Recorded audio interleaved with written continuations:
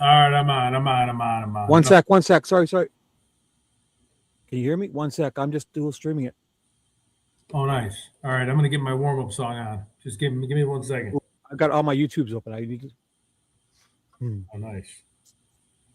Wait, here we go. Okay. I had an echo. Give me 1 sec. Hello, everyone. I'm here. Just give me a sec. Wait, we got to give you your proper theme. Hold on. I'm playing your proper theme. Do it. 1 second. Here we go. Here it is. Wait a minute. Where is it? Hold on. I got to give you your proper theme. 1 second. It's almost there. Come on. Where is it? Here we go.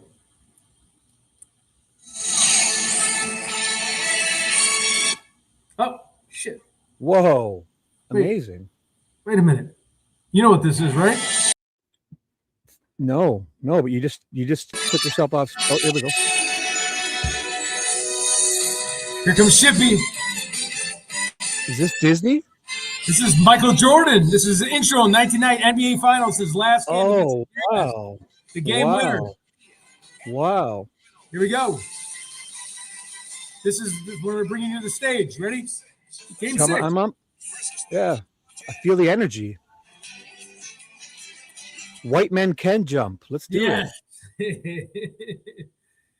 All right, let me get organized here. Hey, maybe next time we'll get a little of the Miracle on Ice music. That was a good tune. Oh, yeah. Well, actually, real quick, I want my favorite of all time. Wait. Here we go. My favorite. Here it is. Back. You know what this is? No. NHL on NBC, the finals. Ready? Oh, yeah. Dun, dun, dun, dun, dun, dun, dun, dun, dun, dun, dun.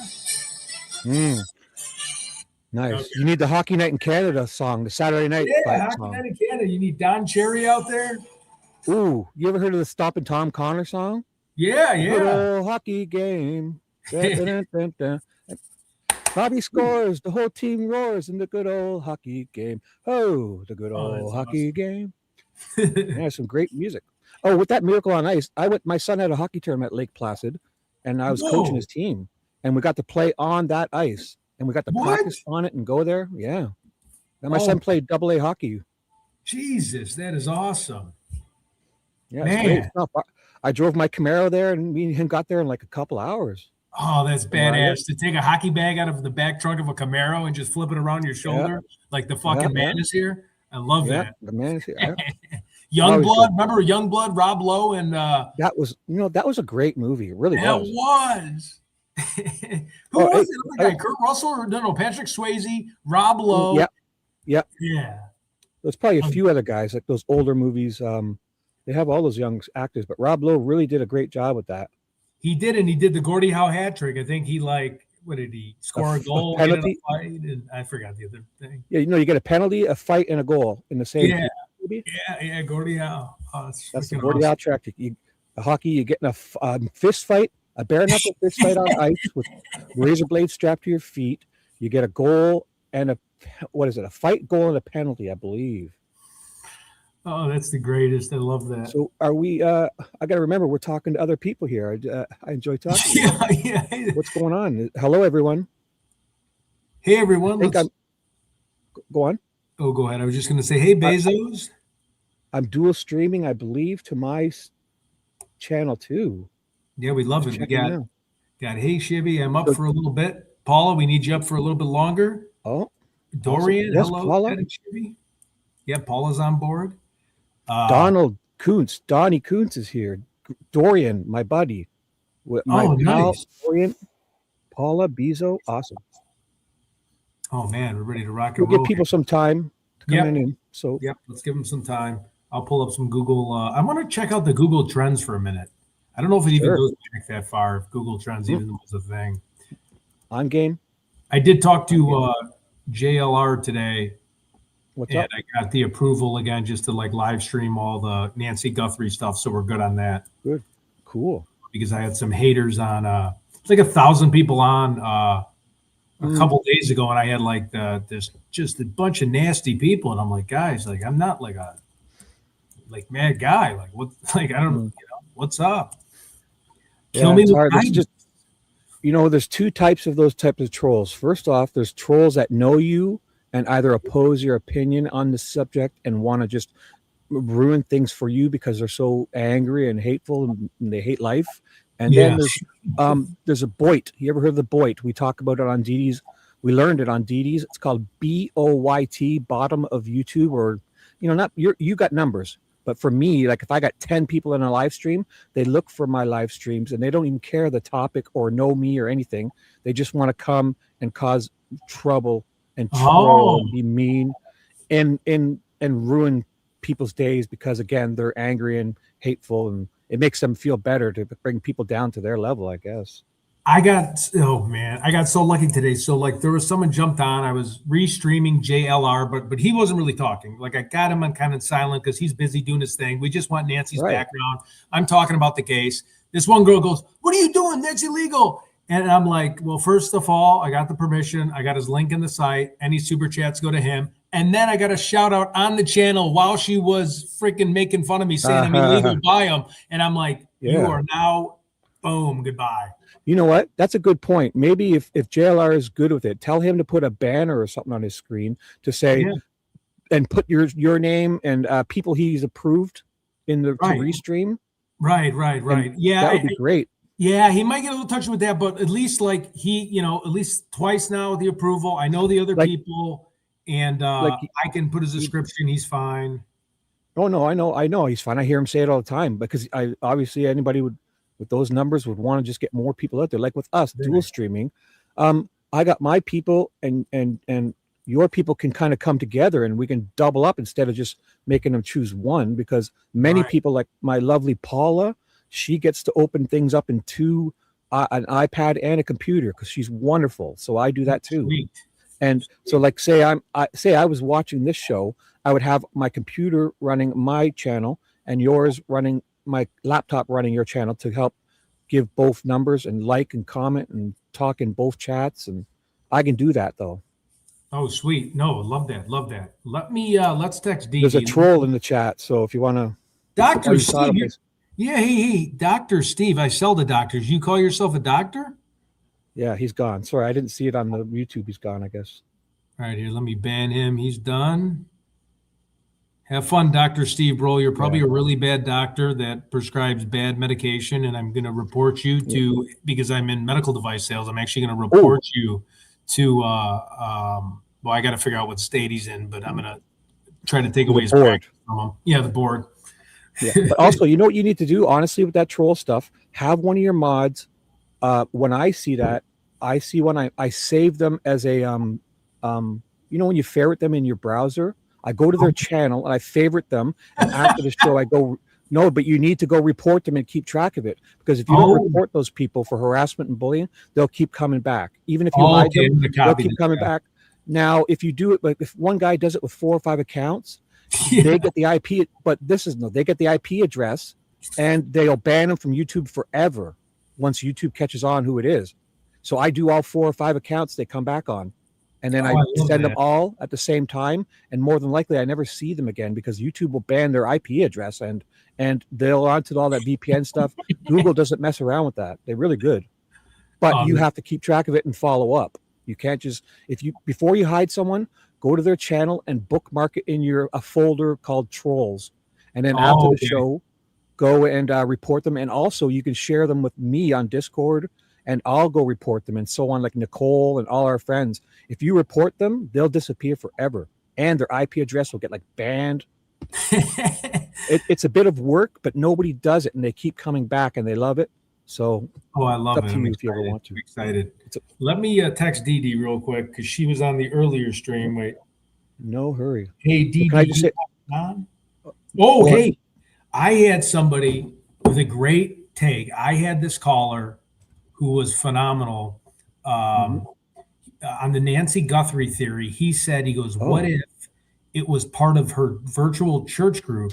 And he said, no one's talking about the church group. And then he said there's two people on a certain page, which I won't name because they're like innocent people right now.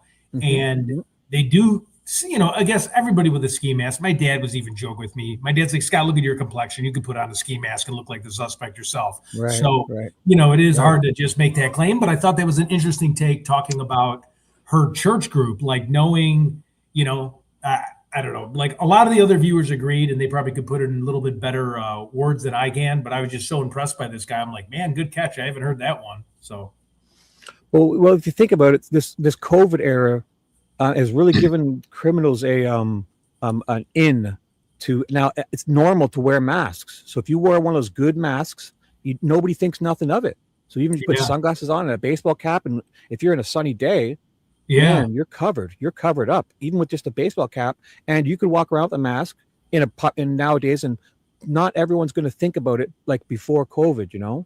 Yeah. They've kind of normalized it, which I mean is definitely the exploitate. Could be exploited.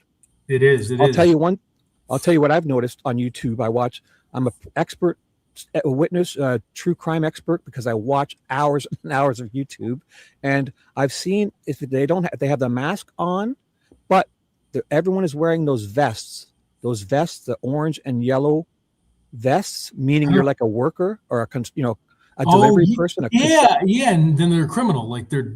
Yeah, they blend in because anytime if you wore that 20 years ago, you would stick out like a sore thumb. Now everyone's wearing them because like the Amazon drivers wear them, the delivery guys wear them. So if you wore that mask up here in Canada, somebody did that. They wore a mask on their face, an orange vest, and they carried a box to the front door of someone's home. Listen though, they rung the doorbell, and inside it they had a crossbow of the box. And when they answered the door, they shot them in the chest with a crossbow as an assassination. Oh my God. They were carrying an Amazon box, and you think you're getting a delivery, right? Wow. They answered the door, and they had their hand in the back of it with a crossbow, and boom, they shot them and dropped them. I don't know. I think they took the box too, because it still had. And so when you're walking away, you can walk away holding a box, right? You're not holding this big weapon. Yeah, right. Oh my God. So we've normalized many things, but also those people will always try to exploit everything like that. So what can you do? Yeah, that's crazy. DD says she has to work, but she'll be on in like 30 minutes. Okay, that's all right. So what would you like to do? Should I try just checking out this Google Trends thing, or you think that thing would be a waste? Should I see how far back? Let's do what you want. Let's do what you want. I'm ready to go. I'm winging it. Let's do it. All right. Anything you want. All right, Google Trends. If you need me to do anything, let me know. I got a screen ready to. Oh, good. Yeah. We both. Okay, so let's go to what would be like a search term. So if you're like Keegan Klein, you're searching for Abby and Libby, or no, wait. That type of stuff, right? Or have they found the killer yet? Or hey, have they found Bridge? Or do they know the identity of Bridge Guy? Would someone be searching that? Well, you're going to find a ton of shit. Like, I mean, afterwards, right? I think, remember the important stuff was before they went missing. We want to find links too. So before February, right? Or before February 13th of 2017. If like there was incidents that happened. Right. Like Abby met Holder, the boyfriend. Abby met him in December of 2016. So if anything's like in the end of, it's basically the same as Nancy. Anything in the end of December 2016 and January and February 2017 before the crime is obviously suspicious. Nobody was thinking about Delphi before that. Nobody. Right. Let's just start out with Anthony Shots. I'm just curious to hit explore because I just want to see how far back this goes. It goes 2004 to present. You're not sharing the screen, but if you wanted to, I'm not sure. Yep. Let me share it.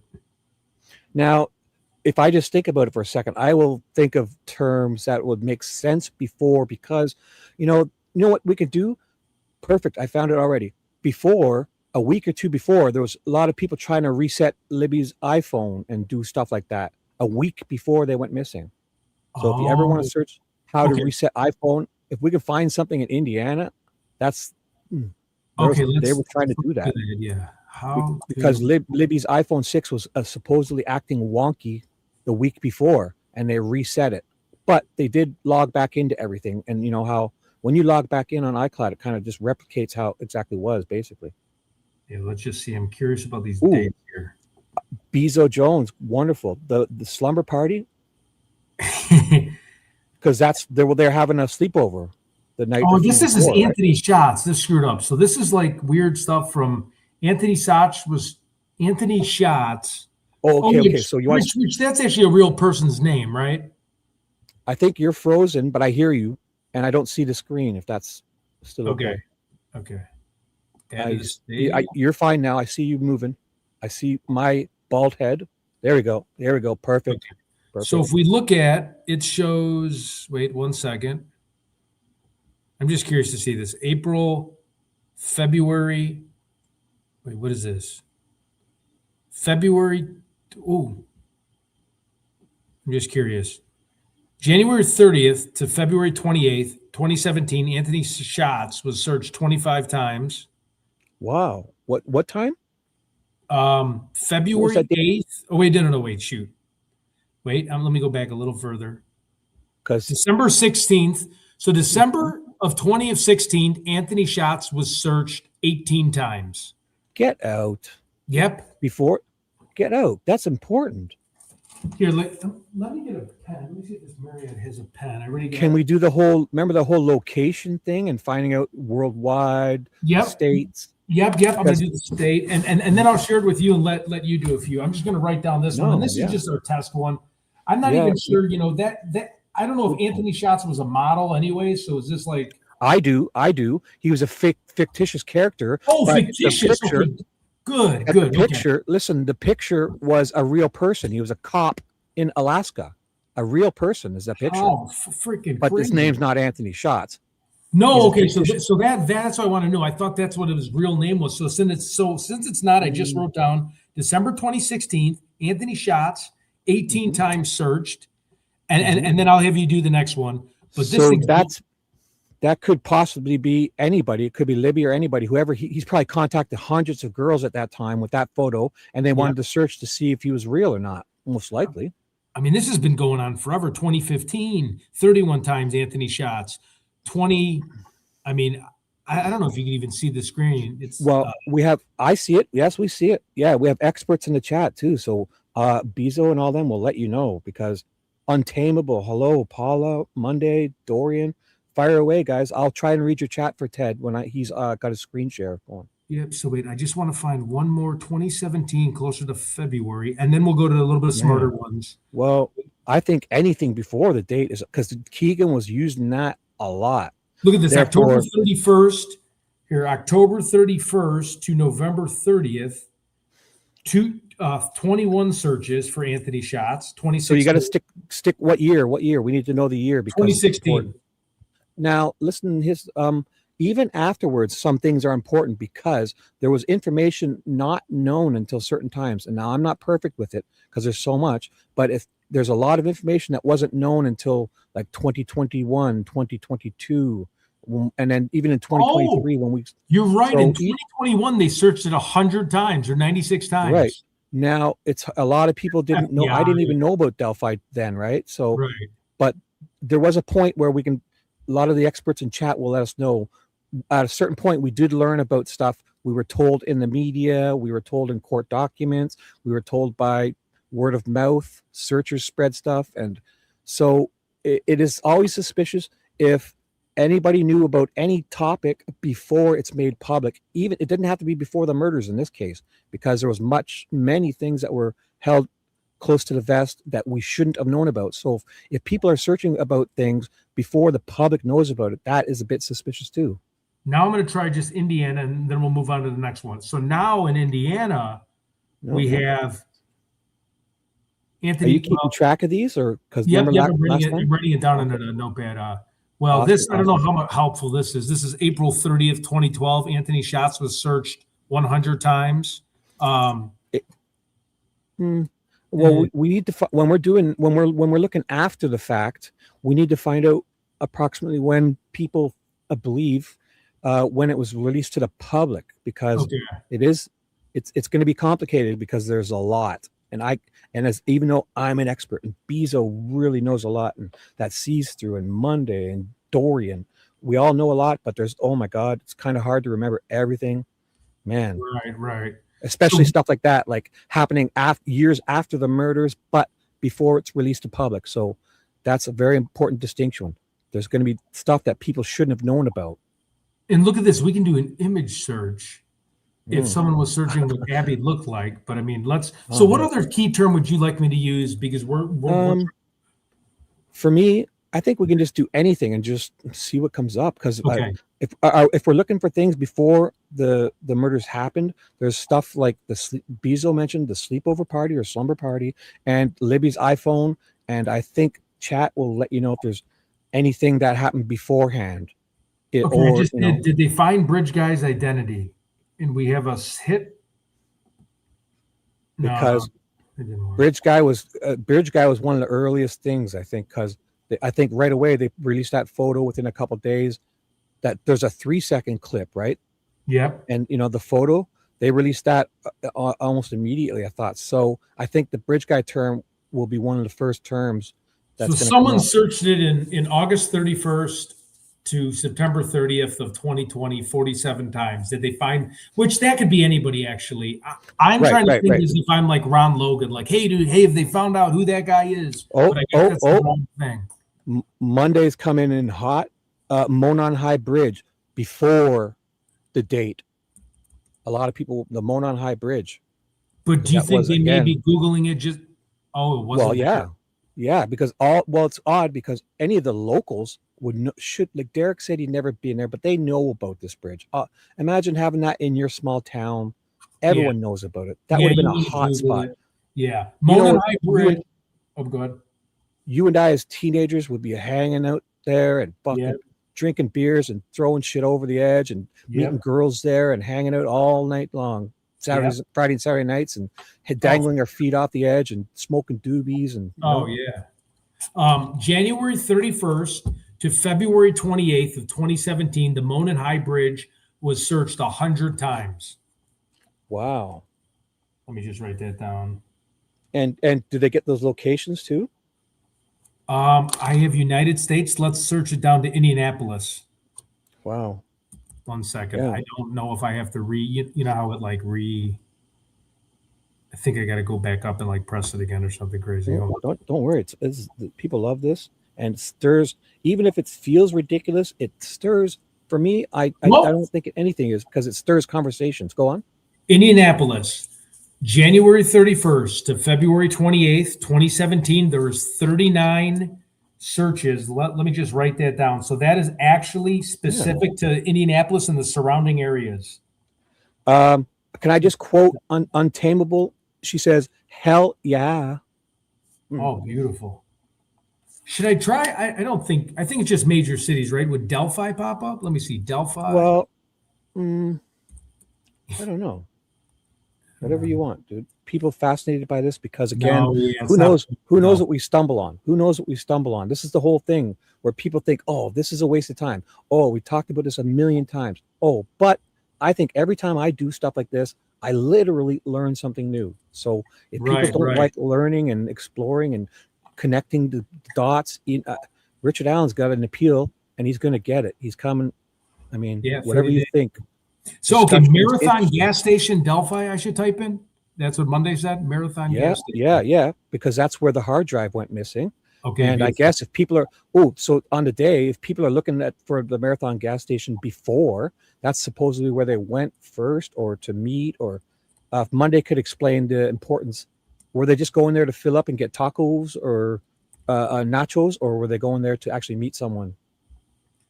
Okay, let me put that on there. Also, Monday later wants to jump on the show and talk a little bit too. Your channel. Whoever's I think whoever. No, the answer from me is yes ahead of time. I say yes to whatever you want to do. Beautiful. Okay, so we got Monon High Bridge, Indianapolis, search. Okay, here we go. Here we go again. This thing. Here we go, bud. Wait. I just saw it when it disappeared. January 31st to February 28th again. Gotta sound like Mike Tyson. Again. 39 times. Wow. It's kind of the same 39 times. You keep saying 39. So that Anthony Shots one was a good one. Like, oh wait, no, people... the Marathon Delphi gas station. Fuck, I'm sorry. That's why it said the same thing. Do you remember using this? How all of a sudden it like erases what you put in and it puts in the original thing again? Wow, yeah. That's what happened. That's what it just did. So okay, so Marathon. Sorry, I. No, you should do what. You know what I found out I was doing afterwards? Don't erase and do it again. X that one out and start a fresh one. I think because I kept doing that same thing too. Remember? Yeah. Because I'm like, why is 39 keep popping up? Okay, wait. Marathon gas station Delphi. So after you search this, X that one out and make a fresh search or something because it was continuing. It tries to change it back sometimes. Marathon gas station Delphi. Should we try Indiana? Because I didn't get anything there. Also, I'll Google some stuff. I'll see if the Marathon gas station was actually Delphi or was it like Carroll County or Yep, I'm looking here. I see 8 times from October 31st, till November 2012. That doesn't matter. Yeah. Close. Oh, yeah. It's right in Delphi, that Marathon gas station. Okay. 900S Washington Street. Okay, let's see. Let me exit out. So you just throw it in the garbage, right? Okay, perfect. Yeah. Yeah. Because remember, it kept changing back on me, and we thought we were searching one thing, and it turns out we weren't even searching what we thought we were. I'm trying to think. Okay, what would Ron Logan be searching for? So if I was scared shitless and I murdered 2 girls, or allegedly, tropical fish. Where to buy tropical fish? I don't know. Renovations, bathroom renovations. Was that around? Because bathroom. But the only thing, it could be a really broad search of all of Indianapolis searching bathroom renovations, Well, yeah, I guess. But didn't he do that within weeks or months? What was R&M's video? Remember? She showed it. It was on that news thing when they were going into the house. How to renovate a bathroom? Or no, how to remove plumbing? Or how to remove DNA? Or no. Hey, Hydro. Hello, Hydro. And Monday's made a simple point. What about just searching for Abby and Libby? Because beforehand. Okay, Abby and Libby. They're Abby and Libby, or like Abigail Williams, or just Abby and Libby? Any of the above. Because beforehand, maybe someone was looking. Maybe someone's like, "Hey, I found a mark," and they're looking up to see if they want to keep, pursuing them as their victims. Yep. Let me try Abigail. Is Abigail one word or 2 words? Because Abby and Libby didn't come up, but no, wait. Go ahead. Abigail's one word. Abigail. But I did Libby with that not spelling it out, and I did it with like that cursive and or whatever, that fancy and. Abby and Libby would be the. Oh my God, they're blowing up big time here. What year though? Because after the murder, January 31st to February 28th, they were searched 50 times. 2017. Before the murders. Before the murders, yeah. Wait, and I'm going to go down this whole thing. Hold on. Okay, so that's a big deal.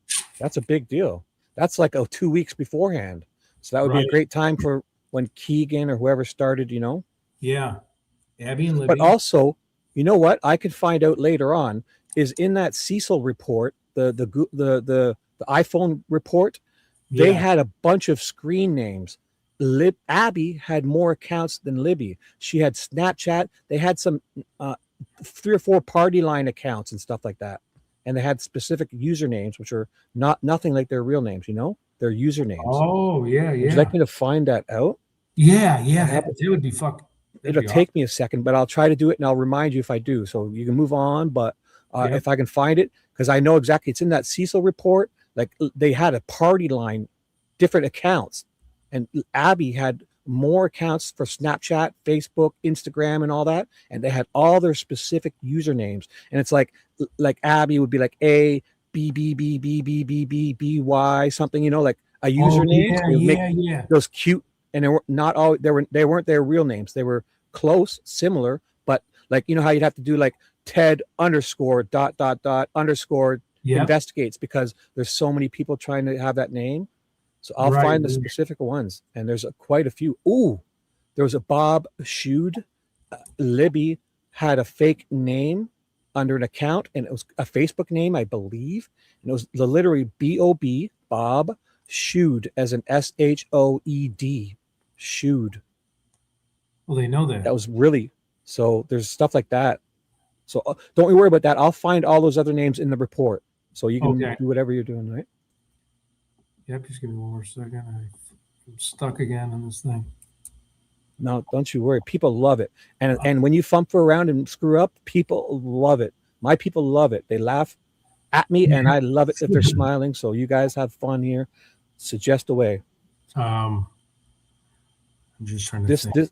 This type of digging is what leads to answers, and people think it's weird, and you watch what we stumble on. And we I know it's crazy, some of the stuff. But this is how brainstorming works. Freeballing, brainstorming, and shit happens. Answers pop up. Even if we just learn stuff, I mean, it's always anything to advance or keep it going. Going. I'm trying to think here. Does anybody in the chat have anything? Because oh yeah, Abigail. I'll read. I guess we did Abigail. We had 50 hits on her. Mm-hmm. Hey, I have a Bezo says KK's other account was Emily Ann. Emily, and then Ann is spelled A-N-N or A-N-N-E? Just A-N-N, Bezo says. So E-M-I-L-Y A-N-N. Mm-hmm. Yeah. And okay, we got a hit. For some reason, Monday said KATT podcast. I'm not sure if that's something. I never heard that. Okay. Yeah, we don't have anything on 2012. The closest we have is August 31st to September 30th of 2013. Someone Googled in Indianapolis, Emily Ann 36 times. Wow. And Dorian Gray says it's not weird. It's thoroughly interesting. Thank you, Dorian. You're amazing. And keep poking at us, because we need your prodding and poking helps us get better. And your great suggestions and questions. Thank you. You're awesome. Let me see. Can my cell phone track me by a murder scene? Wow. Eh? Oh, Elvis stuff, like spitting on girls. Yeah. Fuck. This is awesome. I like this. Yeah, what should I say? If I spit on dead girls. Yeah, spit on dead girls, bridge or DNA or DNA. Well, he doesn't really mention DNA. He kind of says, if I spit on the girls, can I explain it away or something like that? Can they identify? He won't. He's too dumb to. Yeah, the way he worded it was kind of simplistic. Like, if I spit on those two girls, can I explain it away?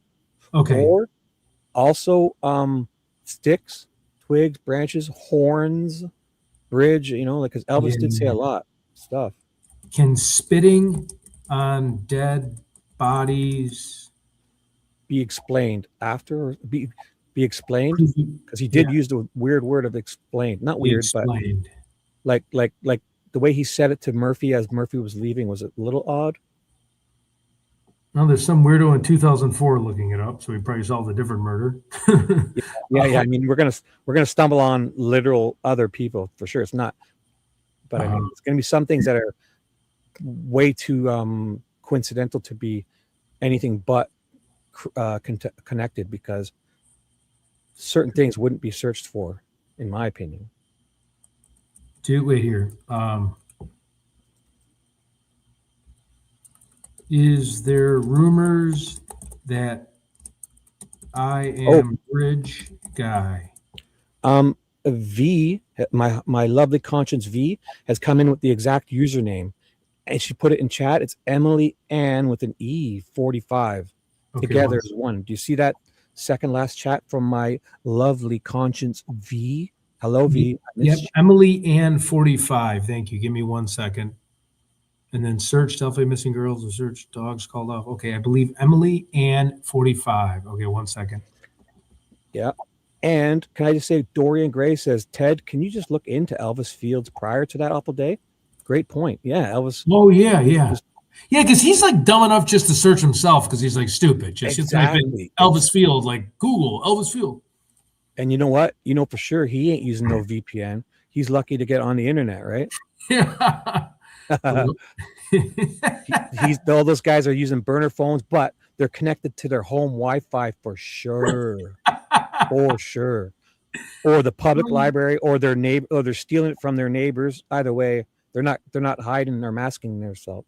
Do you think so? I feel like I'm letting one of your users down. V. No. There's no search. Should I do worldwide or U.S. or just keep it at Indianapolis? Well, again, we could do the U.S., but we'd worldwide because if someone is using a VPN like Vegan, it will put them elsewhere than even North America. So, I mean, V you never put V down. She's not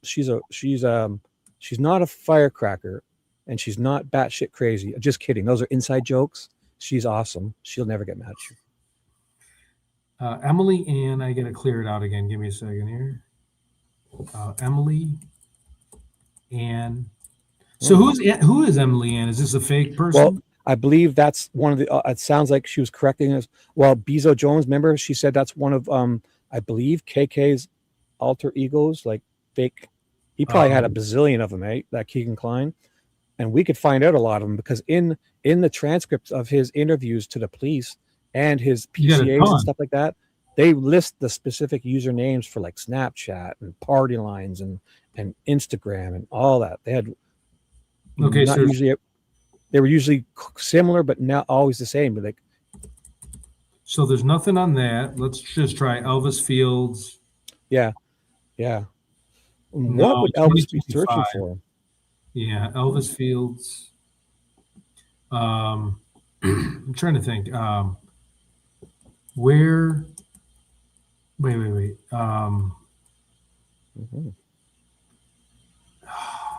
Can I read Dorian's comment while you're doing that? Dorian says, "What if Elvis told the truth? What if the girls went with Logan and others arrived there, and multiples are involved?" Yeah. Oh yeah. Anything's possible. I mean. Yeah, and the cell phone had like 3 people there, right? That they don't even know on the map we showed. Well, exactly. Not even just in the map of the area, within that circle, within that 100 yards. Remember that football pass, the touchdown, Hail Mary, end to end, almost 60, 70, 80-yard pass. Somebody is in that area at the time. 3 people other than whom they say 3 other individuals are in that circle as the time the murders had happened, or right after, or in there. I mean, as if you're not hearing and seeing stuff, because there was no leaves on these trees, and you can see that. Picture it like a bowl. That is the bottom of the bowl, and it's really not that large of an area. They act like this is some vast Sahara desert.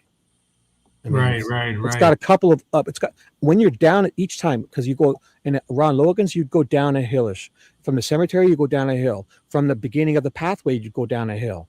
And there's a part where the creek bank is up high, because there's plain levels. Like when it floods, the creek is the main part. When it gets really floody, it goes up kind of that level to where the second level is Brad Weber's and the girls were found. It's kind of like a plain, because that area has a massive floods every 10, 20 years, and it rushes through there like that Texas schoolgirl camp flood.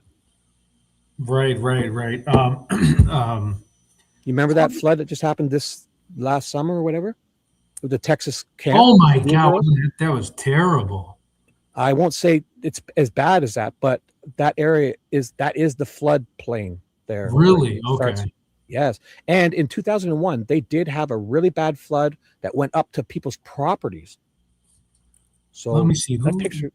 That's like a freaking lake down there if that's filling up to get to their properties. You know what I'm saying? Yeah. Picture Brad Weber's property is way up top. Liebert's up top. Some properties were affected. I'm not saying that their homes were cut, but their property lines were affected, and the route of the creek was changed. Therefore, there were people trying to control the water, the money, because farmers are paying for those wells and that, right, to use the, you know. So I believe there was a part where people tried to take over, and control the water, because that's a big bucks.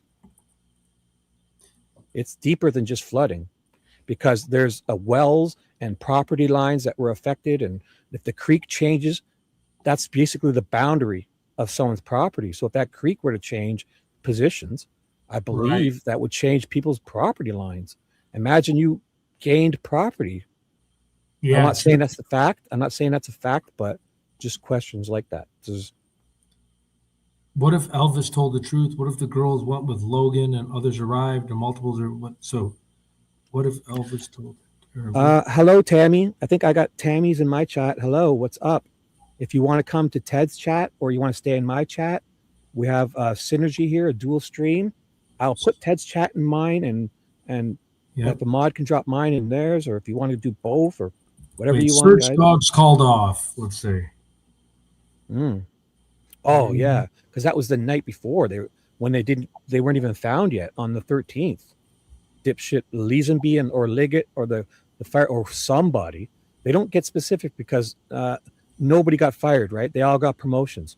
So if they told you who did that, and then Leesenby will say, I was the sheriff and this and I had control. But then when they talk about that stuff, it's like, we don't know who was in charge of that. We're all kind of pitching in, like, what a bunch of crap. Did anyone nobody got fired, see me murder Abby and Libby? Hello, Mercedes. What's up? Whoa, we got something. I don't know what date it is. March 31st. Now I don't know if Ron Logan was alive. March 31st to April 30th, 2022. A Google search. He's dead. No. Okay, there's 100 searches of did anyone see me murder Abby and Libby?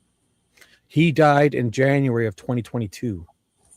Okay, so and then Richard Allen, Kathy Shanks supposedly finds that tip again that she found in 2019 that was never lost from the day one, and she finds it allegedly. Kathy Shanks says on September 21st, her dead husband's birthday, and I know it's because I share that birthday with Kathy Shanks' dead husband.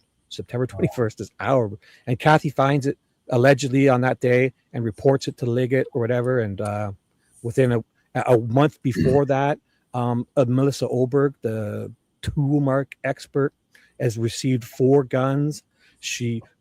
They're rusted and has hell. 4 guns were rusted up from water somewhere.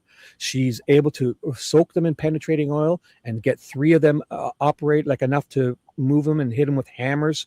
And the 4th one, she can't get it to get unseized with the oil, so she puts it in something stronger. She doesn't know what it is, and the gun, the important parts of it disintegrate. She disappeared a gun's tool marks and all that.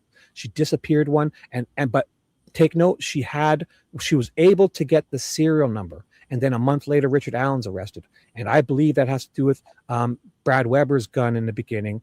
And they joined 2 case numbers together at the lab and merged, I believe, Brad Weber's or Ron Logan's into Richard Allen's.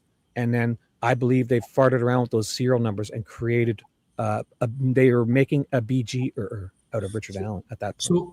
So why would somebody search March 31st to April 30th, 2022, did anyone see me kill Abby and Libby? And they searched it 100 times. When was it? Sorry?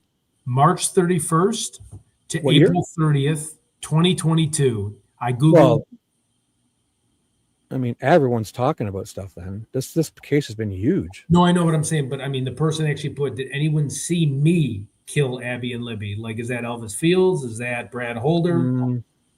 Or no, is that anyone see me kill Abby and Libby? No, that's just, I don't know. I don't know if that means it, because me, why would somebody search me? Oh, yeah.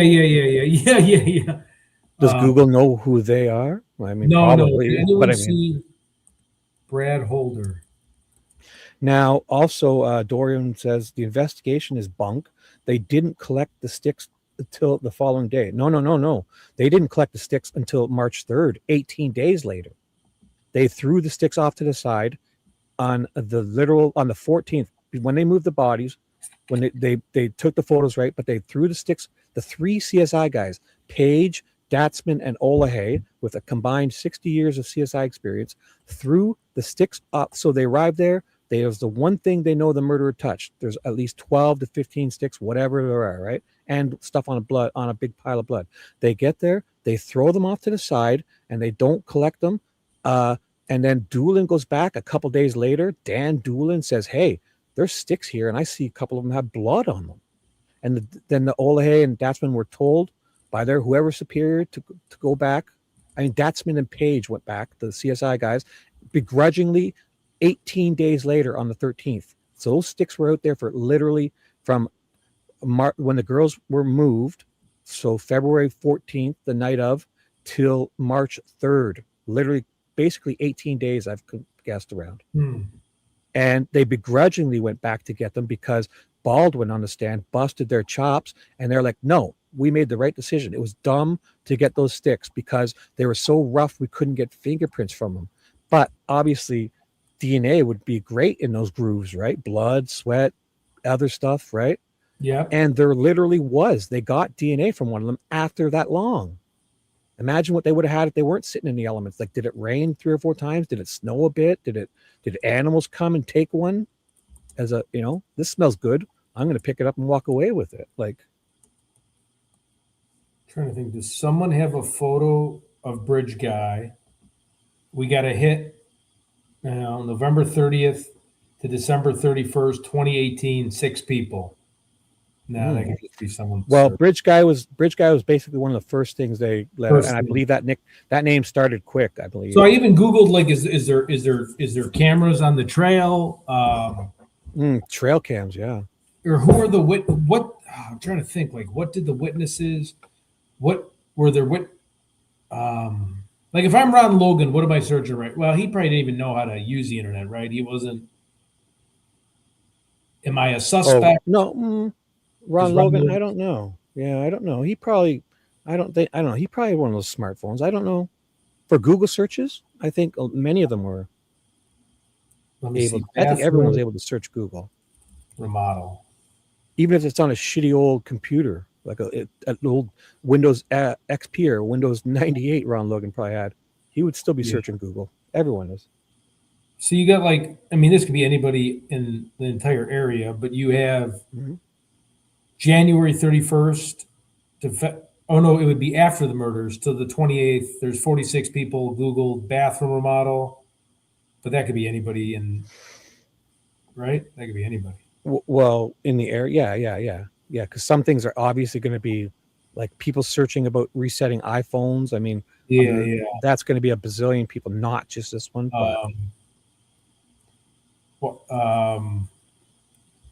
What is Ron Logan's can a cell phone trying to think, ping my address or Dorian's all up in this. So Dorian's jumping in saying, "I thought one neighbor had trail cams. Also, Shibby, please read my comment about Abby being dressed." Okay, so yes, there was the first one of the first cops. I forget which one it was. Might have been Giancola. Somebody was told to go pick up trail cams, multiple ones, and when they were doing that, while they were looking for the girls, he's almost there to get the trail cams, which sounded suspicious, but he turns around because they get the call, they found the bodies, everyone go to the cemetery kind of deal. He was about to, and it sounded suspicious, he literally says, "I was told to go pick up trail cams," multiple ones, either Weber's or Logan's or whoever else had access. If Mears, somebody had trail cams all over there, probably both of them. He was Giancola. Don't quote me on the cop's name. It might have been Giancola. There was a few other cops. Somebody was tasked by Liggett to go get trail cams and then was called off of that duty because they're all they found the bodies, get to the cemetery deal. So he says he turns around and doesn't do it, which was suspicious because, why not? What, did he need 50 cops standing at the cemetery? Like, okay, or did you, and he never went back to do it. Like at one point, when do we not go back to get these trail cams? Right. Everything's suspicious. So, sorry. Dorian wanted me to read a comment about, is it the investigation is bunk? They didn't, about Abby. Is it who, if Elvis told the truth? What if the girls went with Logan and others arrived there and multiples are involved? She said for me to read her previous comment about Okay. Abby. So I'm not sure. Dorian, did I read the right one or do I need to go up higher?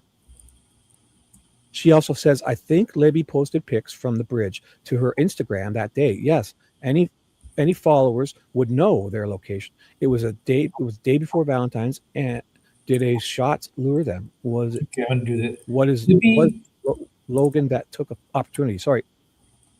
Oh no, Libby Instagram pictures, and then I'm gonna search images. You know what? Remember how Peggy stumbled on that?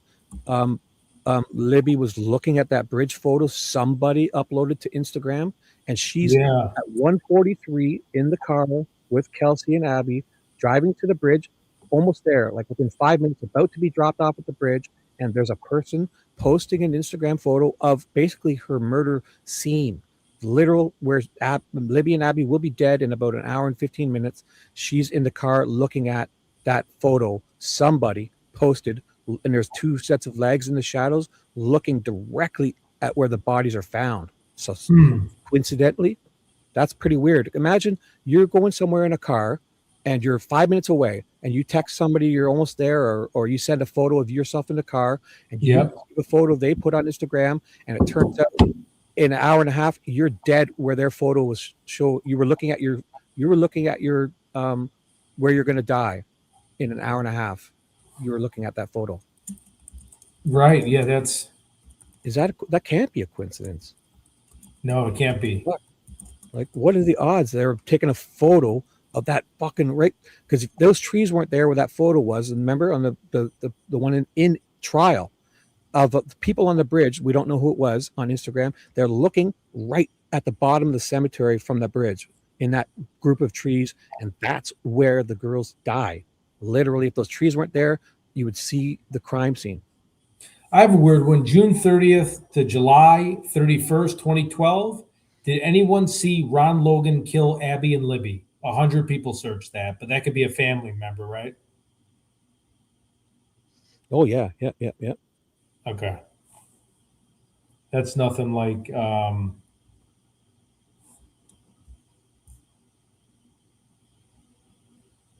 I'm trying to think. Anything else in the chat, people, that you want me to put in there?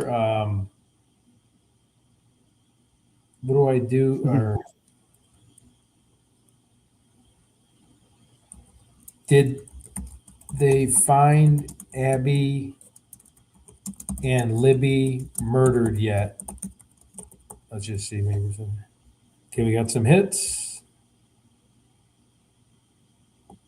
February 29th, 2012. Did 100 people search? Did they find Abby and Libby murdered yet? But they found them like what? Next, like on the 14th or the 16th? I think that Anthony Shots one was a good one. We did get a lot of stuff from December because it's obviously the odds of Anthony Shots being searched is basically probably a bunch of young girls that he's contacting, checking out to see more about him or learn. Because see, it's weird. I put it in Indianapolis, so he must be using a burner, because now let's just do worldwide, and now Anthony Shots will go off the hook. I've been keeping it to. That's probably why Anthony Shots. Libby was a bright girl, and she was everywhere. Savvy. She was pretty savvy with the internet, and they both, I guess, fell for it. Because Keegan probably had it covered better than most phishing people. He had that account set up to look somewhat real. He had probably alternate things, so when they searched him, it kind of looked real. But Libby believed he was a real person. December 11th. Or 15 times they searched from January 31st to February 28th. Not them, but anybody. He's probably contacted 30 girls in that area. Yeah. Anywhere. He's using that online to fish, because he doesn't want to just meet people in person, right? He wanted to get photos and then use them as leverage and stuff like that. And so let's see if it goes. Also, there was a lot of talk in the beginning about like Libby and Abby or Kelsey thinking that they were getting fished by other people or this, and they were actually kind of maybe possibly doing a reverse setup to see who the heck it was. Oh, reverse. Like a reverse fish to kind of find out. Yeah. So maybe they suspected somebody and they wanted to say, meet us here, and then to see who it was too. And I'm not saying that's what happened, but there was a lot of talk of that, because there was also talk about Kelsey pretending. I'm gonna do Anthony Shott's address. Maybe Abby and Libby were trying to see where this guy lives. Right. Or that maybe Libby wasn't so naive and was actually doing her reverse investigation to see, she suspected maybe a friend or something and was doing as somebody else, reversing it, like pretending that she's falling for it to then, I think that was a feeling I had, and a lot of people had it too, of a possibility, right. Not a fact, right? Just a possibility, guys. Right. That makes a lot of sense. Like, imagine you thought it was one of your friends at school that hated, those, I can imagine what we would be doing at that age. Or one T? Just one, but it's underscores. There's an underscore. Anthony underscore shots. I believe there might be a number. I don't know. It's Anthony underscore shots for sure. Oh, okay. When they're Anthony the username underscore shots, you're gonna get a bazillion hits on just that. Well, wait, let me go back to the US. Maybe I spelled it wrong or something. That's let me double check. There might be a more specific. I don't know if you have to have the @ but I think millions of people would be searching that. At a certain point, we learned that in the internet. Oh shit! This whole time I'm on image search and not on web search. Oh shit! I've been on that for about 10 minutes now. So all the Anthony shots, all the Ron Logan. Do they think Ron? Wait, there you go. Yeah, something's up. So Anthony underscore shots. There might have been a number too. I can double check. There might have been a number. Let's see. Okay, let's do Anthony shots. Let me see. So Anthony underscore shots for sure.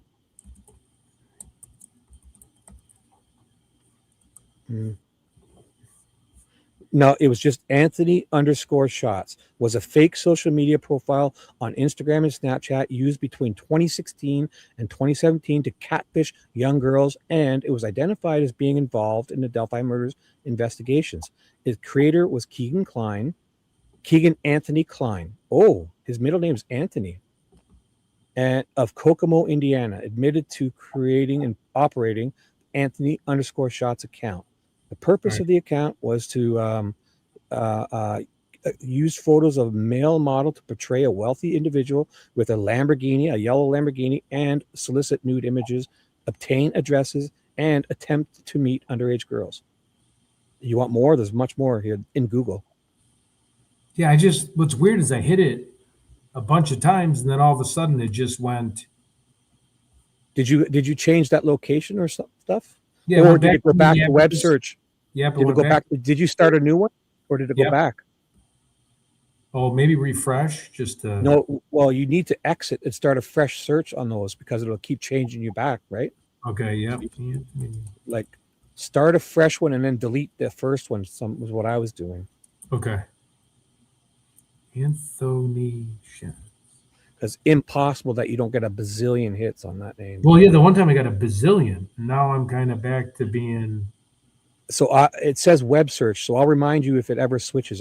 Now that I know what because I can see it. It says web search. So does that mean like all? It should search all. Like that's. Yeah. Is everything. Everything on the web. I mean, we can do YouTube. You can do a news search, but that wouldn't. I think web. I mean, that implies the whole web.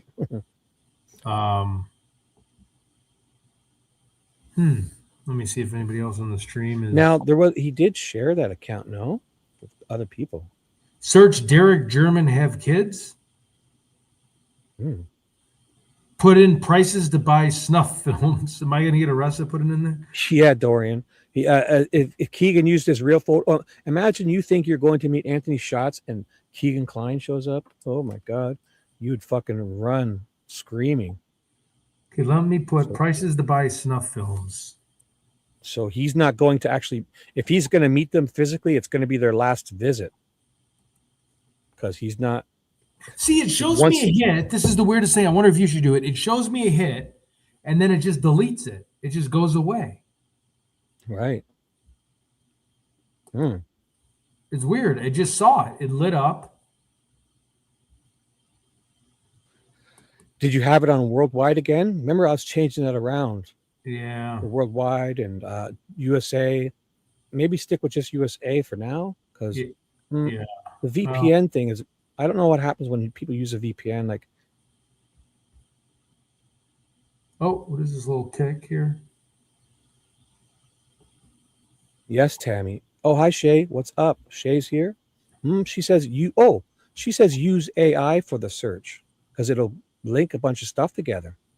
What? Because AI will kind of do stuff for you. But she said use like AI. Grant or like what type of AI platform? Like when you search AI, it kind of tries to guess why you're searching and link a bunch of stuff together. AI is like got a mind of its own sort of thing. She just suggested it. I never really use it much. I think I do. Because now when you Google search now, a regular Google search, it kind of gives you a chance to go into the AI version of it. Yeah. Or just stay on your results. And that's actually what I just did.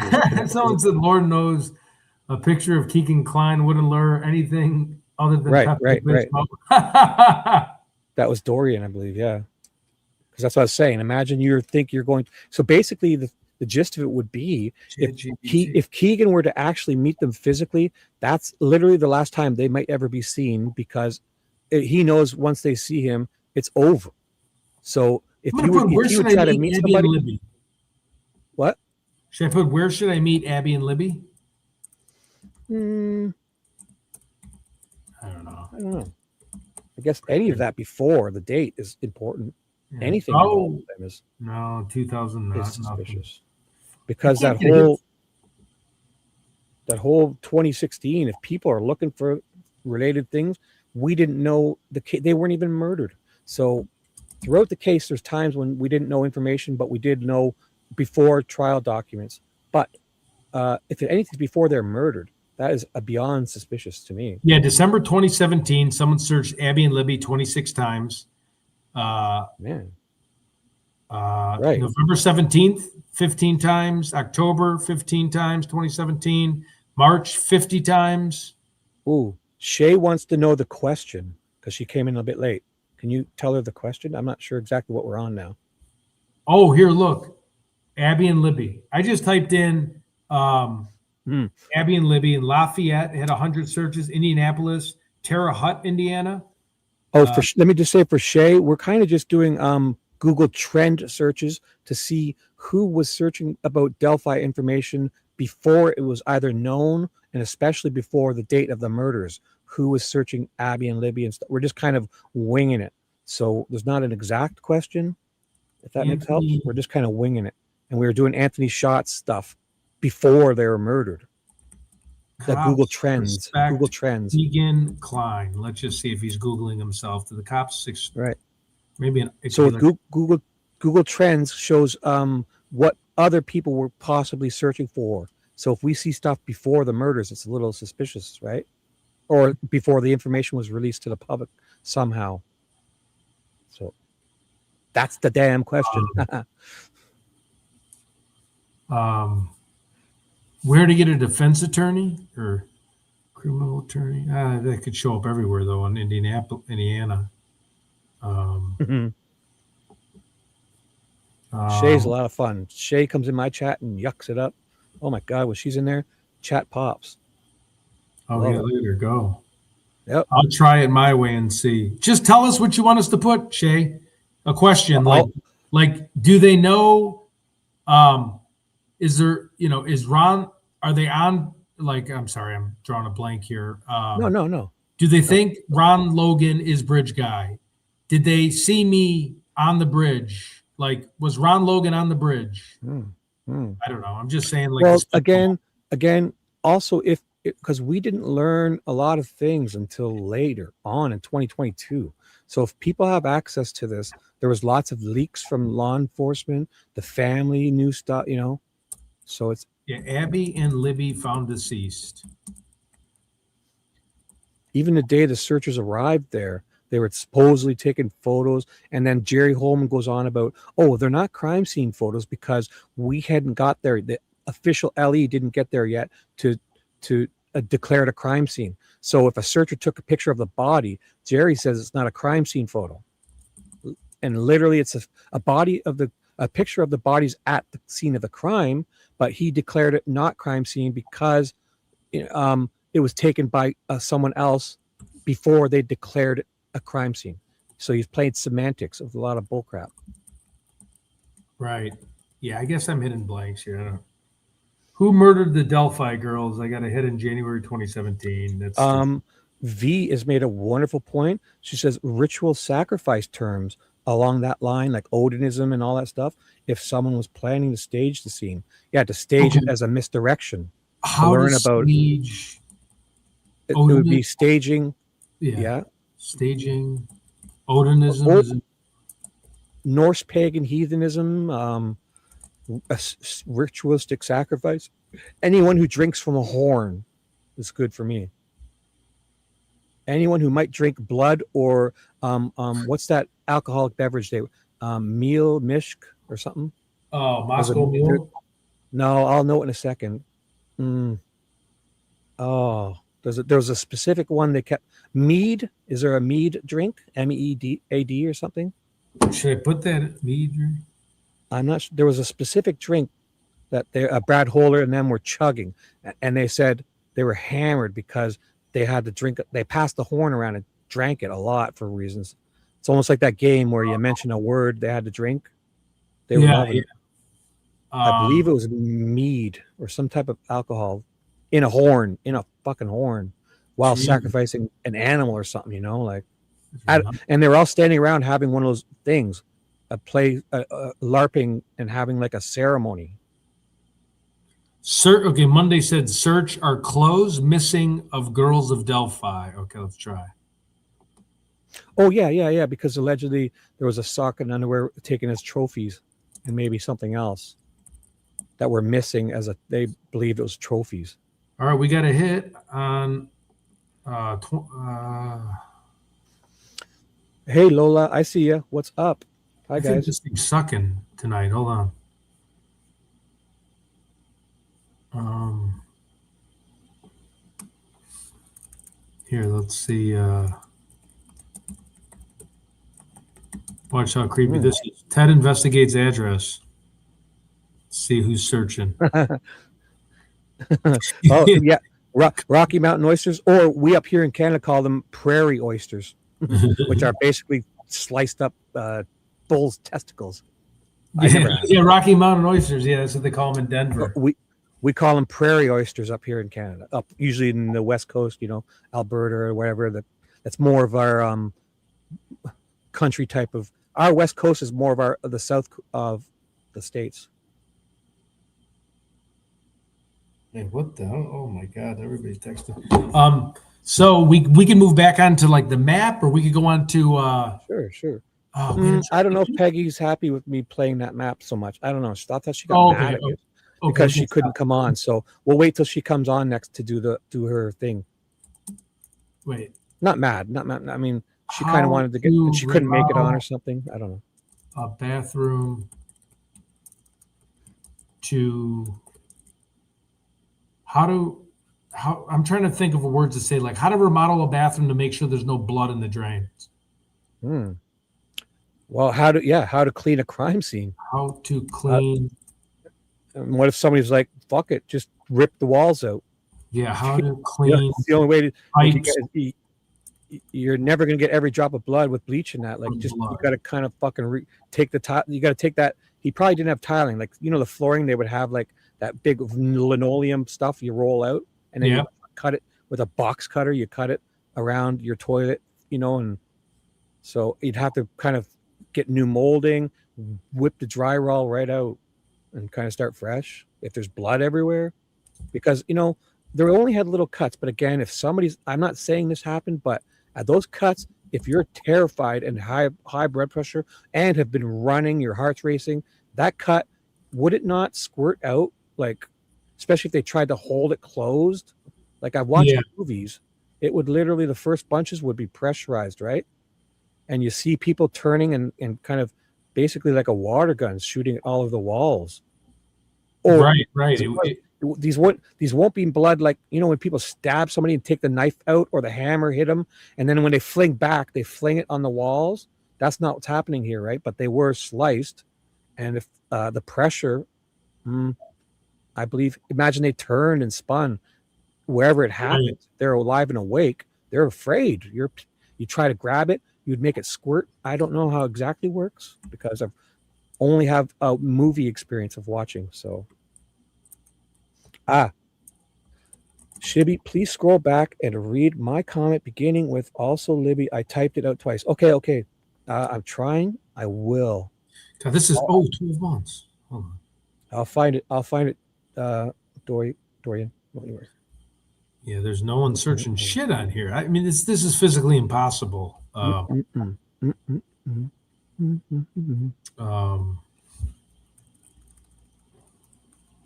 boy, I can't find it. I'm going back still, Dorian. Give me a sec. Did they find semen on Abby? Nobody. Did they find DNA? Also Libby. I don't see that comment. Also Libby? Nothing. Did they find DNA on Abby or Libby? I think my thing's just screwed up. It might not even just work. I mean, it doesn't even. Let's just type in Michael Jordan. See, or no, remember that didn't even work. Let's type in Iran war and see if anyone's searching that. Nobody. 2 people. Okay, come on. 2 people on Google are searching the Iran war. This thing's got to be messed up, right?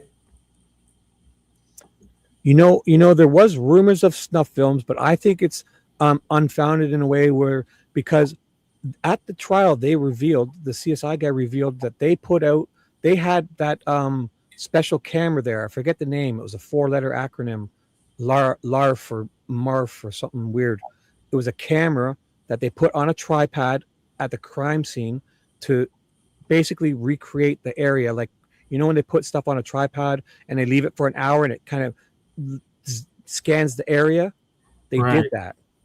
I forget the exact name now. I can't find that comment, Doria. See-throughs on. They were given a 3-day hearing to provide a nexus. They failed to do so. Keegan can't be mentioned in appeal. I can't find it. Shibby. I've scrolled back and read my comment. He didn't have like a bunch of, like in his all things Delphi thing, didn't he have a bunch of fake shit he had on there in his transcripts? Let me look at that all Delphi page thing. You guys, what? So my unanswered questions that only generate more because unanswered questions. No, I enjoy it. We're just kind of throwing off each other, guys, so I love it. We have many unanswered questions, and who knows what we could stumble on. That's all. Let's see. Initial hearing. I'm going to see if there's anything on Keegan Klein. Wait, where's the Keegan Klein testimony? I'm looking at it up right now. Klein. If Ron already had charges, would cooking meth in his bathroom put him away? Would that be a need to redo a bathroom? Yeah, possibly. Like if he cooked meth in the bathroom and maybe had an explosion or something, that's a good way to cover it up. Hey, imagine that. Good point, Disco. Imagine you had an accident with the meth and, to make it, you almost burn your house down. You would have to fix it to cover it up, right? Yeah, why don't they have the interview? I can't find the interview with Keegan Klein. Maybe I need to go to the beginning. Maybe just the timeline. Is that where you pick through the trial docket? It should have okay, here we go. Richard Allen interrogation, McClelland. Or no, I think you can just find it online. Just the whole back and forth. Keegan Klein gives his IMEI number and stuff. I feel like. Now, did you see see-through comment about Keegan about the nexus and all that? They failed to get it in, so Keegan can't be mentioned in an appeal, as only things on the record can be used in an appeal. Right. But also, I thought there was a caveat where They asked for more because there was so much that was given to them in discovery. That's why they had those extra. They asked for extra words and extra stuff in the beginning of December. They appellate lawyers. So I know what you're saying, but I think they said that, hey, just because you didn't bring it up in trial, it was talk. Like just because Gull doesn't allow it in trial, like and Kelsey talked to Anthony Schatz, and that's all Keegan Kline, right? Yeah, that's what I'm trying to see. Just trying to. I guess I can just Google their PDF of them talking, right? Elvis Fields interview, the Odin report. Let me see. Elvis Fields interviews lost because you can't click on it. Is that true? It was lost or no? Well, yeah, he's one of the guys in the first. He's one of the ones that they lost the interviews of. He's one of the first guys. Yeah, where in the first 5 weeks of a video was lost, meaning I believe it's all 4 rooms, interview rooms, and it wasn't just witness. It wasn't just suspects. It would be important witnesses. It would be maybe family members they questioned in there if they did, So Mullins was very clear. It was all 4 rooms. The first 5 weeks of video is lost. Everything, other crimes, other people. If the janitor walks in to change the garbage can, if they thought a witness was really good or had a great statement, they brought him in there. So this is not just those Odin guys like Holder, Fields, and others suspects. This is also the first 5 weeks of video in those statement rooms, like witnesses, family, everything. Okay, I'm looking at it right now. I'm looking at the paperwork here. Maybe I can share this of what's his name. Seeing if there's anything we can put in for Elvis Fields. I'm looking at his deposition, or not deposition, his transcript. Yeah, his deposition, and see if there's anything we can put in Google. Elvis, can you guys see that, or probably not? Let me. Mm-hmm. Also, thank you for the expert speaker title. Yes. Course.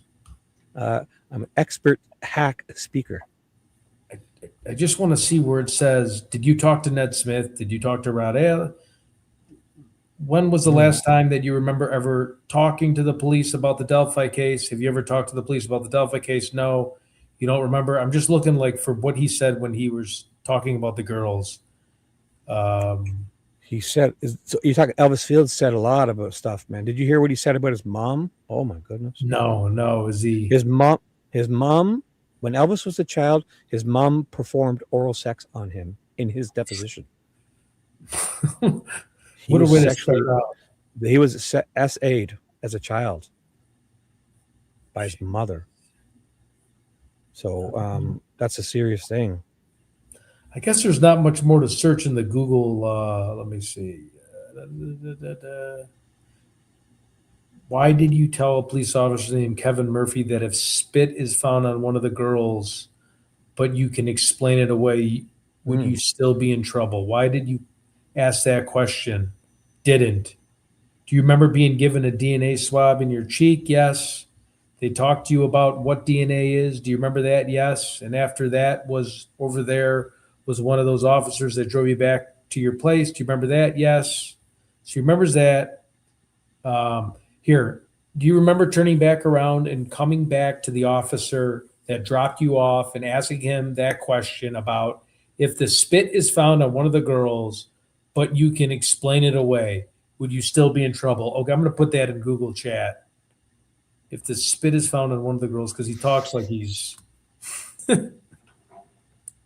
I almost wish I was that stupid, so I don't realize how tough life can be. V with the she says that she thinks Cryptex found the KK because the girl who reported the ski mask incident of a stalker or something at her home in a ski mask, then when they got his phone, they saw he was linked to the girls. Not sure what's correct told by LE though. I think Kelsey brought it up too, no? Because Kelsey knew of him. She says in a bunch of interviews that she talks to Anthony Schatz that night before the girls have been found, the night they're missing, on one interview. And then she says in another interview that she'd never talked to him. She tried contacting him. I think they probably had her contacting him at the police station to try and get information to find the girls. I Do we believe, have- right? Yeah, no, I believe it. Do we have any IME like sets? Like I'm looking at all eyes or eyes or all eyes on Delphi. I'm just trying to see if they have any of their cell phone, like the Snapchat identification numbers on here, or They do. If you look in Cecil's report, I don't know exactly which one it is. Cecil's report of Libby's iPhone has literally every number, every of their really. It has their usernames. It has all of Abby and Libby's usernames. Each Would account, that be- Snapchat, Instagram. Would that be under exhibits, trial docket, court transcript? Exhibits. It's under Cecil's. It's near Ron Logan's search warrant. I'll help you find it. Okay. If anyone sees it, it's Cecil's report. I think I saved it in my computer too. Okay. I was looking for it. But also, earlier I asked about that tripod. Shay is reminding me. Faro, Faro, is the acronym of the camera that they used on a tripod at the crime scene. It took an image of the area with the girls laying there. It'll be an exact rendering, 3D, like a cartoon kind of photo of exactly the image. Oh, but we never get to see it. So it's Faro imaging. Like, shit, where's the Cecil report? I'm looking now too. Yeah, it's fascinating. Cecil's. I have it in exhibits, but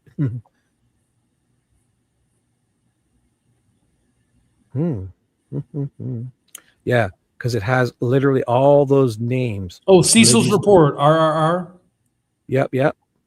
It's redirecting me. It says that. Oh, digital forensic examination initial report. Does it show the picture of the phone? Show your screen. Does it show the picture of the phone at first, up top? Let me see. Because then when you scan down, I'll tell you if it's that proper report. Yep. 1 second. Now I got to go back. This thing's crazy that you got to go back in and assign it. It should just click it on. Does that look scroll down? If it shows Libby's phone in the beginning, it's like 15 or 16 pages. Yeah, it looks like it. Go down. Yep. Yeah. Oh, yeah. That's it. Appendix. Yep. You're going to see a picture of her phone any second. Yes. Keep going. I'll show you. I know what the page looks like. There it is. Serial number. Apple iPhone 6S. Keep going. There's a page with all their usernames, if that's what you're looking for. Okay. This is it. I'll tell you. Keep going. No. It's like a chart. There we go. There it is. That's it right there. Look at the names. Abby had way more. See, Abby wasn't even allowed to have a phone, and she had way more accounts than Libby. So if you're going to think your teen girl's not going to, I think she's going to do it more. You might as well allow them to do it and just help them learn to do it properly, and maybe monitor them, maybe limit their time, Can we see who was like calling them or oh my, well, email? There's lots of info. There's lots, yeah. They talk about everything in this report. Jesus, look at this. There's a party line. Look at the names they were using. Like, underscore Libby, or extra B's and Y's and stuff. And Bob Shoot is in there, her Facebook account. Oh. Libby was Bob Shoot. I guess she pretended to be a man or something to get to kind of look into it. I don't know what the whole gist of it is. So Dorian says, Shibby and Ted, please read my comment about the girls' clothes. I've typed it out 3 times. Well, Dorian, listen, we're doing shows here. Thank you. I'm trying. I've read all your comments. You said to go back. I've looked for 5 minutes. So help me find it. You said also, and none of your comments started with also. So I'm trying. Silly goose. Dude, I used to have like 80 people on this thing. It used to be like an after hour. We'd go to Discord, everyone would FaceTime and start drinking. It was crazy. I have a feeling months ago. There must be somebody else on because all of my regulars aren't here. So if one other person's on, people kind of like to just they go there and they miss the notifications. So you watch any second when somebody else ends. I'm not saying there is, but because I mean this used to be like the after party show. This wasn't like this was like the champagne room show at one point where it started getting a little too crazy. People were drinking on Discord with me. When I have a feeling when somebody else ends. What day is today? I don't even know. Wednesday? Tuesday. Oh, it's only 10:45. Yeah. So if somebody else ends, you watch. People will pile in. I'm not saying anyone else is on because I was blocked from the other cool accounts. They don't like me anymore, I guess. Because, but anyways, when you see it, it'll end and people will come most likely. Oh, someone's talking crap. Ted and his man are going live on their page later tonight. You can sign up on his page for only $10 a month. Who's that? Ted and his man. Lots of really weirdo stuff. This guy's a tool.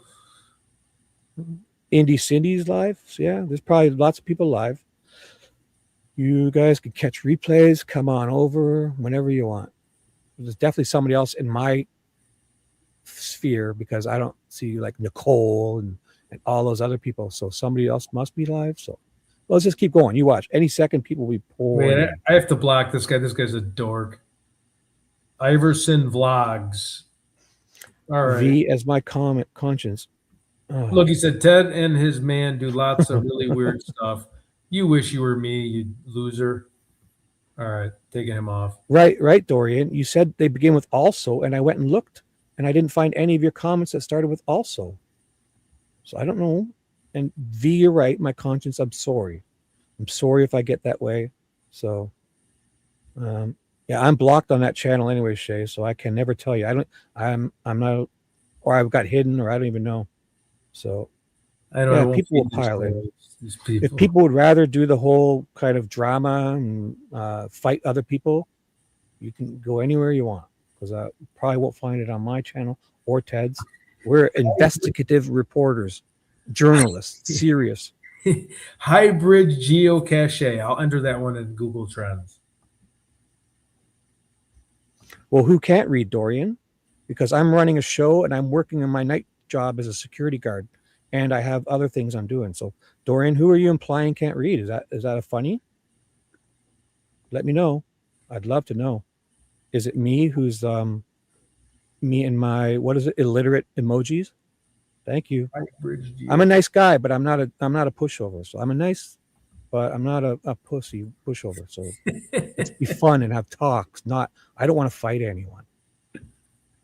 But I mean, if you think you can just type it in comments, I'm trying to entertain you. I don't find your comments. Hybrid geocache. Let's see. Oh, I didn't get any. So, which names? Like, did you see the party line? What does that mean? Are they calling like those old school party lines to talk to 30 people at once? Oh, are you on that? Can you take control of that? I don't have any of it up. I don't even know where you're at. Wait, let me get back to the party line. It's in one of those. It's in that chart that you're on now, that page. Unless it's your screen's frozen if you move somewhere else. Oh, no. I'll find it. Yeah, Dorian says, I'm illiterate. It's not funny. You said I mentioned snuff. I said that? Well, you mentioned it in a comment. One of your comments said that you commented to somebody else that you didn't mention snuff. And I mentioned your comment about you not mentioning it. So does that make me illiterate? You're something else, Dorian. You really Look are. Someone said, I think I used to work with Ted. I never said that, Dorian. I never said that. I said that you had a comment. Somebody said you mentioned snuff. And that's the comment I saw about the snuff film and made me think about it. And that's where I thought about the tripod, because the tripod is the Faro imaging scan. So you think that's illiterate? Why? You're a rough one. Wow. Look, someone said, I think I used to work with Ted. Does he work in sales? What type of sales have you worked in?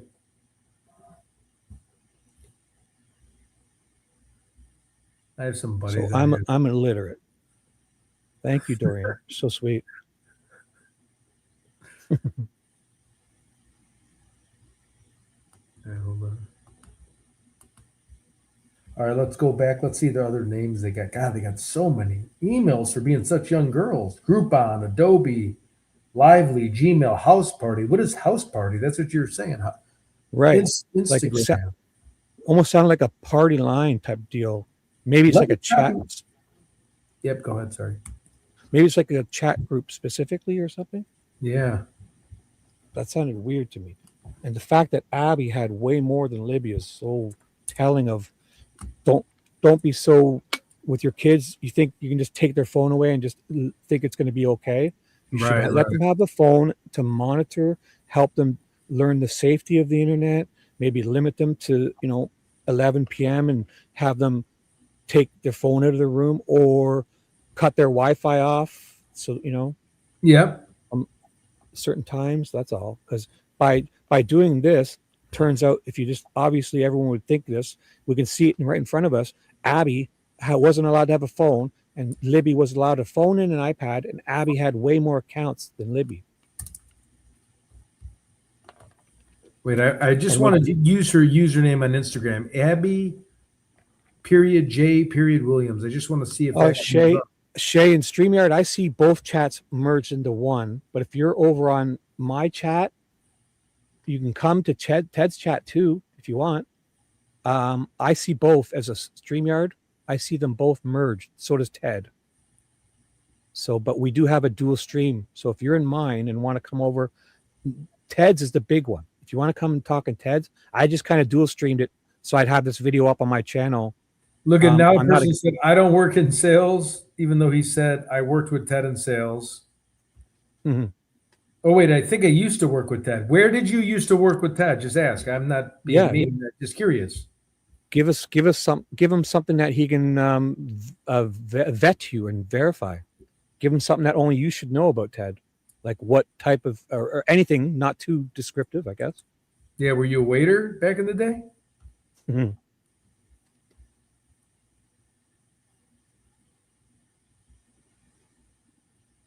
Yeah, me too, Lola. I'm not sure if it's blocked, but I got hidden or whatever. I don't want to do all that drama fighting stuff, so I don't know. I would go to a lot of those chats for people because I enjoyed the other people in chat. But if I can't comment in chat, I'm not sitting there watching everyone else have fun. I just leave. I go where I'm appreciated and wanted. And if you don't like me or you don't have to come to my chats. I'm sorry. I mean well. Viore, you can just say the company name. I don't want to give out too much information. All right. Would maybe the type of, with me. Would the type of equipment be too descriptive? No, he's saying he hasn't been in sales, but he's worked with me. So it must have been prior to, I've been in sales since I was 18, I think, 16. Right, Lola. It's okay. Thank you, Untamable. Thank you, Untamable. I love you too. Dorian thinks I'm an illiterate guy who uses emojis. And I don't know what to do with that. I don't know what that's.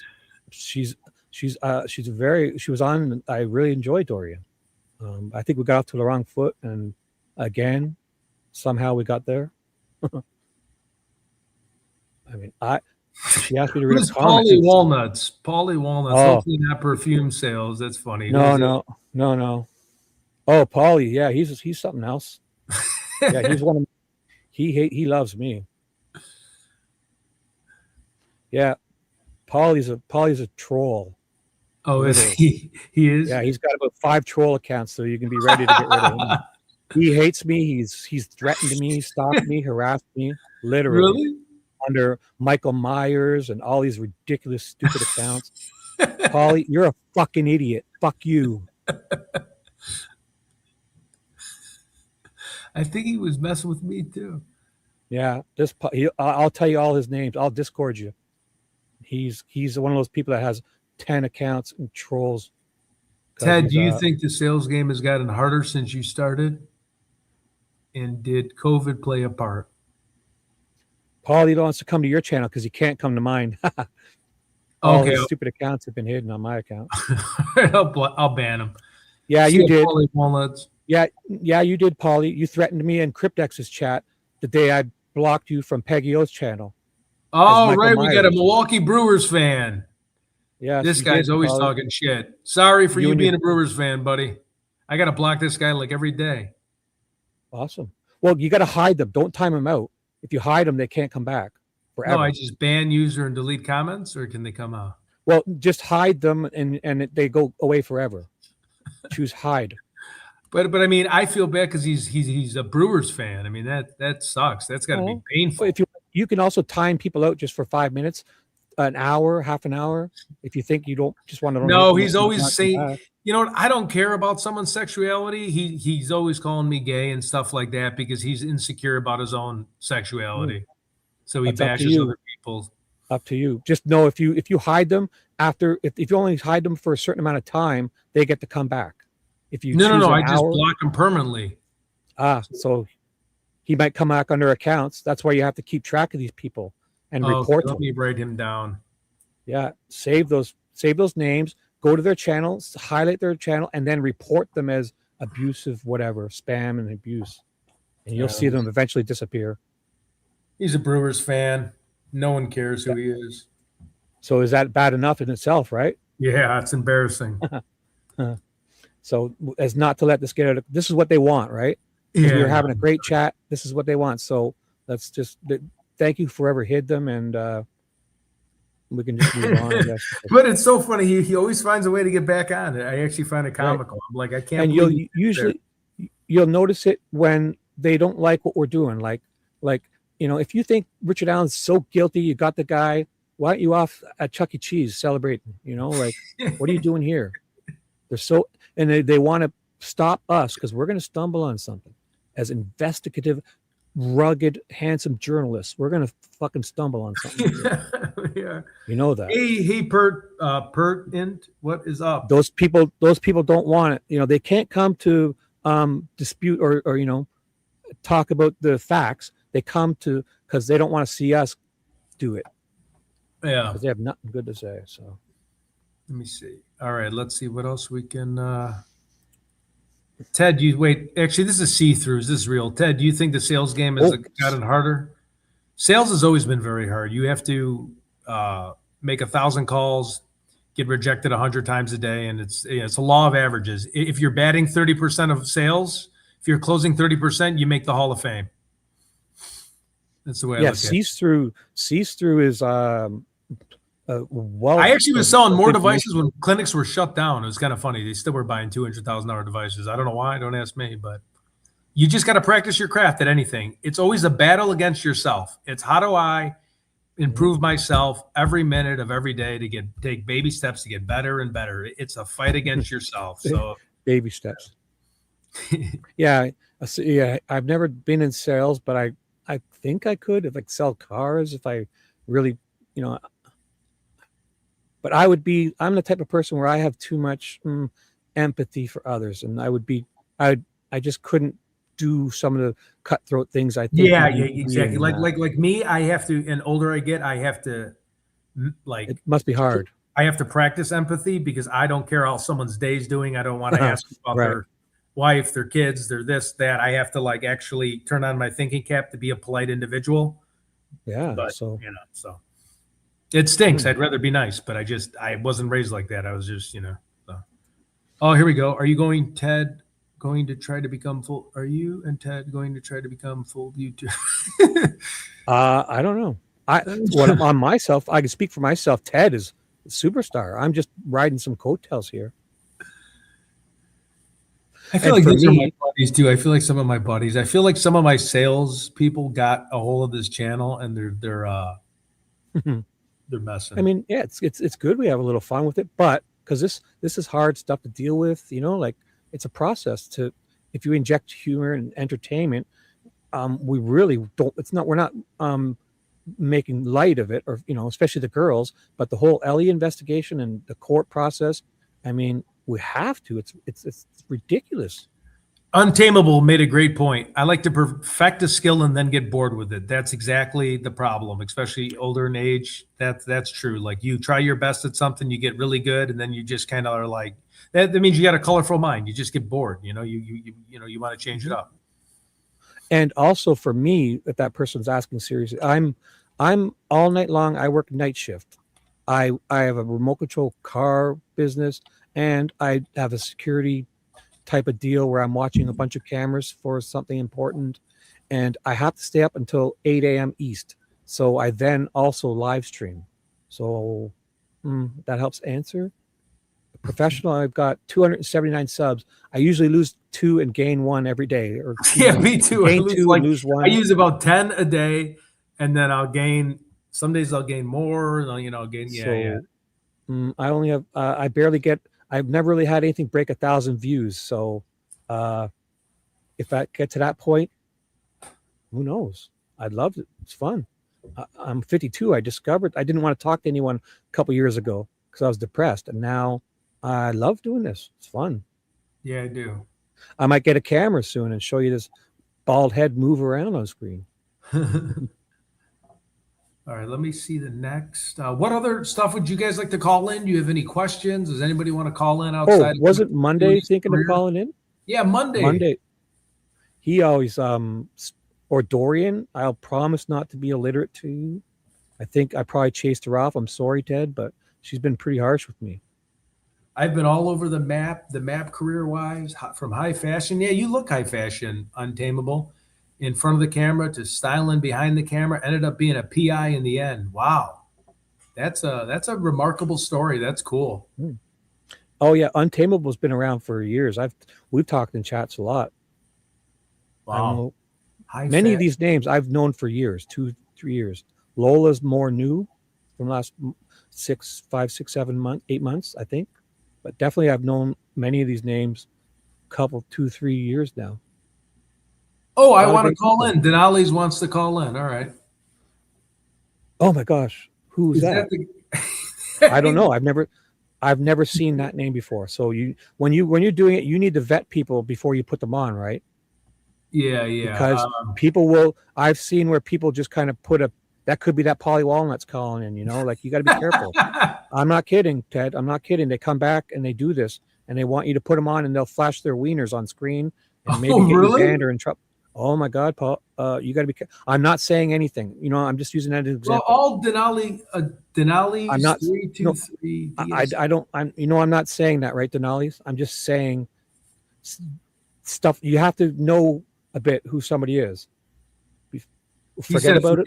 So see there. If my comment makes them forget about it, then you're probably dodging a bullet.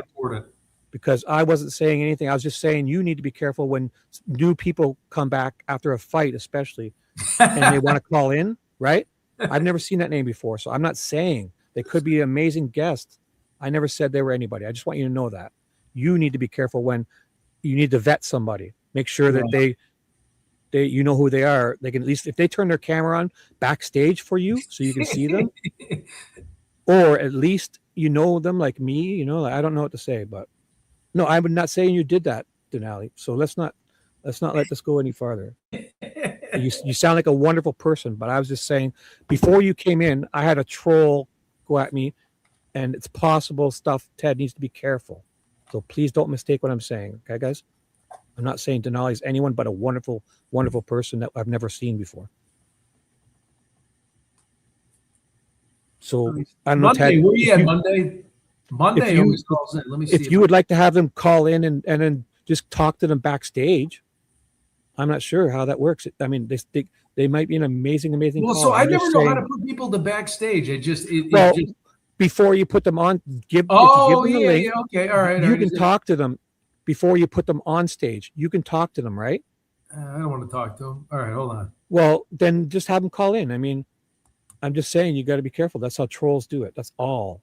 Okay, I'm not saying this person. I'm going to send you the link, and then if it looks bad, I won't bring him on the stage, right? You can't see it then if he's showing his wiener. Denali, I was not implying anything. Please call in, Ted.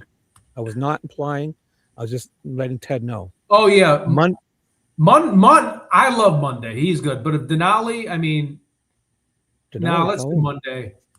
He's a super smart dude. He's a sure thing. I'll be quiet. I'll let him talk. He's got stuff to say. Oh, he's great, man. He saved my butt once. I was so tired, and he went on and was trying to go back before the sleepover party started, like from square one. I mean, the guy's a genius. Well, the night you and Dee Dee and I were on, where is Dee Dee? But you and Dee Dee were on in about a half hour. Oh, she's probably on that other channel. Yeah. But I am would rather do all that if I ever drama fighting stuff. Probably a lot of people want a drama fight. I'll go look and see who's all there. Here. I dropped the StreamYard link. It is interesting to see. People always say, I don't want a drama fighting. I don't. But then when you do a stream like this, they all want to go to the drama straight.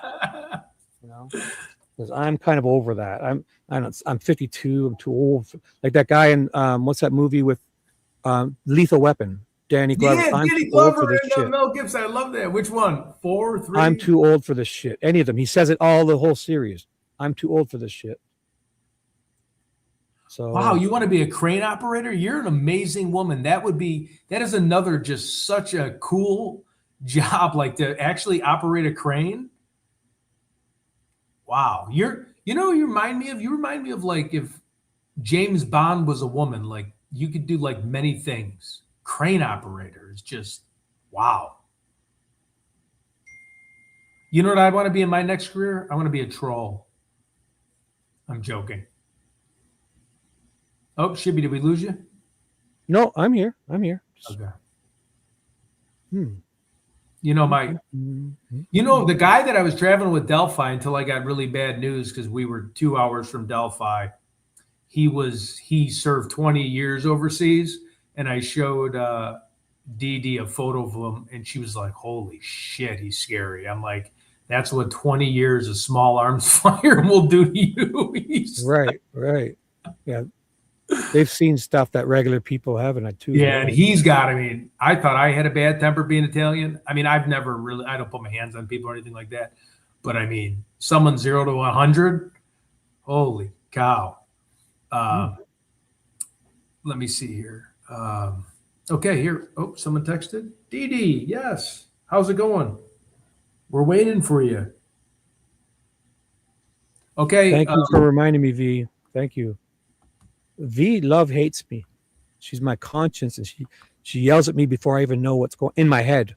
She's always there. Come on, dude, seriously, next time I'm going to be in Chicago next week. So I have an aesthetic event. I'm going to be in Chicago. If you guys want to meet up at the Monin High, Noe's probably mad at me. I could not call him back. I had a serious bad problem that happened with my family. So I had to travel back 10 hours.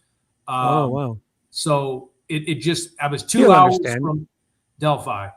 He'll understand. He's a good dude. Okay. And I had Dee Dee talk to him for me. I wasn't in the right mindset to explain. It was really he's a great dude. I think he'll understand. He's a good dude. There we go. There's our homeboy. What's up? Pretty good.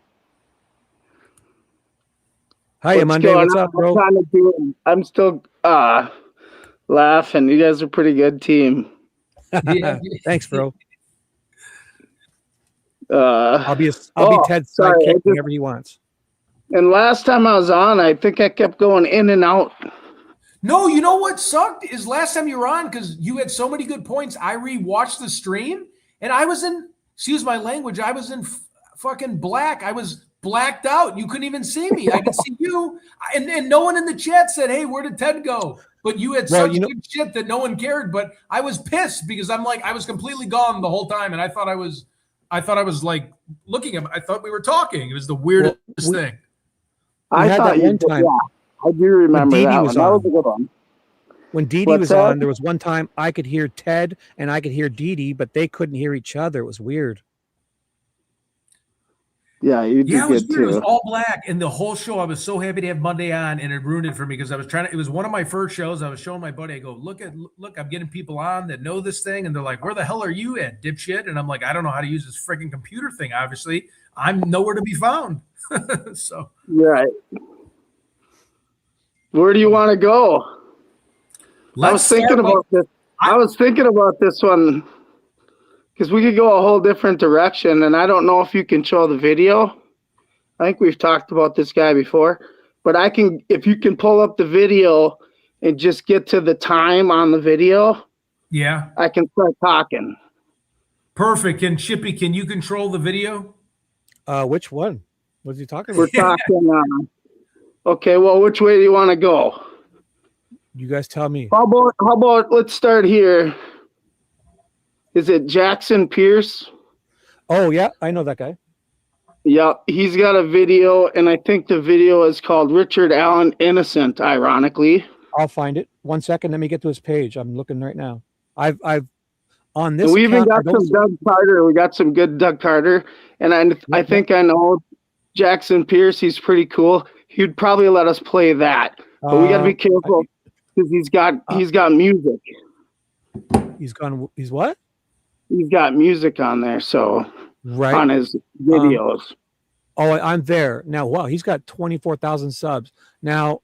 I think we should get explicit permission before we do anything.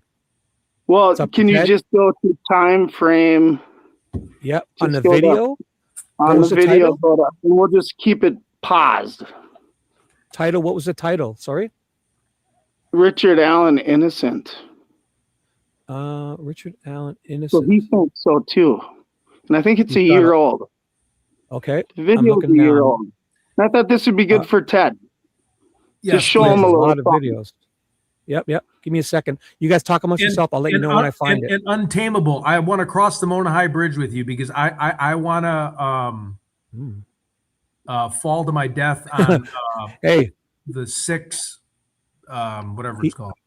He's got a reaction to a Nickelback song. No, I'm kidding. But yeah, no, I definitely would do the Mona High Bridge with a bunch of people. I think it'd be fun. So give me some dates and let's rock and roll.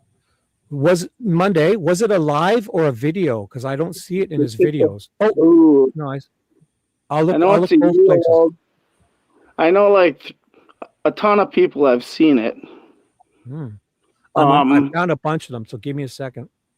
Maybe it says is Richard Allen Innocent. Yes, I found it. 34 minutes long. I'm there. No, now go into that because I was going to be embarrassed if it was one of my previous videos. It's like, oh shit. Okay. No, this is just we're just like spearfishing here, right? Because they always talk about fish. Yeah. Timestamp. Timestamp is 4:42. I'm there. Yeah, he's got a lot of pictures in this video, so we can flash them up. He's got tattoos. I'm there. 1 second. Ted will let me. I'll share my screen if Ted wants me to let me. Yeah. Let's look at these tattoos. I'm there. Oh, wait, I'm trying to find it. Just give me 1 more second. And he's got old videos. He's got like old news videos that have probably been scrubbed. Right? Oh, I haven't seen him in a while. Like Jackson. But anyhow, you got it at 4:42. I do, but Ted needs to put me up on stage. My screen share. Okay, wait. Time out. I'm trying. Hold on. It starts at 4:33. It's the tattoos. This one's weird. Yeah, so we can play a second or two. Do we want audio or is there music? I didn't check yet. Let me see. Wait. Well, you might have music going, but we don't need the music. So I'll mute it and I'll pause it at each. See how he has a beard there. He has a beard, and then after the murders, he's shaved. They show a photo after the 14th. Is this the Jackson Pierce guy? This is Brian James. Hang on. He's Chadwell. Oh, yeah. I recognize him. Yeah, he does have a little music, so I'll mute it. This is a tattoo on his arm, zoomed and flipped. This one here, right? Jackson Pierce, I believe, did this. It's very. I would advise everybody to maybe watch this video if you haven't. Here, I'll put the link in the chat. It's a tentacle, but look at that! Look at that tattoo. That looks like Abby. I don't know. Is she crying? I just put the link. Did that show up for you guys? Yeah. I mean, right? We're not saying anything, right? But, okay, so that's his right arm. We could probably come back to this part, but then you roll ahead and they show his left arm. Oh, there you go. First of all, I just paused it. Every time I see something change, I'll pause it. I just paused it. Right 1 second later, they showed Abby's face. I think Jackson would be cool that we're doing this. I don't think he'd be mad. It's just the music he's got. I don't think it. I have it muted, and we're not playing it. This is fair use. I don't. Here, let's see what the chat thinks of this thing here. I've shared the link in chat for anybody afterwards or to go and watch and like this. We're not watching it, and I'm liking it. I'm subscribed. I got more timestamps. on this video that are very interesting. So we got about 30, 40 minutes of interesting freeze frame. Love I it. just played it for a second. I'll stop when I see the next. I don't have it played. The And sound's this not is playing. what Doug Carter would call a tentacle, right? You want me Because to this scan would have ahead? been 2017, 2018. This would have been before we were into it, right? This would have So been early days. I'm not sure You're who just this is. looking at suspects. These are Is who this they all were probably Chadwell? looking Is this all at. Chadwell stuff? Brian, I'll just go BJ Chadwell. Brian Chadwell. I Oh, guess here's I that don't same know. tattoo. Here it is on a different angle on his left bicep. See, that's his face. You shave his face, he looks like young BG. You know, possibly, yeah. I think everyone could really And in then that if area. you keep continuing this video, they show him camping under bridges. And I don't know what bridge he's under on one. Do anybody see Rich? If anything, like, come on, but this is Betsy So Blair, anyhow, the first sketch. Let's back up. You say I the wanna timestamp, I'll go there. Am I missing it? Hey, Rebby. So go back to like 4:58. 5 minutes. Justin Timberlake right there. Ooh. Justin Timberlake was there that day. I got Hebby in my chat. Hebby, we're dual streaming on Ted's, but if you want to stay in mine or you come over, Hebs, I just noticed my chat has Hebby and Lola. Hi, guys. Sorry, I missed you. I'm kind of I'm sharing my screen for Ted. So we're dual streaming on Ted's channel and mine. And we got Monday on. Yes. Looks like Richard Allen's got the ZZ Top going there. Did you give me a timestamp and I missed it? Yeah. A lot of people can do that, eh? That long goatee, the long goat. Wasn't there a wrestler that had rubber bands on his? Jim the Anvil Neidhart or something, or Brett Hitman, or a lot of them did that. Captain Lou and stuff like that. Yeah, they all put little rubber bands on it. Uh-oh. Which timestamp? They're going to try to take me down again. So go to like 5:10, right after what we were just watching, the 442. Yep. So this is 5:10. This is There's like another arm we got to look at. Yeah, it says Untamable said, can we all be in one chat? Are we all in one chat right now? Like one love? No. Well, Ted, you and I in StreamYard have both chats combined, but anybody, I'm dual streaming. If you're on my channel, it's one chat. If you're on Ted's channel, it's another. We're dual streaming. I've set up my own stream of this stream. Okay. Now, Ted and I, you're going to see both chats combined. Oh, I'll see both chats combined. Okay, that's fine. So I can see everybody. I believe. Okay. Yeah, I believe. Okay. I'm not. Don't quote me. Yeah, because the people that are in your chats, and not to interrupt you, Monday, the people that are in your chats have a little paperclip on their icon. Yes. Okay. Yes. Yep. Now we see them, but if those people are there, they don't see both chats. I wish YouTube would link it together. Oh, now I get it. Yeah, I'm freezing too, Shay. It's 47 degrees in this hotel room. Right. And it won't raise the heat. No, eh? Well, if you're in Ted's chat, you don't see my chat. If you're in my chat, you don't see Ted's. Only Ted and I do on StreamYard. See both combined. Oh, sorry, guys. So Lola, if you guys do want to come over to, everyone's speaking in Ted's chat too, or you want to stay in mine, but they're definitely missing some people. But I don't know how this works. If you stay there and you got Hebby's in my chat, Lola's in my chat. So you know what I'll do? I'll read them out too while you guys are talking in case you miss one that you need to address. Right. I only do the dual streaming. So if you want to just come to mine, like it, and then go back to Ted's or something, that would be great. I'm fine. Like I do this all for Delphi for fun. I mean, we got like 30 people on there. Like during the day, 3 a.m., I do it to try to get 40, 60,000 views. But for this, now we're just doing this for fun. The good thing about me dual streaming is it'll be on my channel as a video live stream. Oh, cool. Right? Okay. It stays. So this is the good thing. So if you want to just come over there, say like it, and come and chat at Ted's, it's totally up to you. I love you guys. Anything is your fine. Yeah, with me. please stay in whoever you want to stay in. I don't care. All right, Monday.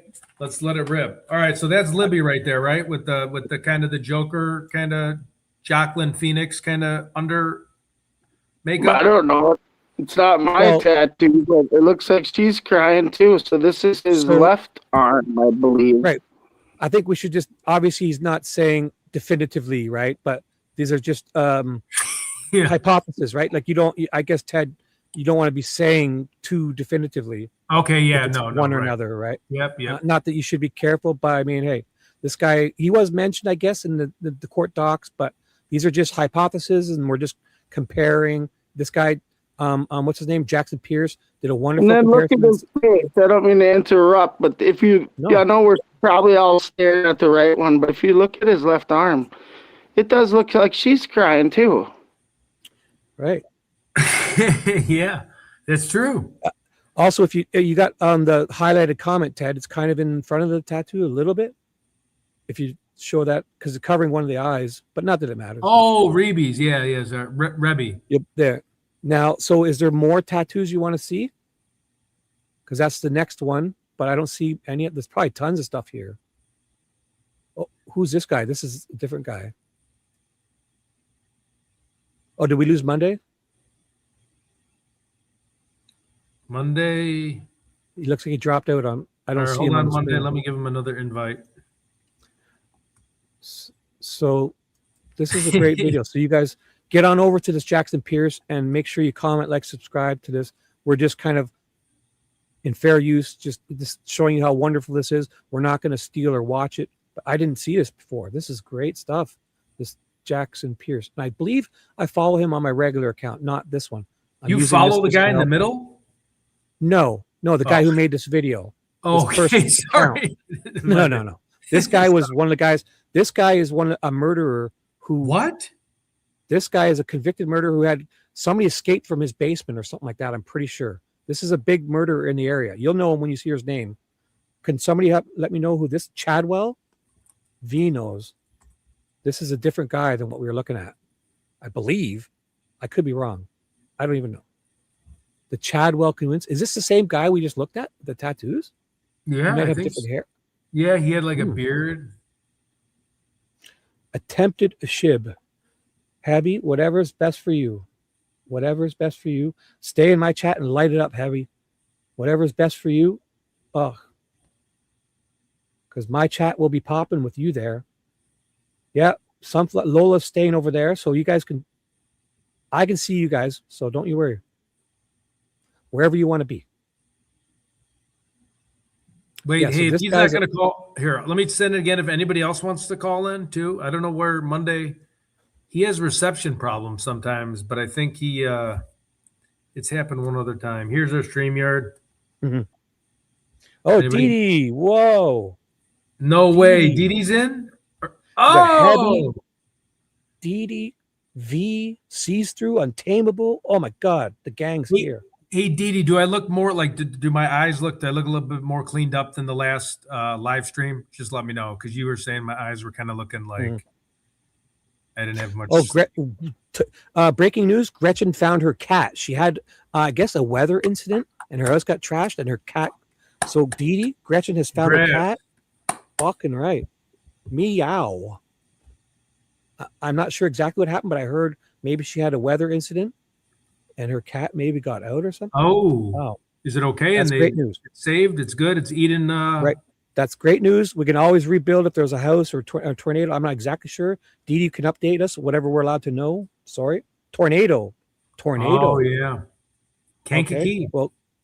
Well, Gretch, we're here for you. And don't you worry about all that other stuff can be rebuilt.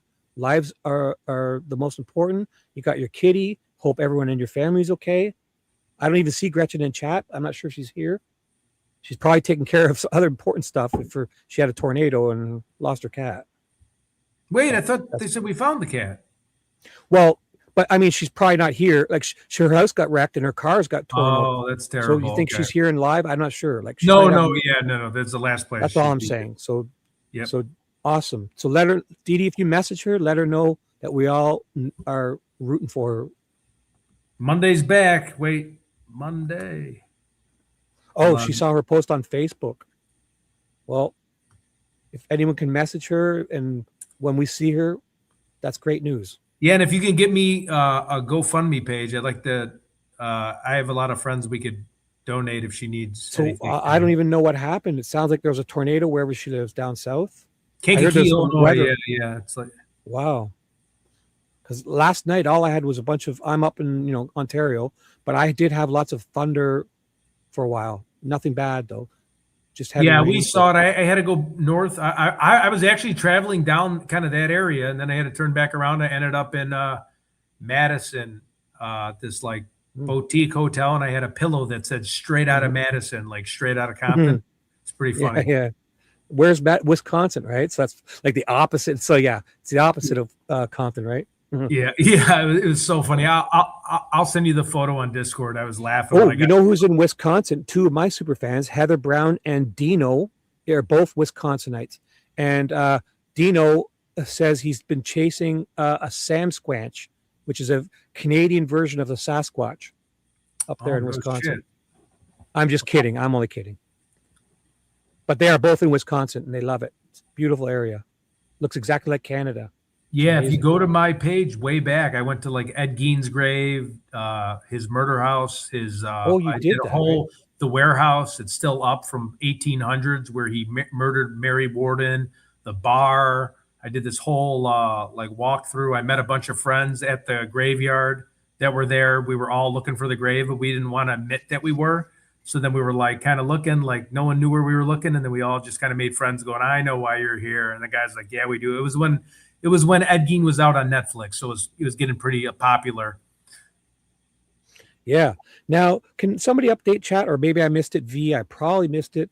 Who this guy is in the middle, because I believe this is one of the guys who had somebody in his basement. They escaped, or he murdered kids also, and he was linked. I don't even know the links. This guy on screen. If it is the Chadwell guy, if anyone wants to update us, I'll keep it here for a second. Let me give Monday his thing again. Yeah, Monday. What is he doing? He's like laying down in a recliner or a bed. I love it. Yeah, he's funny. Always. It is funny. I'll get a camera and you'll see me in my big recliner here. I'm just gonna say like, what's up? Yeah, he's like, I see people laying down like that. Yeah, let's look up your nostril. I'm just kidding. How about that one chat I just fell asleep on you? Cease's comment above. Cease's made 100 comments. I will find the one. Thank you for being less specific. I'm only kidding. Cease. He had choked her and got his dog to bite her. Police found her behind. Oh, so I got to go up higher. Probably Cease says who this guy is, and I'll find it. Luckily, it was not a murder. Thank you. People tell me, look at my comment above, and then they got 100 comments above. Thank you. There's ears are not BGs. Okay, I haven't found it yet. As See-Through said, he had those tattoos. Oh boy. His name's Free Me. I missed you come in. Says his name is James Brian Chadwell, but a lot of people called him Brian. I do know like what his crimes were. I'll find it. Still looking. Oh my God, I'm scrolling. Oh, sorry. No, talk. I can't find that comment. But I don't know. This is the thing that happens. They tell me there's coming up. It's coming to stage. Here he comes. And I'm fucking half an hour back up. I don't know. It says you need to connect your mic to get to. Oh, here he comes. He's not linked to Delphi. He had tattoos previously. The legendary Monday is showing up. I'm back. Back again. Shady's back. Tell a friend. Monday's back. Tuesday's friend. I even got yelled at. It told me to put my headphones on. Yeah. It's always better to have your headphones on. So, because we can kind of sometimes hear our voices through your microphone. So headphones, Ted doesn't do it and it works out. Sometimes I have to do it. So I got like this podcast stuff, but it's at my buddy Jonathan's house and he just wants to drink all day. So eventually I'll get there. Yeah. Well, how about you just order the good mic on Amazon for like $50 and have what does the headphones do when you get them on though? Like it makes it so that's why all people use it. So you can't hear if you're listening to your speaker, that picks up to your microphone and we hear ourselves. And sometimes it might cut out our mics when we're trying to talk because we're looping and hearing ourselves through your microphone. So if you wear headphones, we can't hear your speakers. Oh, okay. I'm sorry. Okay, I get it. No. I haven't. Yours isn't a problem. I haven't heard it with yours. Okay. But with Dee Dee, does it all the time. No saying. Just kidding. But it's best when you see professional podcasters, they use a microphone and headphones. I know. I got to step my game up. You don't have to have those big earmuffs, but it's always good to have I use a Bluetooth set and I listen to on my computer, my earphones, my headphones are not the microphone. I use my professional mic as the microphone. So you can go in your settings and assign a good microphone and your Bluetooth ear to listen through your earphones. But you don't want to use the cheap mic in those, $20 sports Bluetooth headsets. You know what I'm saying? Yeah. So if you get you can get the good headphones for $20 or $30, Bluetooth. And when you start, you just assign it one time to your good microphone on your computer, and Google will always use that microphone because it's like, you hear me, I sound pretty good. This is a $50 microphone on Amazon, and it's got like a cover on it. It's got one of those covers, and it sounds great, I think. All right. Well, let's. I don't know. What is this Arctic Fox? I got to look it up. Everybody keeps saying Arctic Fox, but all right, Monday. Let's let it rip. I'm not sure what happened with that. Yeah, I didn't know nothing about that guy, so I thought he was one of the trolls right away. So what did you want me to go to on this video? I can scan just to show. I'm just kind of. What do you guys think? I don't know. That was just, if you keep going to like go to 34 minutes. How about I do this? How about I just kind of go through? Because I'm at 8 minutes now, and every time I see something, we'll kind of see what he's talking about. But so he's talking about him. The photo was posted to Brian's Facebook profile in the evening, posted the same day Abby and Libby went missing. Wow. Oh, he's working on his car? Yeah. And then read what he wrote on the day after the murders. He tells the people to watch their kids or something like that. Okay, so let me just finish this up. It says, posted the same day Abby went missing and Libby. The woman in the bottom left appears much skinnier than the woman in the top left.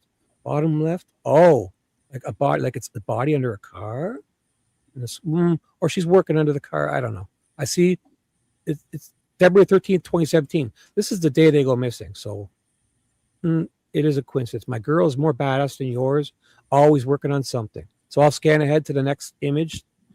I'm sure he won't mind because we put the link in here. So is this it? Both gray sweater jacket and blue jeans, both from 213. True, good point. Because on the bridge, this is a good point. Good point. Is this Abby? Oh. Wait. Whoa. Oh, is he suggesting that he's got the body and posing it for photos? I see what he's saying. Like he's just asking questions. Both females are skinny. I never saw this. Now I saw the actual murdered girls like in the field. It was horrible.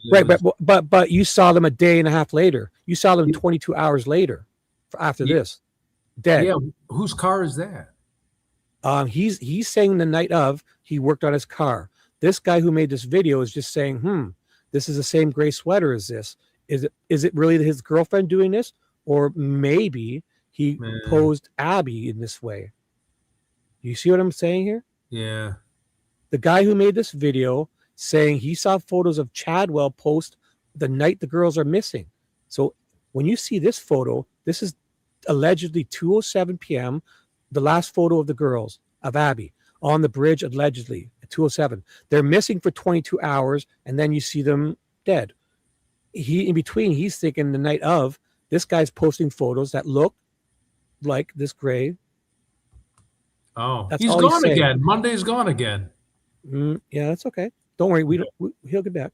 So these photos aren't of Libby. He just says, could this be? Because they have no account of these girls. The time of death is they were last seen and when they were found. Nick McClellan has a strict narrative timeline, but he has no proof of it, except it's his fantasy fairy tale. Yeah, So I did this guy's notice just Candace asking Morin questions. said that is odd. She's got a hip tat. Oh, no, I'm Abby freezing. did. I got to get a Yeah, sweat. Abby didn't have a hip tattoo, so that's a good point. Yep. But I think this guy just asked questions. Now this is probably a long time ago. Let me just double check when he put this video out. Like, these are good questions to ask. So this premiered in 2024, September 27th. This was a live stream from that guy. So these are all great questions. I've never seen this. So again, in fair use, we're not playing this video. We're not listening to the audio. We're just this guy. I put the link in chat. If you want to watch this later or now, whatever, this is the link in chat I put earlier. It's a great question. I was informed this was a selfie stick from Anna Williams. Photo from Brian's Facebook page on 2/13. That I can't see because these chat box. How do I get rid of that? Wait, is that a body right there? I don't know. This is a photo from Brian's profile, Facebook profile on that night. I don't see exactly what it is. And he says photo from Libby's profile. Oh, it must be a selfie stick or something, right? He's saying selfie stick. Both show the same selfie stick. Do they? Do you see? I don't know what I'm looking at here. I don't either. He says it's the same selfie stick. Oh, if I stop moving my arrow, the bar went away. If you want to move that chat, you got to switch at the top to remove chat from screen. Yeah, I'm doing it right now. In the comment section, it says just turn it off. Yeah. So I don't know what I'm looking at here. I'll move my arrow so that doesn't come up.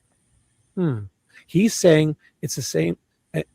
He's saying, is it? Like he's, I guess, asking that they're the same. Are they the same selfie stick? I mean, I don't know. I don't know what I'm looking at here. I'm not even sure I see a selfie stick. You don't? Yeah. So they're always good questions. I'm not sure exactly, but let's see what the next one is. Oh, he's going on with focusing in. Again, I don't know what I'm looking at here. Is this that person in the jeans? Oh boy. Oh, sorry. He's doing something with these photos. Very interesting. So yeah, I'll go back to, I'm not sure what he's doing here with these. So, oh, okay, here. So he's overlaid this on top of it. And he's saying this is a self. So when it disappears, you'll see, okay? So I'll play it. It's going to disappear and I'll pause it again. Hey, can I go run to the pantry just to get another Diet Coke? I'll be back in like 10 seconds. Yep, I got the screen. Don't you worry. All right, thank you. And hello, Candace Morin. There's way more in this case than they're willing to let us on to. Yeah, in my opinion, much of it has to do with kiddie stuff. Yes, if you know what I mean. We do. All the perps. Yes, definitely. Sorry if I missed you guys. Hello to chat. Let's go. I'll move on. This is a video from somebody's name. So he's got a trigger warning here, guys. There's a trigger warning. Are you guys okay? Here goes. I don't know why. This isn't, again, there's a tattoo here. I don't think this is somebody squished under a car. I think she's working under a car, right? But because if a car was on a person, they would be like bent and squished. So they're under the car that's jacked up in the air. But again, I guess these are all photos posted on this Chadwell guy's whatever, social media somewhere, the night of the 13th when the girls are missing. He's not saying anything. He's asking questions is all. And we're just, Monday wanted me to show it, but we've shared it. And in fair use, we're kind of just scrolling through to tease you. This guy did post some interesting stuff on the 14th. Sometimes your kids just need to be reminded who really is in charge. So he's got a pit or something, a doggy. So again, I'll move ahead to the next photo. So here we go. He's posted, I guess. So I'm not playing his videos, just so you know. So if you want to watch this, it's in the chat. All right.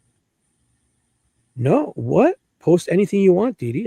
Dee, don't you dare ask me.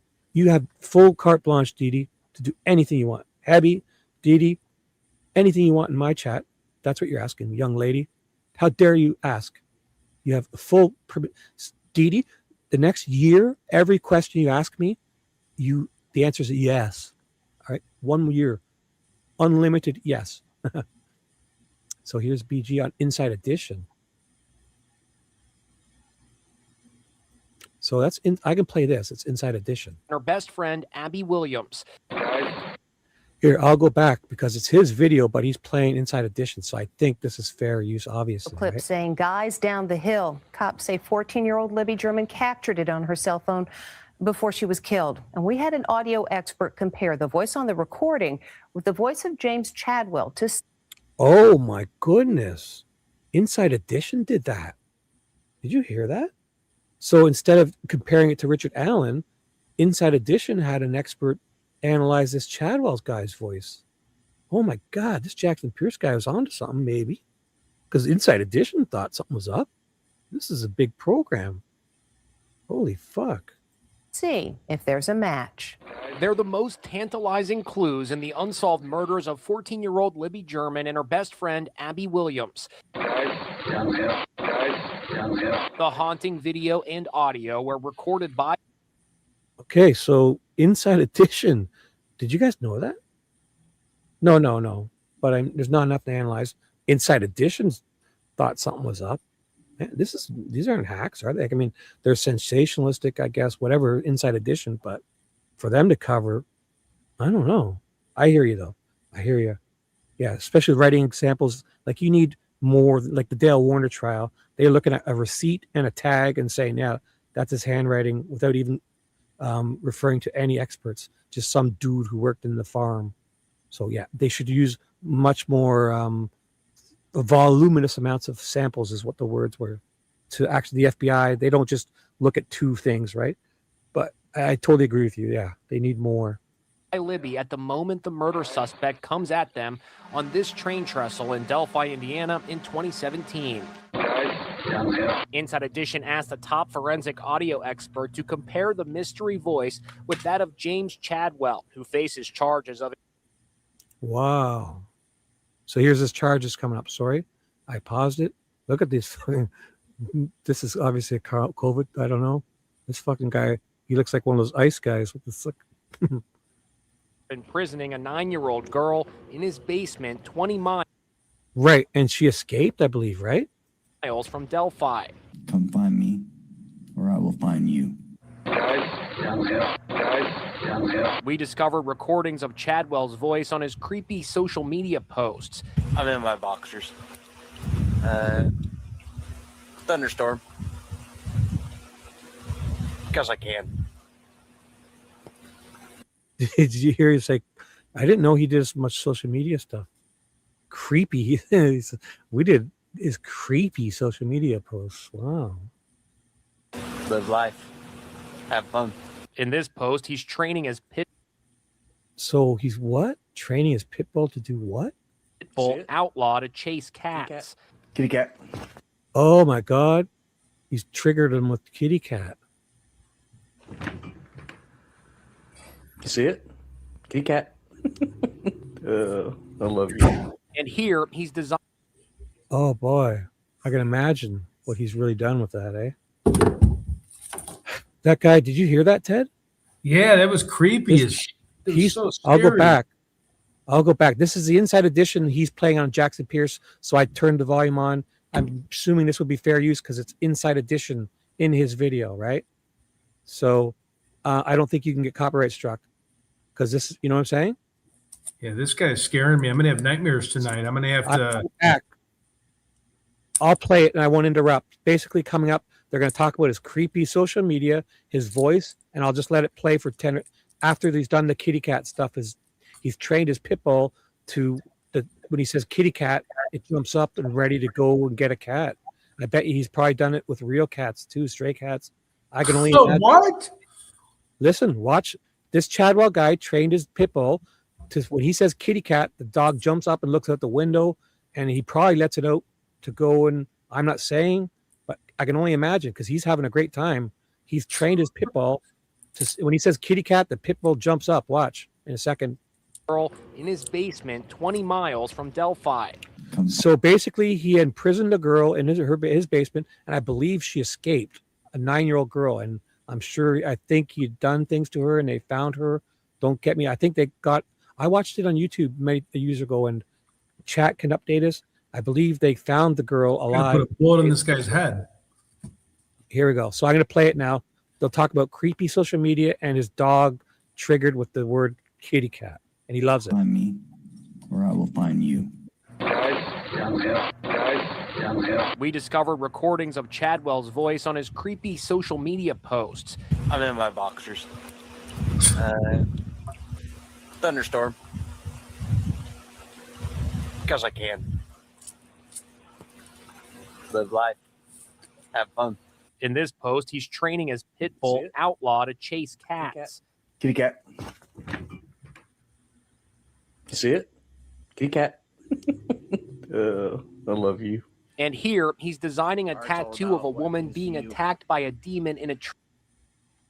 A woman being attacked by a demon in a tree. He's drawing. So he draws his own tattoos and takes them to the guys, I guess, and gets it done. Wow. I'll go on, or you have anything to say? Or No, I'm just shocked that a guy like this. Yeah. Is he alive? Hopefully he's not alive, right? Oh, I believe he's in jail. He's in prison, okay. right? We'll find out. I'll play it only because it's the Inside Edition story, and I'm sure this will be a fair use incident. Yeah. We're also pausing. So even though it's in this Jackson Pierce's video of Chadwell, which is we've posted in the link and shared, and we're not playing, we're just kind of scanning through it, except for the Inside Edition part.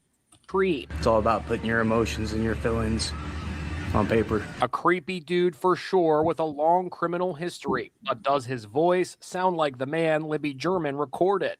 The recordings were analyzed by forensic audio expert Anthony Nelson at the Can you hear me now? Yeah. Are you able to? I figured the video. We hear you. Kill the video. What? Spencer Detter. What the fuck was he texting? Do you want me to continue playing, Ted? Yes, Go ahead. Okay, so I've got the audio on. If you missed it Monday, this is in his video still. It's Jackson Pierce, but he played an Inside Edition. So I put the volume on, and this would be fair use because this is Inside Edition, even though it's in his video, I believe. So we're just playing it, okay? To say that there are any similarities between these two sources of audio? No, I'm not, Steven. Basically, the audio file is a little too short. When you only have 3 seconds, it's just not enough time to figure out those kinds of characteristics. A disappointing outcome, but could it still be the same man? As detectives reportedly set their sights on the 42-year-old laid-off welder. Why can't I hear them? So apparently I was liking some videos that I was just trying to support and didn't really understand exactly what they were about. I think there was something like at the 1 hour. What do you say? So I'm trying to listen to him when Monday's talking, so let me know. Did you guys hear me? Ted? Yes. Yep. I can hear you. I don't hear Monday. Is he still? Because I paused it because Monday started talking, and I wanted to listen to what he said. Monday, are you there? Monday, just hold on a sec. We're going to watch this video, okay? You're on screen, but I don't hear you. But just just waking up. I'm still gonna fucking support you guys. You got me, I got you. It's all that matters. Keep doing what you're doing.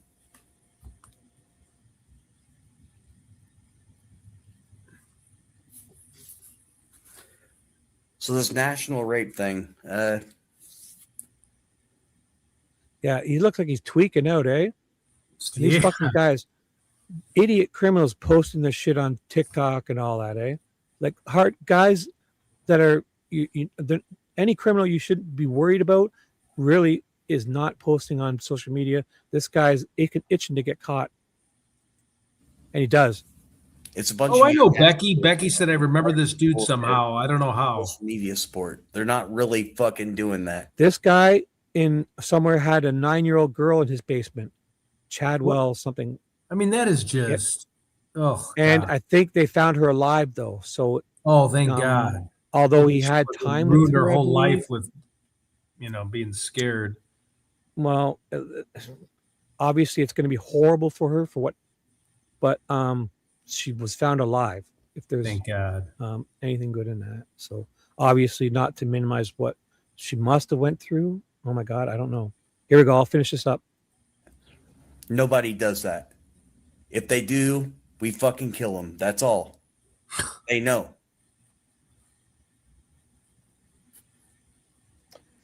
He was a welder, Rebby. Oh my God, the Dale Warner case involved welders. That's for sure. Wow. Don't be a lamb. Be a lion. Oh, okay. If you fall into that trap, that's your fault. He's definitely tweaking out on something, eh? Hey, Peggy 15. Fentanyl. Oh, hey, Pegs. What's up? That's Peggy. Yeah, but you are a lamb if you're going after a 9-year-old girl. You're a coward. You are yeah. You're not a lion. Fucking, you're a cuck. Yeah. A fucking beta bitch would hurt kids. Yeah. Excuse me. Here we go. So Peggy, hello. What's up, Peggy? And here we go. I'll play the rest. But I mean, these like Holder. This is why Delphi, Brad Holder did this exact same thing. But Patrick Westfall, he was the real deal. He got pissed when Holder did all that because half the reason the cops came to them is because fucking Holder posted everything on social media. Cutting runes and Pert. That's Pert in it. Pert in it. I'm sorry, I don't know how to pronounce your name. Who are we watching? We are watching Chadwell. This is a Jackson Pierce YouTube video about his linking tattoos and all this stuff, possibly just asking questions about Chadwell's relation to Delphi. The Down the Hill voice was Inside Edition compared his voice and didn't, and then they compared it, and then at the end said they didn't have enough audio to compare it. So, but still, these are all just questions because you're a fucking dumbass. Yeah, so are you. Get over it. See you in jail. I said I would never do this. Do bend over for the soap, young man. Look at those fucking greasy sideburns, man. Oh yeah, that right there is an alert, ladies. You see this? And this little fucking chin strap thingy, whatever this is. Or a man bun. I'm only kidding. Not those are if you man bun, greasy sideburns, and this little chin tickler, whatever that is, run. Photogenic for one thing, but I also just really don't like people. Like look at this fence. This fucking pit bull, is just terrorizing the neighborhood. Look at this. What? Watch him walk. Watch the pit bull walk by that fence back there. It's almost like it's bent down because he's jumping over it so much. Watch. Because I'm it's like, not photogenic for one thing, but I must have missed it. Really here it is there. This pit bull is terrorizing every cat. Oh my God, I can imagine. I wonder if there's reports of his neighbors. They're probably so glad this guy's gone. I'm not saying, I can just only imagine.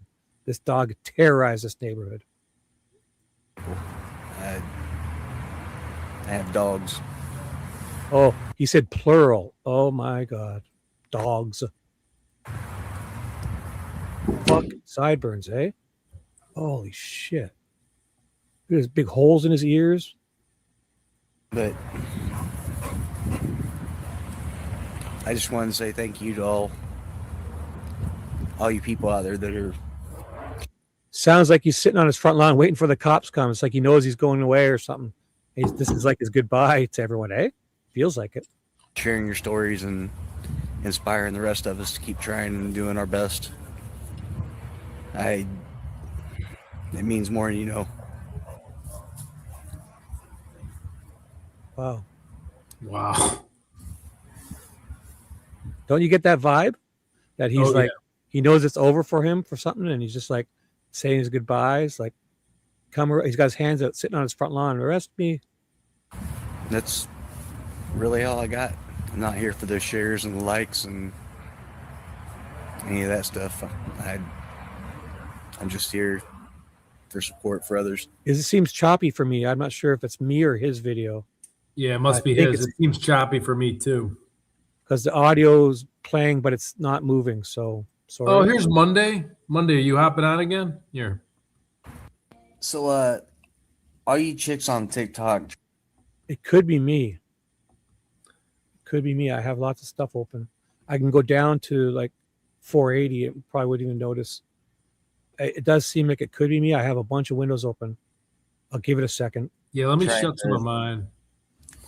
Just sling your booty or sling your taco, whatever you're trying to do. Well, we can hear the audio okay, so I'm just going to let it play because I'm not sure if it's him or me. But the audio's playing, so that's the main thing. If I'll let it play until if the audio stops, I will stop it. You need to wrap that shit up. It's it ain't working. Nobody. We got Pornhub for that shit. We don't need your little extras. So take that shit somewhere else. We're looking for a real ass woman. Over the age of 30. Oh, do you hear this guy? Over the age of 30, eh? Oh, as if. How about 9? Where's 9? Is 9 over 30? Creep? Fucking guy. So, yeah. And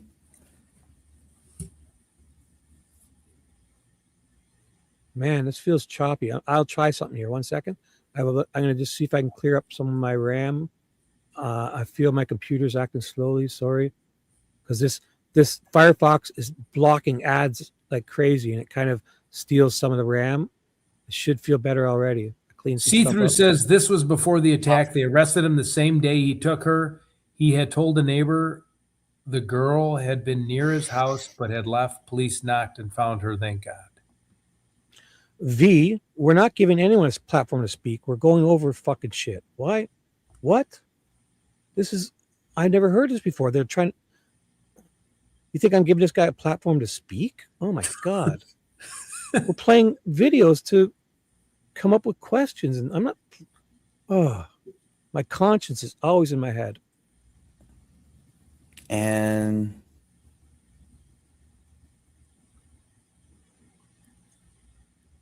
you know who you are. But that is a good point, V. So I won't play any more of that ass wipe. It just finished it. So his next one, it's Delphi girls were murdered. I'll just play a little bit. So this is his work. So I will. What's with like the Chris Brown background, woman beater music? I'm not sure, but he's making connections here, I guess. I'm not sure what this is. Is this a search for somebody? Delphi girls. This is a news show. Delphi girls are murdered. I guess I can. Well, he's got his music, so I won't play the sound. It looks like this is like the search parties, and he might see people. I don't know. So Delphi girls murdered. So here we go. Chadwell's children. Number 7 is Chadwell children, and he poses his fucking lengthy record. Obviously, look at his criminal record. Somebody V said he's not connected to Delphi. I thought that had been established long ago, so I was genuinely asking why. Right. Well, I don't know. Ask Monday why he wanted me to play this video. I don't know. It's true. We're entertaining. V, we're doing a show. Just enjoy. How about that? No. I don't think she was being. She was no. Just explaining herself. We're like this. We have love. I love, she hate relationship. I love, she hate me. I'm only kidding. She's great. I know she's just asking. This is where we go off, and then we make up and we have great conversations. I'm only kidding. She's like 10,000 miles away from me in California somewhere, I think. So here we go. I don't know why we're playing this, V. Ask Monday. Okay. And yeah, I guess there's no link between him and that. But asking questions is just, I don't know. We're doing a show. Tell me what you want to do. I'll jump in, new link. Okay, here comes Monday. That's my thing with V. You got a lot of complaints about what I'm not to do. How about you tell me something you want to do? I'm only kidding. I joke with her all the time about that. It's like an inside joke. I don't know. I'm a not an expert like Ted claims. So these are the arresting documents. So I'll go ahead. So I think what we were doing was just looking at the tattoos for Monday, and I just kind of went off. And I don't know. But that's supposed to be Austin. Well, this is Betsy Blair's sketch of poofy-haired guy, and he, is it possible? Is it Chad? Well, I mean, to ask questions. That guy always had facial hair, though, right? But so this is Betsy's description of who she says she saw on platform 1, as they said it's Richard Allen. But they didn't release it for 2 years. This was the first sketch made that Betsy Blair said was a 10 out of 10 of the poofy-haired guy, younger guy she saw, and they didn't use it for 2-something years. What is Betsy Blair? Do we have a photo of Betsy Blair? What does she look like? Because I'm curious if she thinks she's an older woman. 10 out of 10. What does she look like? She's probably 65, 70 years Oh, old. okay. All she's right. an older woman who was there, and she I don't see her, but again, it won't. She had glasses on, and she saw him. I don't know. She's Betsy Blair, who was state's witness that they only used what they liked. They didn't want to say that anything about the car she says she saw, which is the 65 Comet. They don't want to use that to the judge. They don't want to tell her that this sketch was when they waited 2 years, because they showed the judge this sketch that looks nothing like the guy they're claiming Richard Allen was or whatever. They would have never, Yeah. So right. But they cherry picked her data. They used the time she says she saw a guy, but ignored whom she says she saw, in my opinion, right? Right, for sure. This is not the guy in the blue coat on the bridge, is it? In my opinion, right? No. And then Sarah Carbaugh describes a third guy in a tan coat who looks nothing like these two other guys. So it's like there's 3, 4, 5 different men there this day that are being described. If you take into account, well, Betsy Blair's one description, right? Different than the bridge guy description. We see bridge guy. Then Sarah Carbaugh describes a guy in a tan coat. That's 3 guys. And then Riley Voorhees sees a man all in black. That's 4 guys. And then Breanne Wilbur describes someone different than all of these. So that's basically 5, 6 guys. And so all 3 of the witnesses in trial could describe to different guys, and none of them pointed at Richard Allen. And what are they all doing there on a February? I know it was a warmer February day, but it wasn't like it was like summer, where you're like bringing girls on dates and stuff like that. No, like, it was a random nice day. Doing there? It was a nice day, and people were out for a walk. It was a day off. It was like 40s. There was a snow day. It was like 45 degrees or something like that. It was warmer in February, so people went out. This Betsy Blair would probably go out there in the freezing cold to get. Betsy Blair's out there doing laps, exercising, coming in at Mears Entrance, going down the 501 if it's obviously not snowy. Walking. Oh wait, hey, you have to send Monday the link. He can't see mine, and I keep sending it to him. Yeah. Okay, I'll try. Invite him because he has a paperclip under his head. Okay, sorry.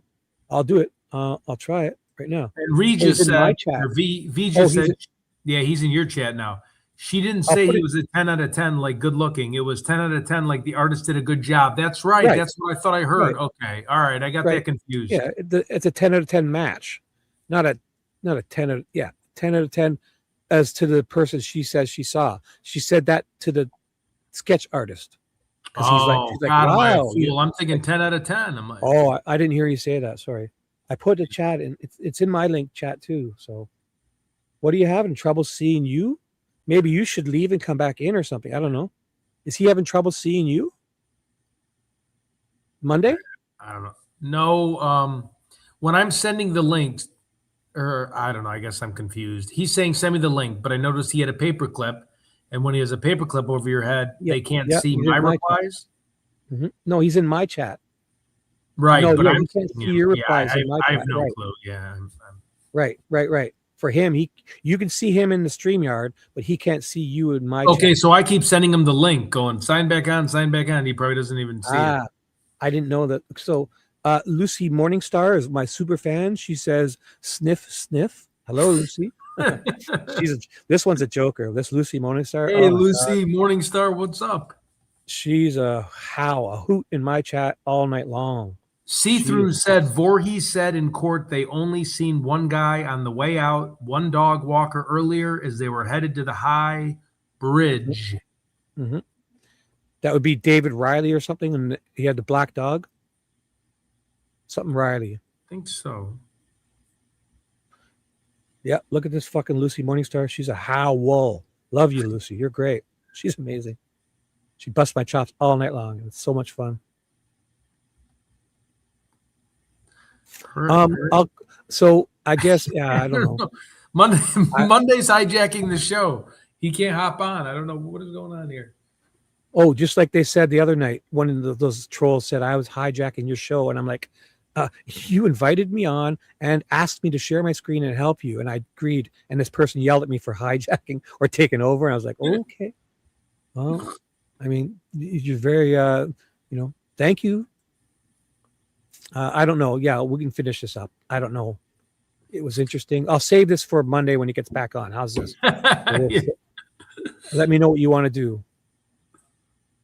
Oh, where's all this stuff? Do you want me to do anything else, or you want to share your screen and do something? Or no, you can do whatever you do. Is what this do we have done? in mind here? I kind of, yeah.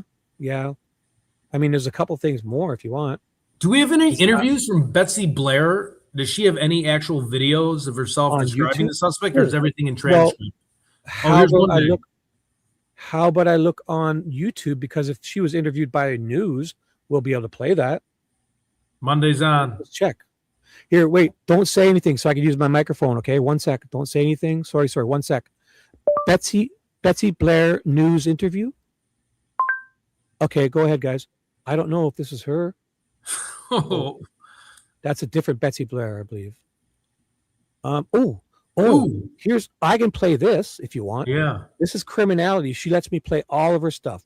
Honest to God, I send her messages. This is Betsy Blair down there. So I'll play this. So I'll show you. This is Betsy Blair's transcript audio, I believe. And this is Criminality. She's given me carte blanche to play her stuff. I swear to you, I have it in. She's a friend of mine. This creator is called Teresa from Criminality. This is one of the lawyers, I believe. And they, in trial, I believe this will be audio. Next witness. You may call your next witness. The state. Oh, she's this is what it is. Sorry, she's transcribed Betsy Blair's interview or whatever in with AI, I believe. So this might be an AI recreation of her transcript. I'll see what she wrote. I believe. Disclaimer: this video is created with the use of AI. Right. So she took it and put Betsy Blair's, I guess, 20 minutes or so on the stand at the trial into it. So you're going to hear an AI recreation of the court transcript from Betsy Blair at the Richard Allen trial. And we could play it if you would like. All right, cool. Or some of it if you want. I can get to the point where they show her face in the bottom corner at least. No, cool deal. I'm just moving to my other spot. Do you want me to play it, or do you want to move on? Yeah, for sure. Play it. I'm just switching my Call shirt. Betsy Blair. Please state your full name and spell your. Now, if you take your chat down just for a second to show people her face, that's her, Betsy Blair, on the right. My chat down? Yeah. You see the chat on the screen? That's Betsy Blair on the right. And the left is, I guess, the lawyer talking to her. So Teresa's put the photos up, right? Now, here we go. Yep. Your first and last name. Elizabeth Blair, Blair. Elizabeth, Elicabeth. And do you go by Betsy? I do. Is it okay if I call you Betsy? Yes, you may. Thank you. Betsy, do you live in Delphi? I do not. And did you live in Delphi in 2017? I did not. Did you frequent the Monon High Bridge Trail in 2017, located in Carroll County? Yes, I did. And did you frequent it for a period of time also in 2016? Yes, I did. What was your practice with regard to visiting the Monon High Bridge Trail on or before February 13th of 2017? I went out there to walk regularly several times a week. And I would kind of take the same path each time and walk on the trail between the High Bridge and the Freedom Bridge and down into the Niches property. And so did you always follow the same direction? Yes. when Betsy did always refer to the Mears entrance and the Mears property as the niches, and that bird sanctuary thing that goes down as niches. Basically, the Mears entrance, I guess older people knew it as the niches or niches, Niches. For it must have been another person's property or something. And were you doing this for exercise? Yes, for exercise. On this particular, would you go by yourself? Yes. Okay. So on February 13th, 2017, do you remember about the weather that day? It was a little chilly. And when you went to the trail for your exercise, would you see other people on the trail? Sometimes I did. Did you always go around the same time of day? No, it varied. And was there anything that helped you to determine approximately when you were at the High Bridge Trail on February 13th of 2017? Could you restate that? Yes. Was there anything that you had that helped you determine the time that you went to the High Bridge Trail on that particular day? The time I knew because my Fitbit keeps track of it for me. And so, Ted, if you can hear me, I'm going to let this play. And if you want to, do you want me to let this play? Because I got to run to the washroom and get a coffee. Yep. I can hear him. I'll let it play. I'll turn it down. I guess you'll be able to talk over it slightly if you ever want it. It's half volume. I'm going to mute my mic and run to the washroom and get a coffee. I'll be literally maybe 3, 4, 5 minutes. Okay. Yep. Go ahead. There's about 18 minutes left of this, so I'll be back within 5 minutes. So here we go. All right, hold the fort down. was that a device that you used on a regular basis to keep track of your steps or your distance? Yes. I always. You could also put your chat back if you wanted, because we know what she looks like. Unless you, it doesn't matter. Just let you know. Sure. My walking, and it was. Ted's gonna crash out. No, I promise. I'll stay up. Route then. Where would you enter the trail? Okay, so I parked at the Niches parking lot, which was across from the Mears farm, and I would park there in the little gravel lot, and I would go down to the intersection of the trail, and then I would turn left and go towards the Monon High Bridge, and I would turn around at the barricade there, and I would go back to the trail intersection with the Niches Trail, and I would turn left, and I would go down the Niches Trail for some distance, but not all the way, and I would turn back and come back up to the main junction again, and turn left, and I would go down to the Freedom Bridge, and then I would come back to the main intersection, and then turn to the left, which is where the car was parked. Okay, and how many loops would you do in a given trip to the High Bridge Trail? I would do that route 3 times. Now, on this particular day, February 13th of 2017, did you do 3 loops? I did 2 loops, and then I took a break, and then I did the 3rd loop. Okay, so when you went to the trail the first time, did you park across from the Mears farm in the parking area that you described? Yes, I did. And when you did your 2 loops, did you see people out there? No, I didn't. And when you came back to your car, you said you left and then came back. Is that correct? Yes, I did. Was yours the only car parked there when you came back to it after your loop number 2? Yes, it was the only car parked there. Okay. And then you left for a period of time? I did. And where did you go? I went to the library in Delphi and I used the restroom and then I came back. Okay. When you came back, did you park in the same place? I did. And did you do another loop in the same fashion that you described to us? Yes, I did. During your second loop, did you see anyone on your way to the High Bridge? On the second loop, no, I didn't see anyone. On loop number 3, sorry. On loop number 3, yes. Okay. So when I was on the 3rd loop, then when I went to the High Bridge, then I did see someone on the bridge. Okay. Was it a man or a woman? And I know. Don't worry. You spend any amount. I have a show at 3 a.m. It's going to go from 3 to 8. I just went up to the Orange Trail PM. and I went up and looked out across I the used to bridge. do my own show, my own Delphi show every single night. It was like one big. And came back the other direction? Yes. So then you come back to the junction and do your short jaunt into the Niches area toward the water. Correct. Yes. and then you go back to the main trail and go toward Freedom Bridge. I did. In between the high bridge and the entrance, did you see any people? Yes. That was where I saw the 2 girls. And what 2 girls are you referring to? I found out later they were Abigail and Liberty. Okay, what did you notice about them when you saw them? They were just walking along and chatting with each other, kind of quietly, kind of intimately with each other, and they didn't really look at me when I walked past. Okay, so then did you continue on to the Freedom Bridge? Yes, then I kept walking. Okay, do you remember seeing anybody of consequence on your way to the Freedom Bridge? No. And then do you come back to your car? Yes, I did. And then you leave the area? Yes. Later that day, do you see on the news that Abigail and Liberty were missing?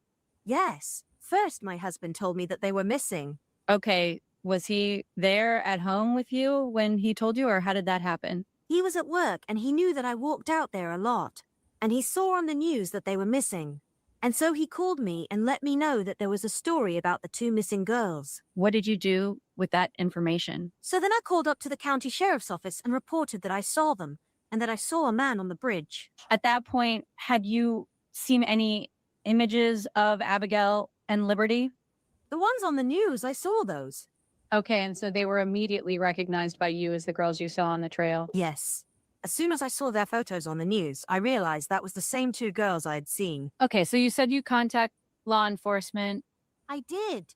And you give them the information that you were out there. Yes, I did. Did you learn the next day that the girls were deceased? Yes, the next day I heard that news. Prior to being contacted by law enforcement, did you see the news release of an image from one of the girls' phones? Yes, I did. And would you agree that that was referred to as the guy on the bridge or bridge guy? Yes, it was. I'd like to show you what's marked as State's Exhibit 210. Is this the image that you recall seeing? Yes, I did.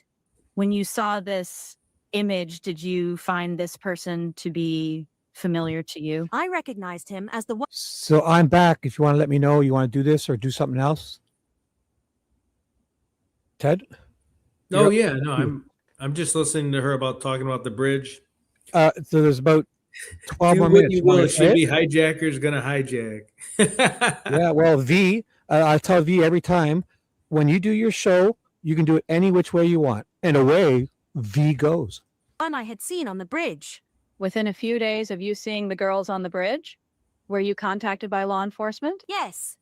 And did you go in to give a statement? I did. And did you use your Fitbit data in order to assist you in letting law enforcement know when you had been at the trail, both the first time and the second time? Yes, I talked to them about it and I shared that image off of my phone with them from the app. May I approach the witness, Judge? You may. Betsy, I'd like to show you what's marked as State's Exhibit 212. Do you recognize that image? Yes, that's the one I provided. Okay, that is your Fitbit data for February 13th of 2017. Yes, it is. Judge, State would move to admit Exhibit 212 and publish it to the jury. No objection. All right. Have a nice evening, All right, Untamable. without objection, 212 is admitted, and you may publish. So, Judge, may I allow her to use this to Yes. testify? I'll give you a copy of it. And so how is this helpful to you, Betsy, to indicate when you were on the trail? So on this image, the higher lines are the times when I was walking. So from 12 to about 1, there are 5 lines that are higher than the others. And that was when I made the first 2 laps on the trail. And then there are 2 short red lines where I was not walking on the trail. And then the other, next 2 green lines, are where I was walking on the trail again for the 3rd lap. In your experience, is the trail kind of evenly divided by the entrance that you use when you go to the high bridge, the beginning of the high bridge? Is this distance similar to the distance to the Freedom Bridge? Probably. In the amount of time it takes you to walk? Probably. Well, if you feel it's We different. got Dee Dee coming back on. I just want to. I'm not 100% sure. with regard to the 2 lines on your Fitbit data that are indications of your third loop. Yes. After you took a break, you would have seen the bridge guy at the beginning of your walk as opposed to Good toward the night. end of your walk. Correct. Okay. Yes. Because your loop was to go to the high bridge first. Yes, it was. When you were asked to give law enforcement a description of the person that you saw on the high bridge, Roller skating. to us that Yes, you I haven't were roller skated in years. bridge guy picture. Yes. So were you able to see his face clearly? Not super clear because he was about 50 feet away. And where was he in relationship to you on the trail? Platform He 1. was out on the bridge on one of the little platforms on the side of the bridge. Was there anything about what he was doing or where he was positioned that caught your attention? Critter Mama, what's up? And he just looked at me when I came to that barricade, and he looked at me like he was expecting somebody or something. And then I just felt like he wasn't looking for me, and I turned around at that point. It was just a moment where I was looking at him. Could you tell that it was a white male? Yes. When law enforcement questioned you, did they ask you to give details about this person that it was difficult for you to provide? They asked me to do a sketch. Had you seen this person on the trails before? No. Did you see other people on the bridge on your third lap? On the third lap, I just saw the guy on the bridge and the 2 girls. Okay. No other questions. Mr. Baldwin. Hi, Betsy. Hello. I think one of the terms that you've kind of brought into today that we haven't heard before is niches. So That actually almost sounds like really like Baldwin. The AI voice is pretty good, this one. think we've been calling that the mirrors entrance. Have you ever heard it called it? Yes. Okay, I just want to make sure we're talking the same language. Niches is the mirrors entrance. Yes. Okay, so just so that it's clear, let's say you went down to the mirrors entrance to the trail here, and then you went down to the bridge, Yes. and you walked this way, and then you got to a certain point, then you're looking at a person up on one of the platforms, Yes. and that platform was off to the right, was it not? It was. Okay. Fucking AI has nailed Baldwin. Even his like the it sounds so natural. It's like he's talking to a robot. He really nailed that. Like if AI could do this, it wouldn't sound so weird. And you Sounds had great. an unobstructed view of him. Yes, I did. I'm guessing that's probably because they have lots of examples to take from of him in the media. So I guess I just thought of that. Sorry. Yeah. She probably has hardly talked to anyone. So. And you got to look at him for a number of seconds. It was a moment. A moment. In that moment, you recognized that he was in his 20s, is what you thought, correct? When I was asked how old he was, I said 20 or 30. Okay. And you also said that he had brown, poofy hair. Is that correct? I described that to the person making the sketch. Okay. And I might get back to that in a second in terms of the description you gave, but just so then you turned around, and then at some point in time, that's when you passed who you found out later were Abby and Libby. Is that correct? Yes. And you passed them, or they passed you, however you want to look at it, before you got to the mirrors entrance or the niches entrance. Is that correct? That's correct. Okay. I've asked most of these, so I'm moving on. You said that he looked young. Yes. He was more boyish looking, is what you told police, correct? I don't remember. Okay.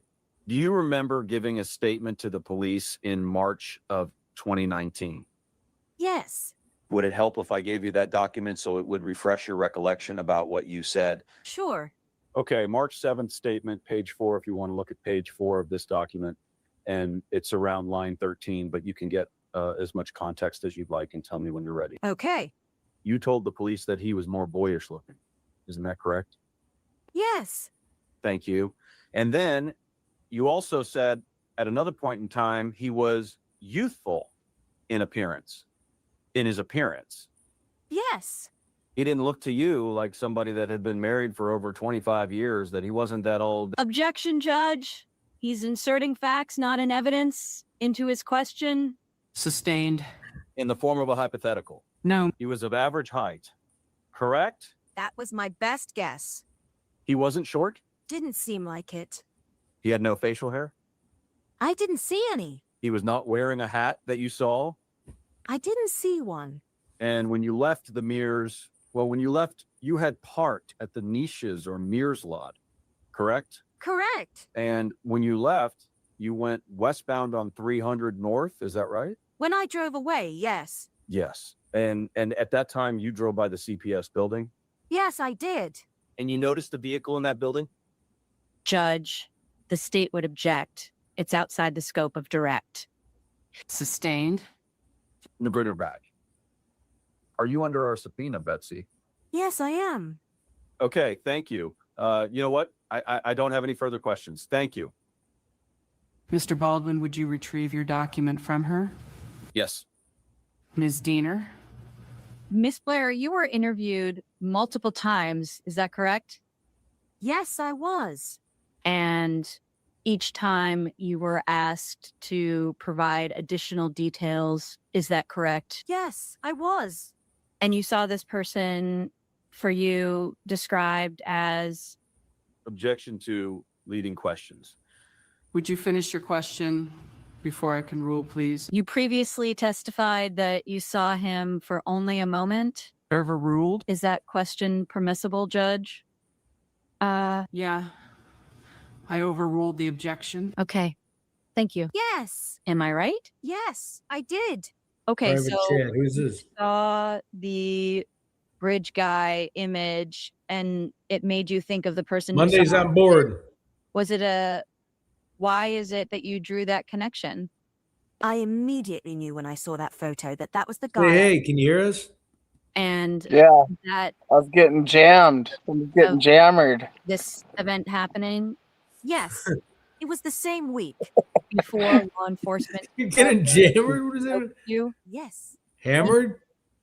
Or jammered? Isn't that how they kill all the internet in my neighborhood? Yeah. yeah. They're jamming his signal because he's getting to the truth. We were getting close to something and they jammered me out. Chadwell's gang members have found you. Oh, I'm kidding. Damn them. This is good stuff you're playing. So this is Betsy. What the guy. Yeah, this is on Criminality Teresa's web site. She posted, she put the transcript through AI. So we're hearing Baldwin, whoever's voice is reading in the courtroom. So instead of reading the transcript, she put it in AI, was trying stuff out. And Betsy sounds like a robot because she probably doesn't have many voice examples, but everyone else sounds pretty good because they've talked to the media and that. So AI could make a good voice. So there's 2 minutes left. Okay. What's that? Go for it. And 2 Diddy's minutes, going to 2 be minutes on. left. She just put it on hair extension, she said. Do that on screen, Didi. Do that. We need our numbers to go double with you do that on screen, girl. Yeah, get Didi up here. Oh my God. Get dressed on screen. Oh, people will love it. Get your pajamas on. Oh, Didi, my numbers are going to triple. Which guy looked like, is that correct? Since 2017, you have not changed your mind about the Well, let her order food. platform. No. What I've consistently recognized him as the guy in the photo. Okay. And that guy, in terms of the description, the younger guy, long poofy hair, that description also has not changed since 2017. When I was making that description, it was comparing two different sketches, two different images. Thank you, Betsy. No other questions? Does anybody on the jury? So basically, in my opinion, this is like everyone at trial. In the beginning, they wanted to be honest witnesses and help just the truth. And then it turns out when they end up at trial, they got badgered so hard by this law enforcement that they use their narratives to spin bullshit. And basically, Betsy Blair shows up almost like she's working for Nick, because they hound him over the years so much. Yeah. Whereas in the beginning, Betsy Blair and like cops like Murphy and Click and Fair, they all wanted to do the truth thing, right? And then even Riley Voorhees, she wanted to give a description of who she saw, but over the years they show up at trial almost because they've been just such badgered by these law enforcement to get to like, could you have seen this? Could you have seen this? Could you have parked here to help them? So if they say, yeah, I guess I could have, then boom, they get to go with that and spin this whole little fairy tale narrative. And these people are just showing up, and half of them are just like, don't put me in jail kind of deal. It feels like if they work for the government, they don't want to get their retirements taken away. And boy, these What's up, Keith? Yeah, I can't believe we're still on too. Have any We were on. I questions was on from all day today. So here we go. Anyone, any comments before I move on? Well, it's almost like they forced their stories. Right. Or what the feeling is they go back to like Riley and they say, could you have seen a guy here though? Could you? And she's like, I guess. And then it's like all of a sudden they can then write a narrative of saying, well, Riley says she saw a guy here because technically in semantics, she could have means she did, I guess. Like they did us the whole trial. Badger people until you can spin any little thing they say, especially Richard Allen. Like 5 years later, could you have parked at the CPS? Could you? I guess I could have. Was it your gun? I didn't lend it to anyone. Like, did they fucking just spin it? So don't talk to police ever. Well, was she wearing headphones like music? She didn't, because she seems like she was everywhere and didn't see nothing. Right. Well, she does that whole lap, comes in at the mirrors, walks down the Beaches Trail to the creek, back up to Freedom Bridge, then to the Monon High Bridge, then back to her car. That's lap one. Same thing, you know? And she did it twice, then left to go to the washroom and came back and did it again. Comes in at the niches or mirrors, down the 501 to the creek, you know, the bird sanctuary one down to the creek, up to Freedom Bridge, then to Monon High Bridge, and then back, you know, as laps. And on that last one, she says she saw him at the bridge and then got in her car and went. And they have her on Who's Your Harvester video, supposedly driving away. Therefore, they use her Fitbit data to say she's here. Therefore, Richard Allen is there. Like, this is what they do. They use people's Hey, time. Marissa Ra dropped in for a minute to say hey. Hey, Marissa, she's one of mine. What's up? Here we go. I'll play it. And after, if you really want, we can play some CrimeCon video Teresa put up, just of Nick and Nick McClellan and Jerry Holman at Jerry Holman on stage talking to Susan Hendricks, I believe, on stage at CrimeCon just last fall in 2025 September, after the trial. They're fucking saying some ridiculous stuff. Yeah, I posted and nobody followed. Okay. We don't have to watch it. I said, if you're the 100th subscriber of this month, I will fly you out with me, or not with me in the same plane, to CrimeCon so we can confront Jerry Holman. And no one took me up on it. Yeah. You won't even get in the door now. You've said that on air. You're going to get arrested. You're going to get arrested crossing the state line, dude. No, I'm going in as a maintenance worker. I'm going to go in as like a security guard. Go in as gray pubes, wear a visor and a fake squirrel fur on your head. Pelt. No, you remember that hockey movie with Van Damme where he dresses up as the goalie? Oh, yeah. Well, don't go in as yourself. Go in as somebody who thinks Richard Allen is super guilty and exactly where he should be. I'm going to go in with those glasses and those like that fake nose. Just tell him you think Richard Allen's guilty. You'll get special treatment everywhere. Here we go. Oh, no, I'm going in with. Yeah, the patties will cook you dinner, Ted. Yeah. No, hey, have you guys ever seen Die Hard 3 when he has to walk in the ghetto and he's got that derogatory sign? Yeah. I'm going to have the sign that says, I hate cops. Oh, right. Samuel Jackson one. Yeah. Well, you're going to get special treatment. Yeah, Leesenby, Liggett, all of them they'll be right there to greet you. And if you jaywalk, you're going to get $1,000 ticket. Well, if we had Bruce Willis on this case, it would have been solved. Yeah.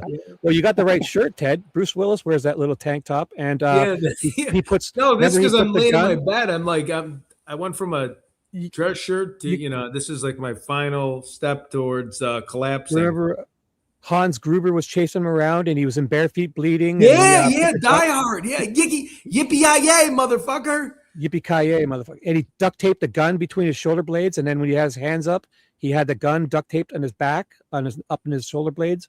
When he put his hands behind his head, he grabs the gun from a duct tape to his back. Yeah, I'm gonna walk on broken glass. Yeah. He had the run. He's bleeding. Yeah, that was a good movie. was that's awesome. I watched that and Christmas Vacation every Christmas. Right on. Go ahead, Monday. What were you saying? I was just gonna say that people don't realize it's a Christmas movie. Yeah. Yeah, Well, yeah, Keith yeah. doesn't. Keith said Die Hard isn't a Christmas movie. It's a Christmas movie. Yeah, because he says it about his ex-wife Holly or whatever. He says, "Yeah, come on, we'll have a drink and have a laugh, sure." And while he's up in the rafters bleeding with a gun, like. Yeah. Oh, that was So the hey, best. That's true love. Go ahead. I was gonna say that's true love because I think he was saving his wife, right? Something was going. Yeah. I'll have to watch it again. That's a good one.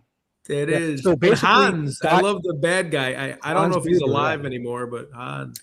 It's the same as Die Hard, the original, First Blood Part 1, and that Predator movie are all simple, great movies back in that day. Predator, yeah, that was.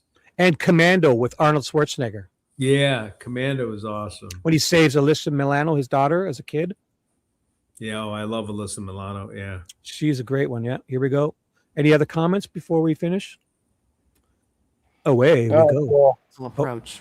Let's do it. A few minutes left. We'll play this. Might as well. Sidebar conference conducted.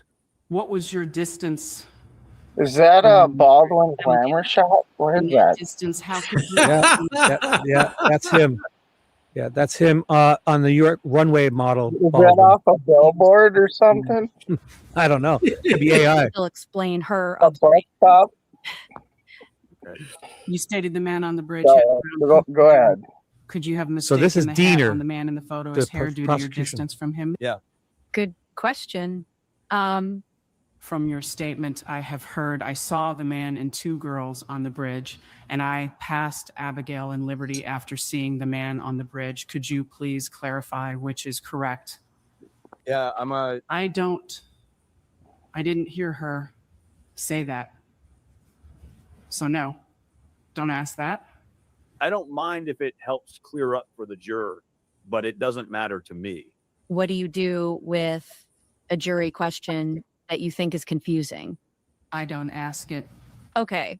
I would say not ask. So this is them in a sidebar arguing about which questions the jury submitted. They both agree to them asking. They're having a sidebar, and Judge Gull is in there too. So they're talking about. So you won't hear any answers in a sidebar. They ask which questions, and then they go and ask the questions, right? So here we go. Yeah, I don't think. I didn't hear her say that. No. And where are we at, by the way? I believe we're in Delphi. if there is time for us to call another witness, but I think it's. Who is it? I mean, Stephen Mullen. Oh, the idiot. Okay. Okay. You want to just do one more then? Yeah, we'll be having to talk about the sketch commentary at some point in time, but okay. But not with this guy. No. Oh, okay. No. So we can finish him up and do that. Okay, perfect. Sidebar conference concluded. Okay. Miss Blair, what was your distance to the man on the bridge? It was about 50 feet. Any follow-up? No. Mr. Baldwin? No. In that distance, how could you determine that he was looking for someone? By his posture of how he was standing, he was sort of facing upstream, but when I was there, he turned like he was looking at me. So Betsy Blair implied that Richard Allen on the first platform, or the guy she saw, was hunting people or something like that, and she never really said that in the beginning, right? See, they hounded her to this guy's the devil now when they show up at trial, Yeah, you hear that? Bad. So she didn't just see a guy standing there; she now knows what he was going to do. Oh, Me like that, and it seemed like he was looking for something. Miss Diener? No questions. Mr. Baldwin? No, Your Honor. You stated the man on the bridge had brown, poofy hair. Could you have mistaken the hat on the man in the photo as hair due to your distance from him? I could have. Any follow-up? No. Mr. Baldwin? No. Thank you. All right. Thank you, Miss Blair. You missed Thank it you, down. Blair. thanks for nothing. Here, Miss Blair. This is what Miss Blair shows here. Watch. I have it on my other screen. Let me bring it up. It's this. Thank you, Miss This is Blair. Betsy Blair. This is the drawing that she says is of the. Oh, sorry. This is Betsy Blair's literal drawing to the police of the car, the shape of the car, and she does it on April 2nd, 2019. All right. And then here's her sketch that she says was a 10 out of 10 for the guys she saw. This is her Betsy Blair sketch, Indiana State Police, some guy, Trooper Taylor Bryant, February 17th. So this was made. She said it was a 10 out of 10 as a match to the guy she liked, the guy she described to this guy on February 17th, literally 4 days after they're murdered, 3 days after the bodies are found on the 17th of 2017, February. And they wait 2 years to show this to the media. They wait 2 years, and she described him but they don't go with it because I guess it didn't look like a BG, right? This is the poofy-haired guy, young guy, whatever you think. This is not Richard Allen. You can get 100 feet away. This is not Richard Allen. Like, I mean, if she said fat, I would say this would agree Keaton Klein, like, or any of those other guys we've been looking at, right? Well, so there's that. Now I guess we've lost Monday. Did you want to? I can show you that CrimeCon video if you want. Let's see the CrimeCon. We got Turco's. Teresa said I can do this, just so everyone knows. I've got permission, but here it is. Here, CrimeCon. It's about 49 minutes long. I can skip through it if you want. It's fascinating because Jerry Holman here. You're going to hear him say that the sticks were on Libby. Not only to hide her body. Oh yeah, what are you doing? Laying down? Sorry. It's up to you. I mean, if you wanted to end anytime, let me know. Sorry. No. Let's play. I'm going to be on at 4 a.m. I'm rocking and rolling. You know. So you're trying to stay up. Well, yeah. I'll stay up for another hour, and then I got to make it the 4 a.m. one because I got to get the jump before everyone gets on it. Let me know. Let me know what you want to do. And all right. So I'll play this. If I want to hear Jerry Holman, man. That guy. He's going to say to you in this. This has happened on CrimeCon 2025, like way after the trial ended. This is just last fall. Does that look too unprofessional and like literally laying on a fucking bed? Sorry. No. Nobody cares as long as you got clothes on. Yeah. Less clothes might be unprofessional, but so Jerry Holman's going to explain here that the sticks were placed on these girls' bodies to hide them from being seen, and the angle of Libby's sticks are to block her from being seen from Weber's private drive, therefore implying that, hey, if you just looked over from Libby's, because she wasn't covered with all the sticks, she was white as a ghost. He's implying, and he slipped up, because if he's saying the angle is to block from Weber's drive, therefore Weber's drive, you could look over and see her. Why wouldn't they look over and think, oh my God, there's something fluorescent white over there from the private drive. Let me get my binoculars. So listen to him. So let me know if you ever want me to pause. The volume's at halfway. You should be able to comment over top. These idiots are going to say some ridiculous, meanful, hurtful. Susan Hendricks going to get a standing applause for saying that Richard Allen's had an iPad, therefore he was God, really why did she turn so corrupt, Susan Hendrick? I liked her, and then when I saw her with the Delphi, I'm like, oh, she's one of them. Horrible. Yeah, it surprised me too. Horrible, unempathetic. She probably got on the payroll she was right in there with the Patties. I don't know. Wow. I've heard her say some things that are just so even if you saw this guy do these crimes, you don't treat. This isn't retribution, right? This is punishment, not retribution, like vigilantism almost. Like, here we go. I'll play it, and you can easily comment over probably. Let me know if you want to pause. All right.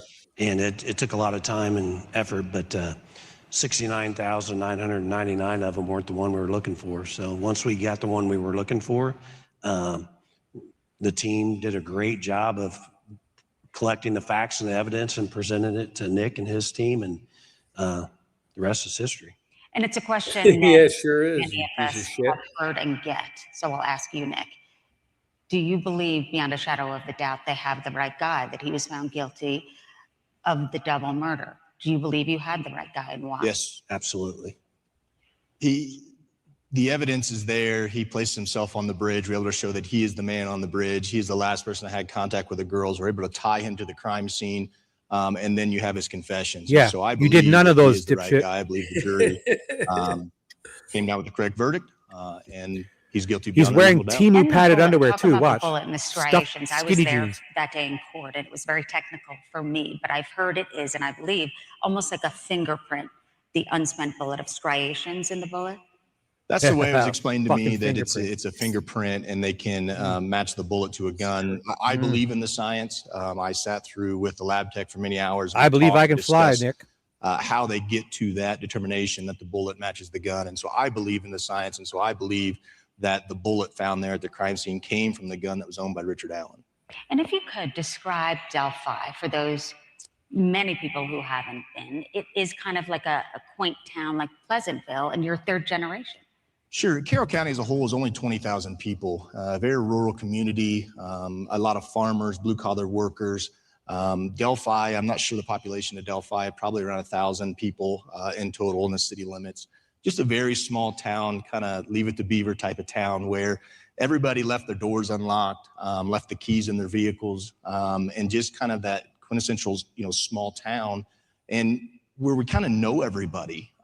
It's not uncommon if somebody comes in the restaurant and we don't know them, that person probably not from there or just moved there. It's just a very, very small town. And did you go to the bridge in high school, or? We did. It's been something that generations of teenagers have done, kind of a rite of passage. You would cross the bridge to kind of test your, I guess your nerve, I guess. Yeah. And you would walk across it. We'd take pictures off of it. We would sit on the platforms and hang our feet off and take pictures. It was just something that the kids in our area have done since I was a kid. And did you both know, once you found out where this took place, that it had to be a local? Because it's difficult to kind of find your way and figure out where the bridge is. I think there's a lot of theories out there. Maybe it was a drifter. But I think what stuck in my mind, a lot of the team's mind, was the way he walked across that bridge. It wasn't the first time that he'd been there. And I worked Carroll County for years, patrolled, and I never knew that bridge was there. I didn't grow up there, but I think most people that was heavily involved in the investigation thought it had to be somebody that's been out there before. Absolutely. Yeah, I feel the same way. It had to be somebody from our community or somebody that knew a person in our community and was taken out to the bridge, because it's not something that's easy to find. Yeah, like somewhere where the girls' bodies were found, like someone's property where the bodies were found. Across that bridge before. It's not their first time, because it is difficult to walk across it just because of the layout of the bridge. Yeah, and the height of it. Sure. Let's talk about once Richard Allen was in custody and the interrogation video that was played. Does this feel slow? I can put it to 1.25x if you ever wanted. In court, if you will. Let me know if I can speed it up a little bit. Feels slow? And how important that was. And I thought you did an excellent job, and it's key to point this out, because you were calm and you got him to say certain things or just respond to you. I put it to 1.25x and I didn't even really notice. So I'll leave it at Mexico, Indiana. 1.25x. Yeah. Calm it. Towards the beginning. Towards the beginning. And, that's how I start all my interviews. I try to give them the respect. I don't start amping up until they do. But we met. Jerry sounds like a normal human being, not a grunt caveman now. And we talked about the strategy. He'd already been interviewed technically twice. The third time, we just wanted to get some. Wait till you hear the answers sticks. Of, have you ever loaned your gun out? Build a little rapport with him. Have you ever loaned anything out? Yeah. And then there came a time when we wanted him to take a polygraph. That's all been redacted out, right? So what everybody sees is just me being nice, and then all of a sudden, I start yelling and screaming.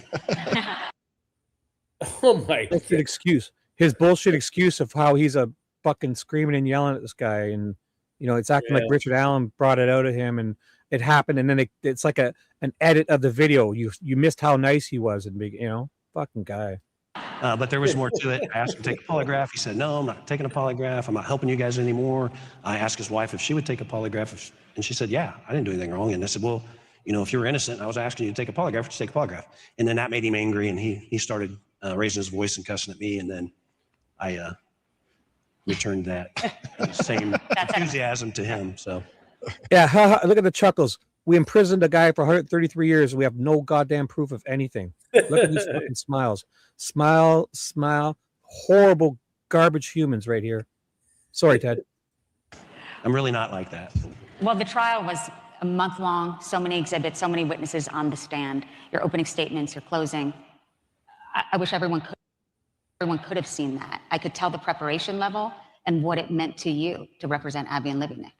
Sure. I mean, it's something that I came in the office on January 1st of 2018, and the investigation, we were about a year into the investigation at that point. And so, you know, I lived it for 5 years before we made an arrest, and then for an additional 2 years preparing for trial and just awaiting trial. And so it's not something that you do at work and then you leave at work. It's just something you carry with you. And, you know, during the 5-year investigation, we would have meetings at least weekly, sometimes more often. I would get daily updates about tips that had come in or someone they had talked to or whatever the case may be. And so it's just something that was part of my everyday life for 5 years. And so it's hard not to get emotionally involved in it or emotionally attached to it. And then when we got the arrest, you had another 2 years of trial preparation. And with that trial preparation came a whole nother box of problems, you know, dealing with the defense and answering some of these questions from the defense and just answering their motions and all those kind of things. It just became a whole nother can of worms. Well, now that you bring it up, how did you get through the toxicity? Because it's unlike anything I've ever seen in terms of the anger and the vitriol. And I do want to point out what the superintendent, Doug Carter, did say right after the sentencing. There was a press conference and you saw clips of it. And he just said, where he said, tone down the rhetoric. What he also said was this wasn't a groupthink, meaning we disagreed. He even mentioned having an argument with Tove Lesenby and the back and forth with you, Jerry. So it was open to discussion, of course. Oh, absolutely. We learned a lot from this investigation, but we're not closed-minded. We're open-minded. We had a lot of people involved. And I've never worked with a prosecutor that's worked as hard as Nick and his team. And, you know, he was brought in late, but it was a blessing in disguise, I think, having him come on. But, you know, I lived it for 8 years, and I have to say, thanks to my family. So it's been rough for you. The superintendent. Look at that. Woe is me. The guy's locked up in solitary confinement, and this guy's about him. All him. Like, oh, me and my family have been through so much. Fucking guy. You doxed people. You threatened people. You fucking ruined lives. You know what that reminded me of? Like when Putin, when they have to clap for Putin. Like yeah. Or yeah, Kim Jong-un. Yeah. Clap or be fucking hanged. Yeah, exactly. Good point. Look at her. She's yucking it up, getting that paycheck from these people. Yeah, Susan. Jerry's yes. wife is in the front row. The superintendent mentioned how you gave up your life. I rember at that presser, he said, very angry, Jerry Holman is not a liar, that he gave up years of his life, meaning dedicated your life to this, and became close to Mike and Becky, Anna, the entire family, Tara, Amanda, Kelsey. It's a relationship you'll have forever. Yeah, the victims' families were great. They're very supportive. They had every opportunity to lose faith in us, but they knew that we weren't going to give up. And you know, at the time I was watching this, Teresa and Sloofy Goosey were reenacting it, or they were actually pausing and doing this. But this is just the video on her site. They also did a live stream where they did what we're doing, like jumping in and commentating. And they were, if you listen to Susan Hendricks, it's like she's got buzzwords and she has to get them in. You just watch through it, you'll feel it. She's got buzzwords and things she has to get done in this. It's like a PR bonanza. Yeah, exactly. All right. So that's like she's paid and this is her script. You listen, you're going to hear a bunch of buzzwords. It's like she's got to get them in. Sometimes they make no sense to what the conversation is. She's literally squeezing shit in, and Teresa and Goosey brought it up at that time, and I remember it. So here we go. Let me know if you notice any buzzwords. We're going to have to take a drink of something maybe. Oh, we'll be drunk soon. communication with them was just phenomenal. You know, couldn't ask Mike Patty wanted to be a special deputy so he could come out and help us. But that's, you know, now that I have 8 grandkids, that's exactly how I would have been if I was in his shoes. I've tried multiple times to think, what would I do if I was in that situation? And you just can't do it. So you just got to refocus and say, okay, well, I'm in this situation and this is what we're going to do. We're not going to give up. We're going to follow the facts and the evidence.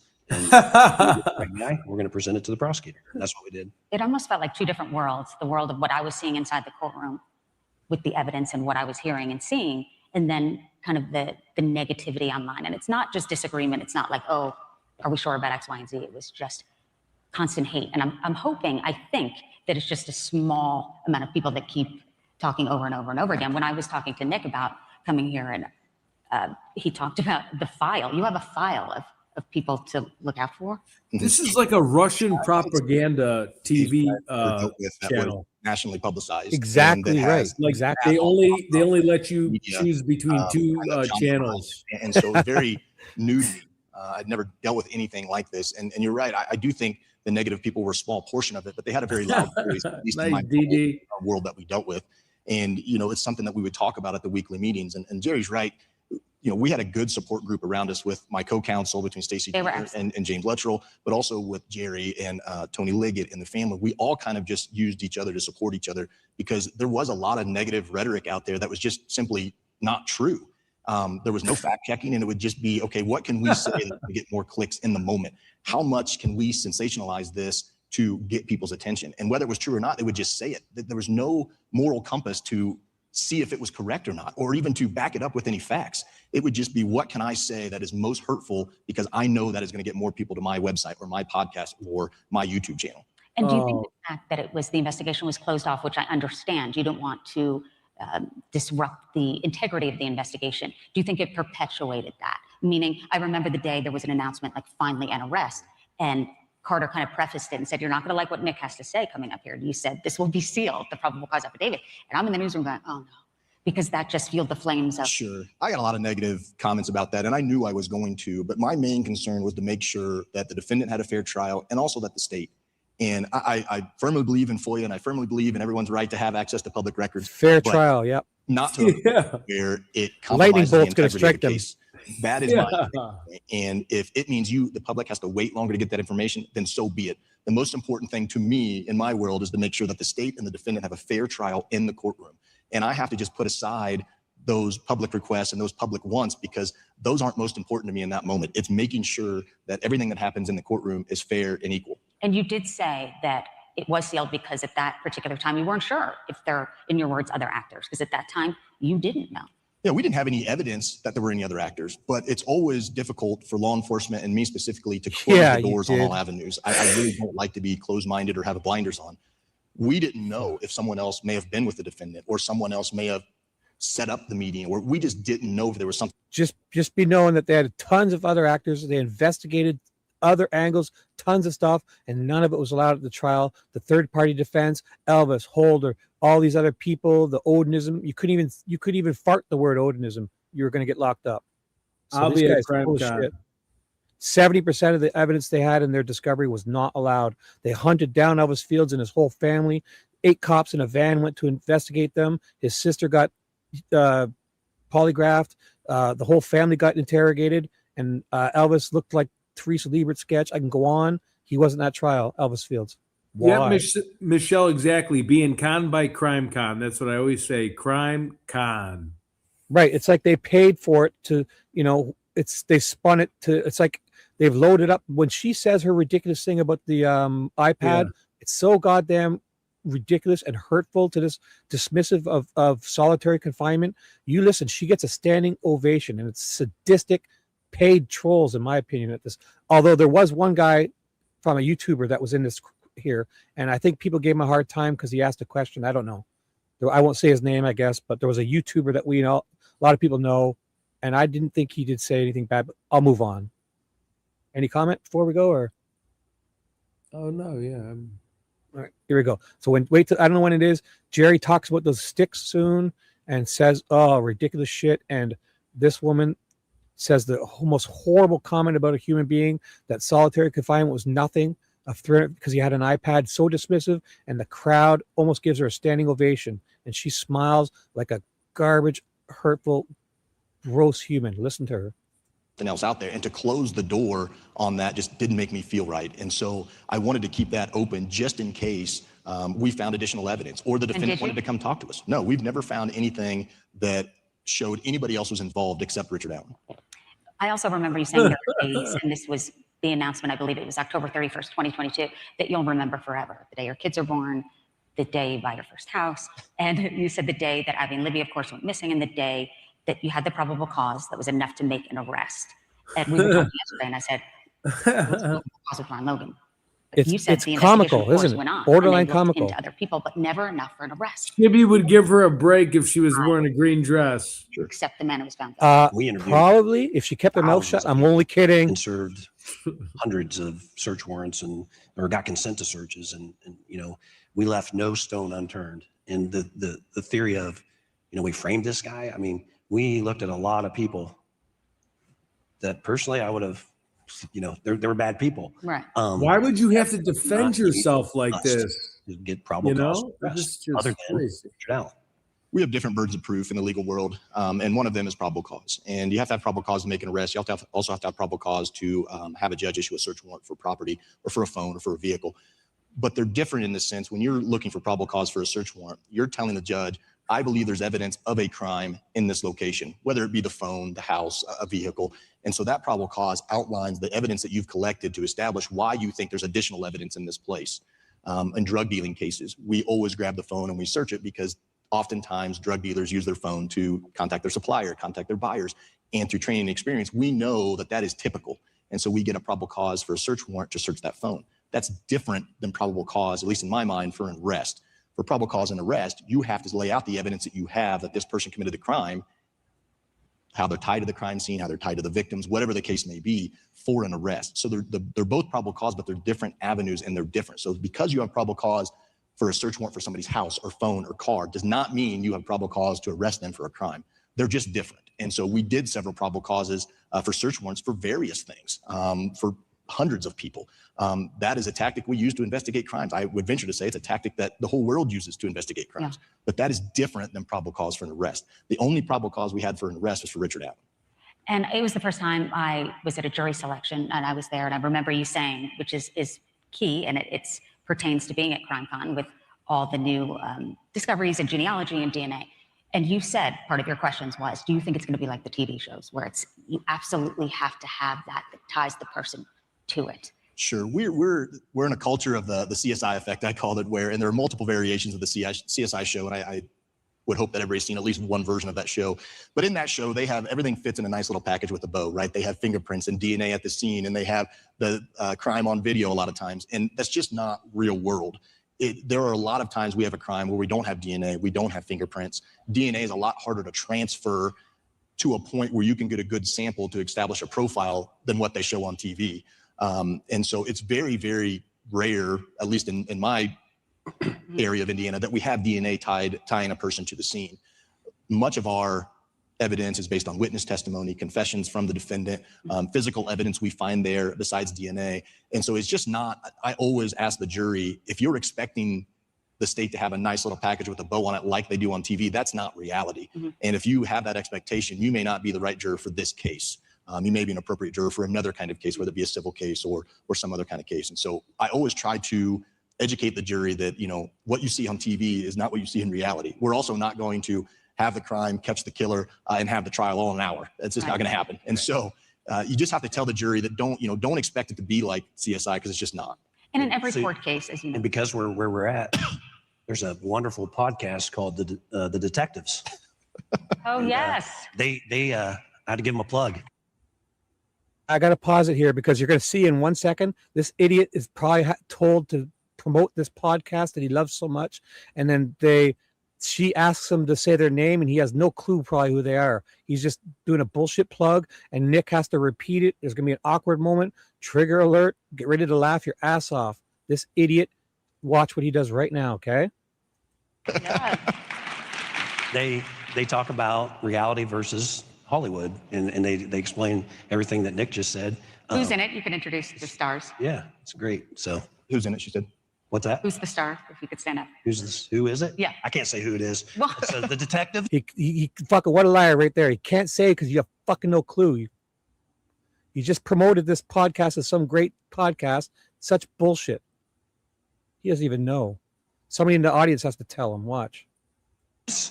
Steve and Dave. Yeah, The detectives. Steve and Dave. You can, whatever. I don't listen to podcasts, but I did listen to theirs.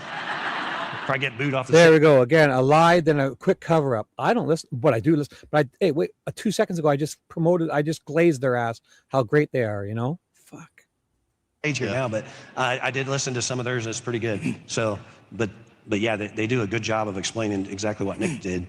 Nick does a great job of explaining things too. He's pretty much made me a apprentice attorney, I think. Well, I was going to mention the relationship that the two of you have. You could tell you're very close. And I know that you said he was so prepared and giving you tips. And they were talking about yesterday how Jerry would turn on the stand or move your chair. It's a couple people reminded me of that. Good thing these don't swivel, but Nick and I do have a great relationship, but I do have to clear the air. I've never kissed Nick McClellan. Was that a rumor? There was media saying, I don't know who said it, but the truth is, When the verdict came down? Yes. I said, Nick, I'm so happy after the verdict came out. I'm so happy I could kiss you. And he said, don't. And no means no. So I gave him a hug and we moved on. That's right. Jerry and I are very close when you're forced to be in a room together for several hours on end. It's just we became more brothers and we would talk to each other like brothers. And so he's right. The first time he was on the stand, our chair in our courtroom, the witness chair, it's a very old courtroom. It's very beautiful, but it's very old. And the furniture in it is probably just as old as the courtroom. But the chair swivels and it kind of rocks. And he did fine for about the first 10 minutes of me questioning him. And then he started to kind of swivel like this. And by the time the defense got to him, I mean, it was distracting. And so we had a little chat after his first time testifying. I said, in every trial, there's highs and lows. And one day may feel like a win and one day may feel like a loss. Sure. Did you feel that during the trial? You always feel lulls. Yeah. Again, this is the longest trial I've ever done. I've done a 2-week trial. I've done a 2.5-week trial. This is the first one I've done that was a month. And this is the first one I've done with the amount of evidence that there was to present to the jury. And there's just lulls in that. And one of the biggest tools we had to come up with as a team between Stacey Diener, James Luttrell, and I is the order of witnesses and how are we going to keep the jury, how are we going to keep their attention and engaged in the evidence? Because when you get to DNA evidence, ballistic evidence, a lot of it is scientific material and a lot of it is kind of dry. And you have to educate the jury. This is what we're talking about and then explain the evidence we have. And so there are lulls in there in the trial.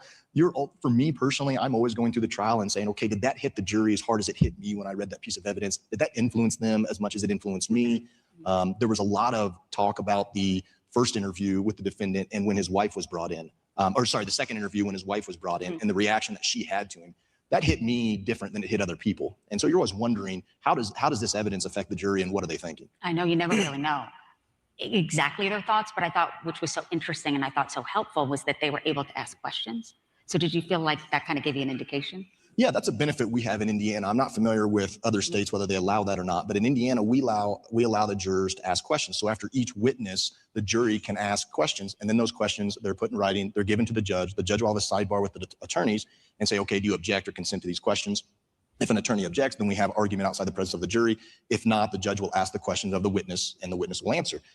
In Indiana, it's a good gauge for me to say, okay, what are the jury focusing on? What are they, or where did we maybe not hit the mark? If they have questions about like the ballistics and the striations, if they have questions about that, okay, maybe we need to go a little bit more into that. After the juror questions are asked, the defense and the state then have additional opportunity to ask the witness questions so you can follow up on the juror questions. I think it does a couple things. I think it shows the juror that you're listening to what they're asking. And allows you to react to that, but it also allows you to clean up something you may have missed. So the juror questions to me are hugely important. That's an excellent point. And I think when a trial is long and it drags on, some people can forget what it really is about, which was Abby and Libby. I know last night we went through kind of your preparation for the trial and the slides, and you do, if they could show the last picture of Abby and Libby, there it is on Snapchat. Not the very last picture, but this is the picture of Abby and Libby on the way to the trails, and it's got some kind of key points on there. It's February 13th of 2017. We were able to get this from Libby's phone, and she posted this to Snapchat. The phone is really, really a big piece of evidence. It was able, like I said, to give us those GPS markers and those kind of things. And we talk about, this is where, I don't have a laser pointer, but the bridge is actually in the lower right-hand corner of this map. And because I asked you, why didn't you want the jurors to go there? And you brought up a great point of, you didn't know about the terrain in terms of their safety. The terrain's pretty treacherous where that's at. I was worried about someone tampering with the jury on the way there, or the way back, or while they were out there. There's a hill. I just didn't think the benefits of having them visit the scene outweighed the risks. And so I objected to it. I didn't think it was a good idea. And so the jurors didn't go out there. We had enough pictures of the area and of the crime scene that I thought we could do just a good job by showing the pictures and the things that we had. But this is a map we use that kind of showed the overall trail system. And again, I don't have a pointer and it's hard to see, but you can see the bridges within the wooded area, and it's just a very rural area. And TJ, did he say Abby's phone? I didn't hear that. Should I go back? I'll remember that point. I'll do it after because I think Ted wants to get finished up here. So we have another 20 something minutes, 22 minutes. I'll remember this halfway. Right around this time, the Snapchat, I'll go back and find if he said Abby's phone, if it was just a mistake. I didn't hear it. I've listened to this a few times. Thanks, TJ. Let's play it. I thought that you were able to show I'll that go back through later. the picture since it was the jurors were not from Delphi. It was they were brought in, so the That trial was a hurdle we had to get over. The probable cause makes a lot more sense once you know the layout of the terrain in the area. And if you have jurors from Delphi, you can tell anybody in Carroll County the High Bridge, and they're going to know where it's at, the terrain, the landscape. They're going to know all of that because it's something that everybody in our county knows. We had to explain that to people who had never been to Carroll County before. And so it was a hurdle in itself just to explain to them, this is where this happened. And, this is a remote area and it's in the middle of the woods and there's not good cell phone reception and all these kind of things. We had to educate them about that as well. And Jerry, it took almost 6 years. Were there times that you thought, oh my gosh, could this go unsolved? Were there moments? Oh, absolutely. I mean, the day we were down there at the bottom of the hill, the very first day, my mindset was we're going to solve this by the end of the week because we do that a lot. But then after week 2 and 6 months and then a year and then 3 years, but the mindset was we're not going to give up. We're not going to quit on Abby and Libby and their families. And we had to sacrifice a lot. We went through COVID. We went through a lot of things. A lot of tragic events happened within our departments. We had 2 Carroll County deputies die on the line of duty. We had a state trooper die on the line of duty. We had all of us had to put that aside and continue to focus on it. So, I mean, it goes through your mind, but our mindset was we're not going to give up. It's not a cold case because we kept getting information. And thanks to the family for coming to CrimeCon and going to festivals and continuing to put the story out there, we were able to continue getting information, good, leads to follow up on. But yeah, it definitely goes through your mind, but we don't quit. And soon I'll open it up to questions, but I get this question the most. If you could clear up the tip that Dan Doolin got and what happened with that? Well, Dan Doolin took the tip. I think it was on February 18th or maybe 19th of 2017. 17th. Okay. And what he's leaving out is they came to Jerry Holman first. I have coming into the station or a phone call or an email.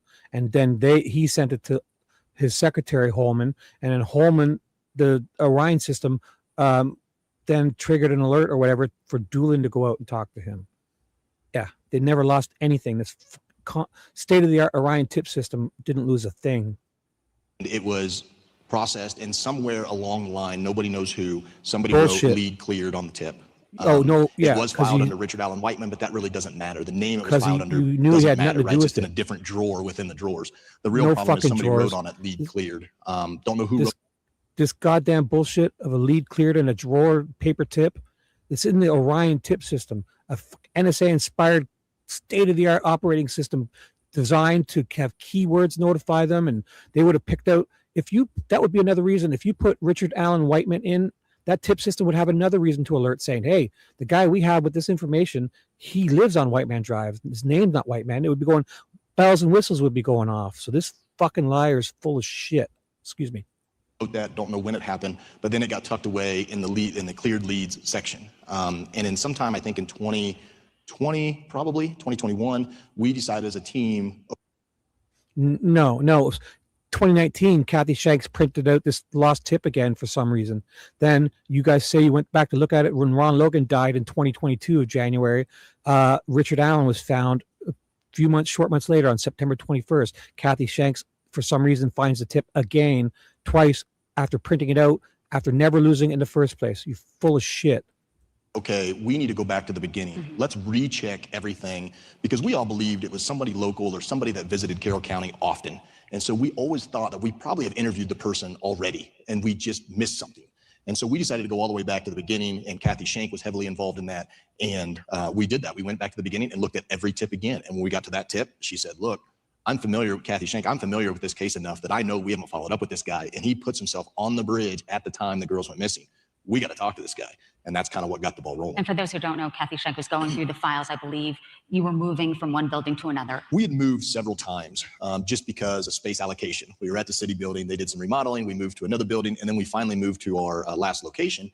And in the process, stuff had just been thrown in boxes, some of stuff. Yeah. And she would go through and organize those boxes when she had time. And that's what she was doing. She was going through these various files, organizing them, verifying them, making sure we'd followed up on them. And then she found that tip sheet. Yeah, say, wait a minute. She did that on multiple people. She would bring us tips, and we'd go back, and sometimes we had found that maybe we didn't get the report up there and copied, or maybe some people didn't do reports, so we'd go back and re-interview people. Yeah. She did that all the time for years. Yeah. And then, so it's important. Everybody's like, oh, lost tip. It wasn't lost. It was there. It was just mislabeled. And going back to the trial, did you think he would take the stand, Richard Allen? I was a defense attorney for a long time before I was a prosecutor. It's always a difficult decision to decide whether or not to have your client testify. Were you ready if you did? Absolutely. I mean, I had expected that he might. And so the last thing you want to do is not prepare and go in there and then he testifies. So I was prepared. I had a list of questions I was going to ask him. They were tough questions. They were going to be tough questions. He was going to have to explain to the jury some of these things that we had found. But he decided not to take the stand, and that's his absolute right. Every defendant has a Fifth Amendment right not to take the stand, and he decided not to, and that was his decision. And for most of your trials, what is the relationship between the prosecutor and defense attorneys, and is vastly different? So I am a prosecutor in a very small county. It's only me and a chief deputy prosecutor. There's only 2 prosecutors in the county that prosecute all the criminal cases that come through that county. We also have a finite set of defense attorneys. I think right now there's maybe 4 or 5 defense attorneys in the county, and you deal with those defense attorneys on a daily, Monday through Friday daily basis, and you deal with them on several cases. And so it's not advantageous to be confrontational with each other every day because you have so many cases to work through. If you did that, you wouldn't get anything done. And so there's a mutual respect between defense attorneys and prosecutors in the small communities. I can't comment on the bigger cities like Denver or Indianapolis or those kind of bigger cities, so I don't really know about that. But in our small community, when you have to work with somebody every day, it's just not a good thing to be at each other's throat all the time. This was vastly different. This was confrontational from the very first hearing after we had a meeting in judges' chambers. And the defense went out and talked to the press after they said they weren't going to. And so from that point on, it just became vastly different, and it became confrontational. Everybody that's followed the case has seen it within the motions, both filed by me and by the defense, and the responses to the defense motions that I filed. I would try to stay above the fray, but it's difficult sometimes not to get a little bit chippy when the defense is accusing you and your team of being evil and corrupt and all these kind of things when you know it's not true. And so this was a new experience that I had. I'd been confrontational with attorneys, and I fully expect a defense attorney to be confrontational with me in the courtroom, to zealously advocate for their client. I expect that. If you didn't do that, I would have questions. And so I expect that, but I expect it to be professional, and I expect it to stop once we get to the courtroom door and leave.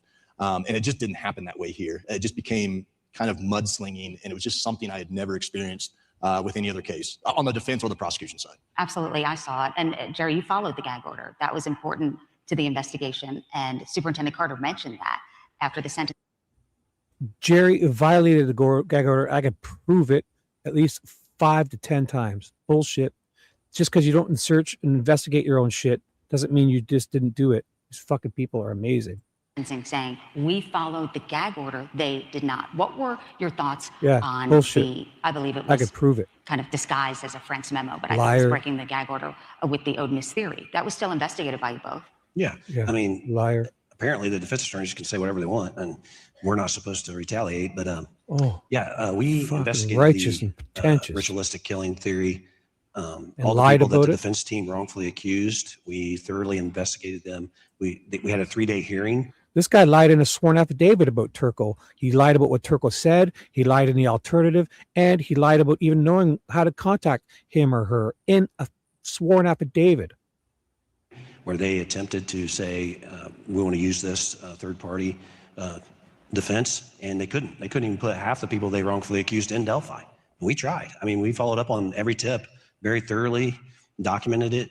Sometimes we go back a couple years later and re-interview people, and there was just no evidence indicating that. And the whole blood on the tree, everybody's like, oh, somebody intentionally put that. No, our crime scene investigators told us it was blood transfer the first day. And it was not a smear or anything like that. There's some blood spatter on the lower part of the tree, which they don't talk about that. But, Pat Cicero, the blood spatter expert, took his own blood and did experiments. And it was the back of Libby's hand that she was trying to stop the bleeding from her neck, fell into the tree, and that caused that upside down L. But the tent on the tree and all that. So people jumped on that. It was like, no, that's not true. And the sticks were laid on the left side of the girls. Well, what's on the left side? The driveway to Weber's house. Yeah. And so he's trying. Don't you just love that? He just said that the sticks were to cover the girls and to block them from being seen from Weber's private drive. Therefore, the sticks weren't covering Libby. It was on top of her, but you could still see not 80% of her white, pale skin. He's saying you could have seen her from private drive. He just said it. He's said it. And there's like 50 people over on the private drive, and not one of them saw fluorescent, her pale white skin. It would have looked like a big milk jug. If you saw even just a pit of it, you'd be like, what's over there? Pure white. He just said it. They were to block the girls from being seen, and the angle was on Libby was because she could be seen from Weber's private drive. And if you looked over from the private drive with binoculars, you'd see something pasty and white. He just said it. Not one of them seen it. For 22 hours, they walked around that other side. To hide them. And it was clear to us, the evidence clearly indicated that it was not. But we reached out to professors, we reached out to other people, we had multiple investigators look into it, and there was just no evidence proving that was a theory. Hearing him on the phone with his wife and mother was I thought to hear that. He did not sound like he was out of sound mind. I do want to allow time for questions, but when you bring up Libby, that was for the families to be there every single day. Hear that stuff? If you could, Nick, end with what you did in your closing argument in terms of talking about Abby and Libby and how essentially what they did. Sure. I really enjoy doing closing statements. It's an opportunity to summarize the evidence that you've presented at trial. And in Indiana, the state of Indiana will get to make a closing statement. The defense then gets to make a closing statement, and then I get to do what they call a rebuttal statement. I don't know if they do that in other states. I don't know if they do that here or not, but that's the way it is in Indiana. And so the first closing statement I always use as a way to review all the evidence, and that became hugely important in this case because you're talking about evidence that we presented over a 3.5 week period. And so it was an opportunity for me to summarize what I think are the pillars of our case. That Richard Allen's bridge guy, that his bullets at the scene, and the confessions. Those were kind of the 3 pillars that we had of our case. And so it's an opportunity for me to emphasize the importance of those 3 pillars. Then the defense gets to make their closing, and then I get to talk to the jury one last time. And I wanted to make sure that last time I talked to the jury that the focus is taken off of Richard Allen and put back on the girls. It was important to me for the jury to remember we had talked a lot about. He tugged at heartstrings because he wanted, but unfortunately, this is Richard Allen's trial. I mean, if you guys, it may sound cold or callous to think, the girls were the victims. Yes. But this is Richard Allen's trial, and the prosecutor wanted to make it about them girls. And obviously, because he's tugging at heartstrings, and I get it, Libby and Abby deserve so much, but this was a trial against Richard Allen. So if that sounds bad, well, that's how the Constitution works, guys. It's not about the victims. So he's exploiting that. Him being confined in solitary confinement, and how the defense said that was torture and that was bad, and the defense painted him as the victim. I wanted to make sure that we refocused and made sure the jury knew that Abby and Libby were the victims, not Richard Allen. And I wanted to. Yeah. I know they were both interested in forensics and crime solving, and Nick said it so poignantly, saying they did solve their own crime. Yeah, it was something that Becky had told us. I can't remember if it was in trial prep or just through talking with her, that Libby wanted to do something in the criminal justice world and wanted to help solve crimes for other people.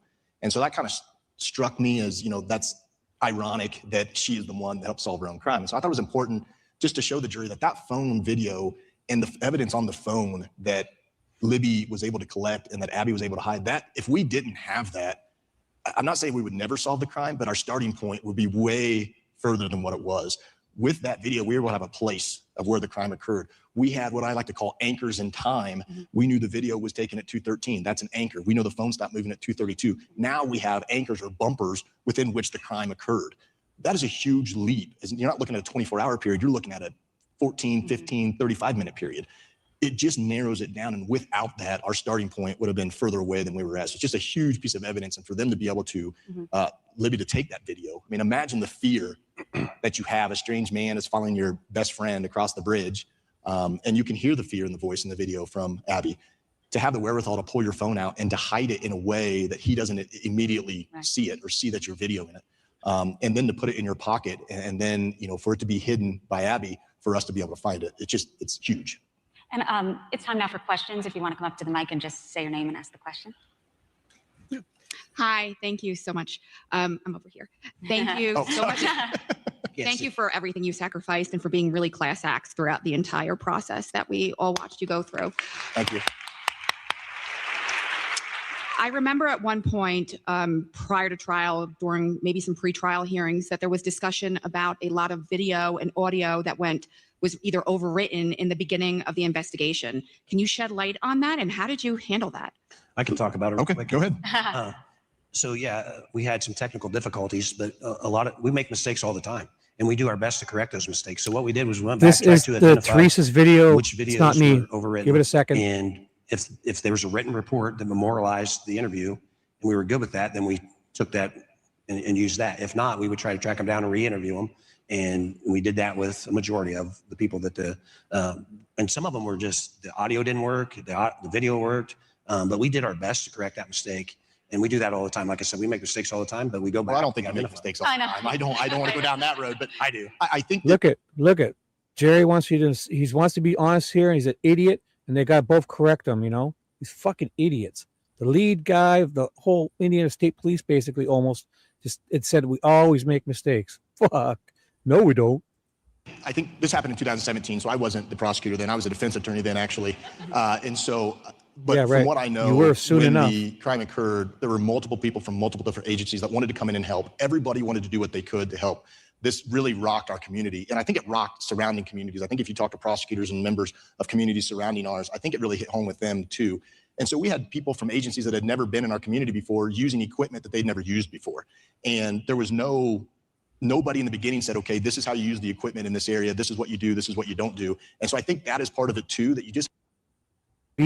No, a milk jug comparison is very good because it's very white, and Libby was pale white. And I'm talking about if you only saw a portion of her skin from the private drive. So if you think that's insensitive, go think that you can think that you can. I'll use a milk jug comparison because it would be great. If you saw from that distance something that white, you would investigate it. And they searched for 22 hours and didn't bother because Jerry said she could be seen from the private drive and the sticks were not covering her body. So it's a great comparison. So thank you. Had a lot of unfamiliar people working equipment, but you also had so much information coming in, tips. You know, in the beginning, tips were coming in, thousands by the day. And Jerry, I heard you say like technology. It works sometimes. I want to get to the next question. Well, thank you for catching him. This crime was so heinous, it's hard to believe it was his first time killing somebody. Is he being looked at for other crimes that may have happened in the area? We don't have any evidence of that, and it's really not as unusual as you think for somebody to commit a brutal murder and then have no criminal history. It just happened in Idaho, right? No criminal history at all. And so it's not as uncommon as we think. It's weird for us to think that because we're normal people, right? And doing something that heinous would rock and affect us in a way that is abnormal. And so it's hard for us as normal people, I'll say, to quantify that, okay, someone who has no criminal history, no history of using drugs can just go out and do this. But it happens more often than you think. Go ahead. Thank you. Yes. Can you please shed some light on how you came to the second composite sketch and if that in any way sidelined perhaps the investigation when it appears that Richard Allen may have actually appeared more like what was put forth in that first sketch? I wasn't the prosecutor when the sketches were done, unfortunately. But yeah, we talked about the first sketch was out there before I became prosecutor, so it was already out there. The second sketch, we were kind of an open team for any ideas. Okay, what can we do next? We would meet weekly. What are we going to tackle this week? What leads are we following up on? And we were advised by, I can't remember who, we advised that, Carter, I think. Was it Carter, that we should release the second sketch. It may generate some additional tips. I'm sorry, so that's what we did. Yeah. Whether or not it derailed anything, I don't know. Yeah. I think the big derailment in my mind is that on the tip for Richard Allen, it was lead cleared. I don't think it was the sketches or anything. Had we had that and followed up with him back in 2017 and perhaps grabbed his phone, this might have been a more open and shut case because we might have had more evidence. Yeah, with Carter, he said, remember, it's not a photograph. That's what I was going to say. Sure. And if you're younger, you may think he looked older. I remember. Yeah, and the thing about sketches is it's the depiction of that person.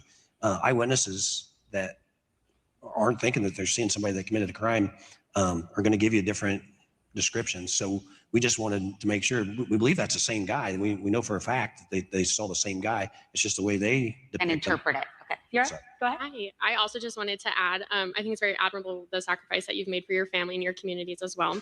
I just had a quick question. So as a consumer of this case, all across the board, it seems to be there's about 5 big pillars of evidence that go against Richard Allen.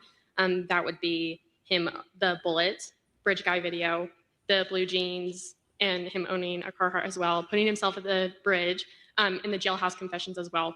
Are there any other, as viewers, any other details of the case, especially when it comes to forensic evidence that we're missing, or would you say those are the big 5 pillars that point the finger at Richard? Yeah, I think you hit the nail on the head. I think those are the big points. What we put out in the trial is what we thought were the pillars of the case, and whether you group it in 3 or 5, whatever you want to do. I think the fact that he is bridge guy, I mean, that's a huge pillar. That was his alibi. He puts himself there. There's nobody else on the trail. He's the guy on the video. The fact that the bullet is found at the crime scene between the 2 girls, and so it ties him to the crime scene. And that's all we had in the probable cause. And I believe when we filed the probable cause, that was enough. There's nobody else on the trail. He's tied to the crime scene. He's the last one to see the girls. He's the guy. The confessions were something we gathered at the end, and I think those just added to what we had. And I want to get in one more question. Thank you. Yeah, this is going to be a popular one. I may have a follow-up, depending on your answer. Sure. In your years of experience in law enforcement and practicing law, criminal law, how many pretrial detainees, how many innocent, under the presumption of innocence, pretrial detainees get held in a state prison as opposed to a county jail?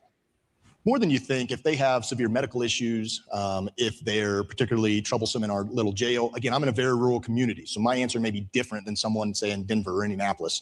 But our jail was very, very small with very, very limited resources. And so if someone is a high maintenance prisoner, where they have medical issues, Richard Allen is a high risk, it is not uncommon for us to move them to the DOC.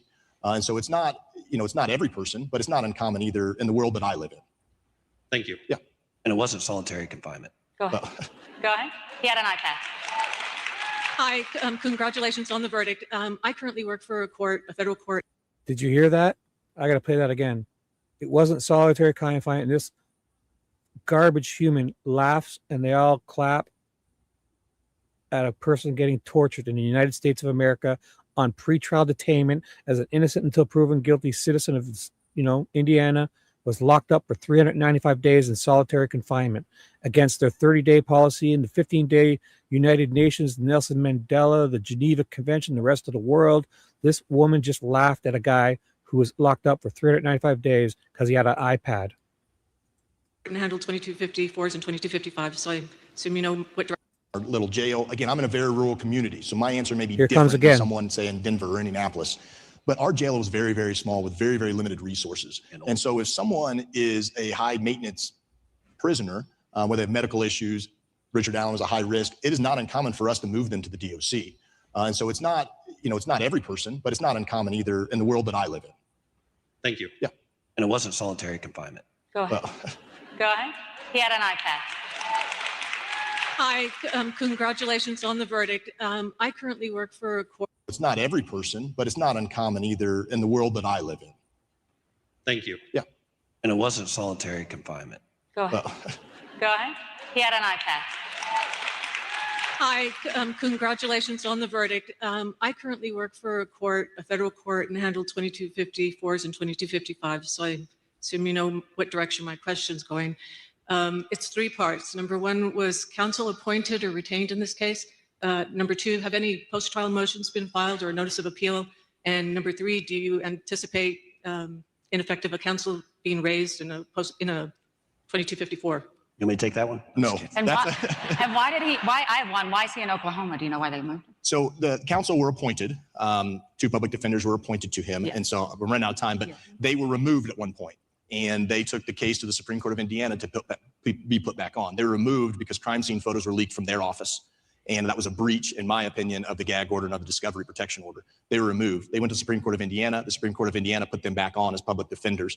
So the fact that the Supreme Court of Indiana put them back on, I think that negates their argument for ineffective assistance of counsel. Now, will the appellate counsel are different than the trial counsel, and that's not uncommon in Indiana. Will the appellate counsel bring that up? I don't know. There is an appeal pending. They've asked for extensions to file the appeal brief, and they just got another extension, I believe. And so the appeal brief has not been filed, so we don't know what arguments they're going to make in the appeal. But that's kind of the short answer. Thank you.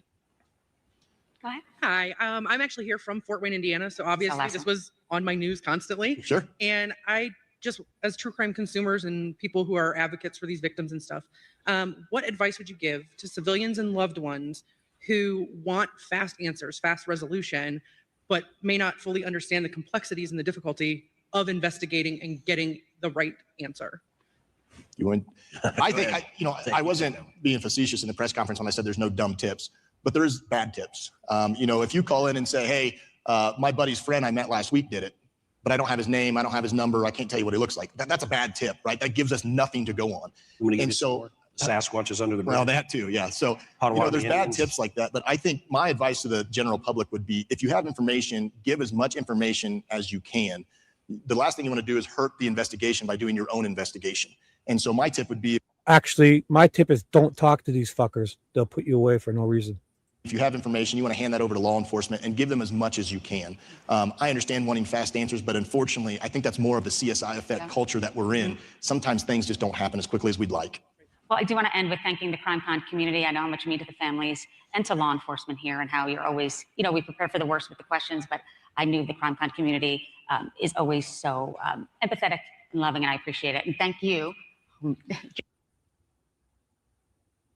And we're back. I think Ted's fallen asleep. We're probably going to end soon. That was Criminalities. She put that up. And that was wonderful stuff. Wonderful stuff. Wonderful stuff. What do you guys want to cover now? Oh, I can't watch that. That's the live stream. Any suggestions? I think Ted has fallen asleep. Dee Dee, Ted. This is Ted's show. Luckily got control of the screen this time. So if Ted's fallen asleep, do you guys want me to go on with my own little diggity here, or do you want an introduction? Do you want to cover anything Delphi still? There's Teresa has other things we could catch up on. Those videos, like she allows me, guys, so you can go and say how you want. Contact this lovely young lady named Teresa from Criminality. I'll put her the link. And I'm subscribed on my other channel. I'll subscribe again. I'll give her a hit with this. This is my other lurking channel with I use for these type of live streams. I just made it. So I've got extra subscriptions now, and I'll put her link in chat. This lovely, lovely, new to the scene, new to Delphi. Let me help her out. Share her channel. This up and coming star. You guys, you probably never heard of her, all of you. She's only got 16,900 subs. So I'll give her the 279 view sub boost, the Shibby boost, I like to call it. And here's this lovely young lady. Her name is Teresa from the West Coast of California, or the United States of America. Teresa is in chat. I put her link in chat.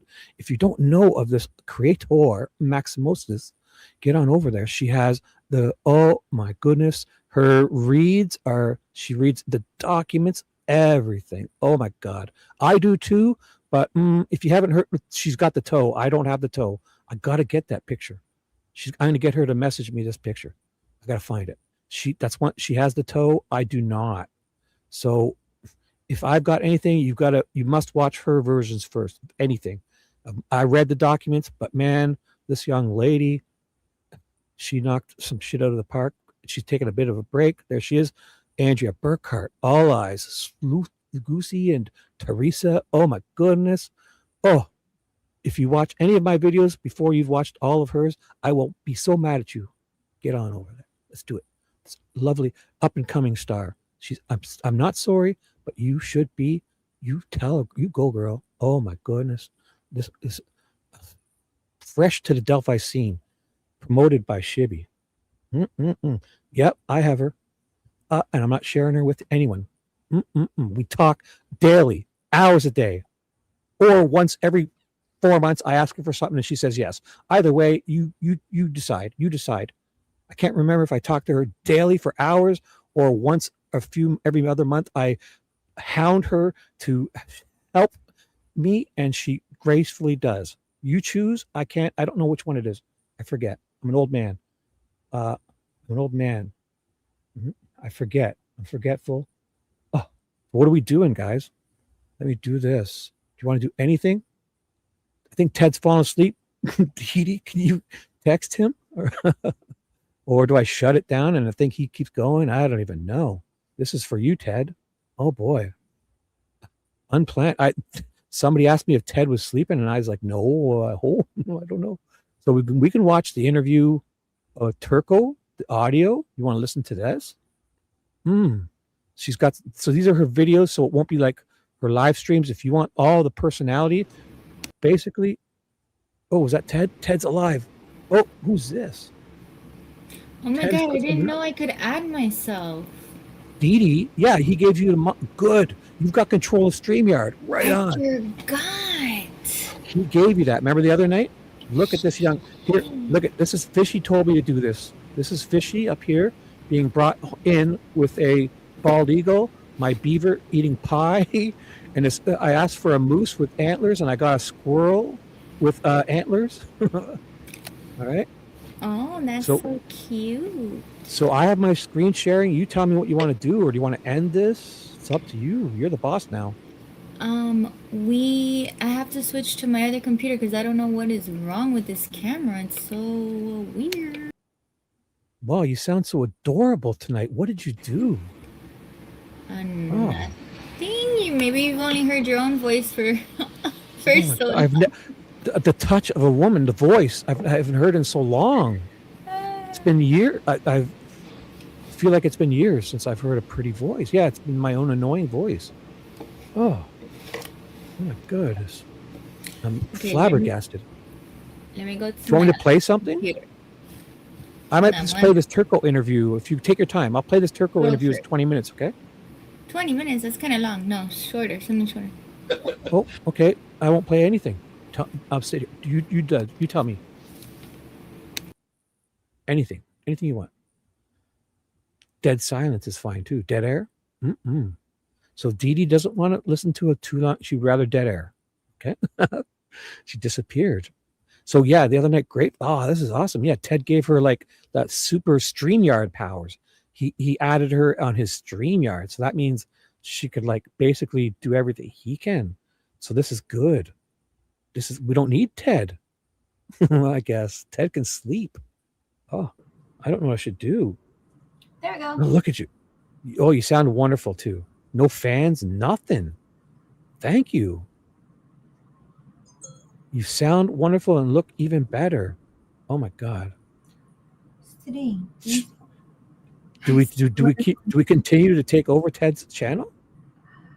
I don't know. Okay, V, I'm in StreamYard. I don't have access to his YouTube, and that's where you go to mod people's. But when he wakes up, I will tell him to mod you. Well, you don't ask for modship, first of all. That's wrong. That's wrong. That's a faux pas. I'm partner, and I'm not even made one, and I won't beg for one.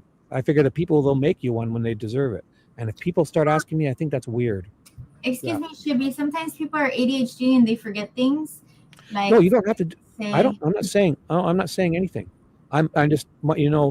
Ted has made me 49-51 partnership in this. I'm only kidding.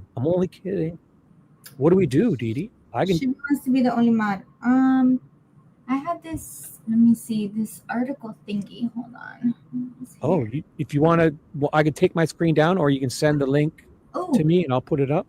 Let's show the Arctic fox. Anybody want to hear about the Arctic fox thing? Well, what happened? First of all, is this drama stuff? Does Ted want this? I don't know if Ted wants fighting and drama. It's a child predator that was in our community among us. Is this what Ted? It's your call. I don't know if that's the way he wants to go. Let me know. I did hear a lot of people talking about it. Don't you want to be in the know? I not my channel. You're running the show. Okay, Nicole says yes. Well, it doesn't. I think this is okay. I think you should. Is that what Ted wants on his channel? I don't know. Let me know. I'm trying to be nice here and tell you I don't think he does. If you want to turn it into a drama thing, yeah, you could tell. I don't know. I think he's trying to avoid that type of content. I think we're your choice. Yeah, You're the head. When he calls Brad Weber at 4 a.m., he's trying to avoid that type of content. Okay, Dee Dee, your choice. I think you should consider what Ted would do. What's that, TJ? What did you tell Ted about today? The Arctic fox story? Ah, okay. Thank you. Thank you So for it's not drama? Okay, it's not drama. Bring it on. I don't know. I'm your choice. Go for it. Tell us about Arctic. I gotta go get the video, but Shall I take my screen share down, or do you? Can you put stuff up on stage? I guess you can, right? I don't know. I'll find out. Do you see the stage? Do you see backstage and me and down there? And Yeah, I was sitting back here staring at myself for like 30 minutes. so if I take this, I'm gonna stop sharing my screen. Okay, I'm gonna stop. I'll remove it from the stage, but I'll leave it there in case you want to do it again. There. Now, can you put yours up? So, I'm guessing. If not, then I've just screwed everything. And I'll be quiet because I know nothing about this Arctic Fox stuff. If it gets too weird, I'll probably end my live stream because I don't really care to have this drama on my channel. So if I disappear, it's because of that. Can you come up here and tell the story, please? Yeah. Is it another person like shit or child exploitation stuff? Oh my God. Okay, it was a YouTuber that we kind of we know he's an acquaintance of ours. Is this like in the court of law and charges or rumors? No, it was him. It was so it was a group of like those groups that try to catch predators or whatever. So it's not proven, right? So, him, and we're going over that because they were pretending that they were a little kid, but they weren't, and so right. What? I know what you're talking about because I saw Michelle talking about this too, right? Michelle After Dark, yeah, I think so. Yep. So here, how about this? I'll come to Ted's chat and I'll finish mine up because I wanted to keep mine as Delphi or content. So okay, I'll be in chat. How's that? No, that's not fine. No. I kind of wanted to do a show anyways. I'm going to go finish up the Dale Warner. Okay, well we can take it over to your channel. No. I'm not doing the Arctic Fox stuff. So let's finish. You do whatever you want. Arctic Fox stuff is gonna take 5 minutes. Not even. I don't care. I should probably end it up. This is getting long anyways, right?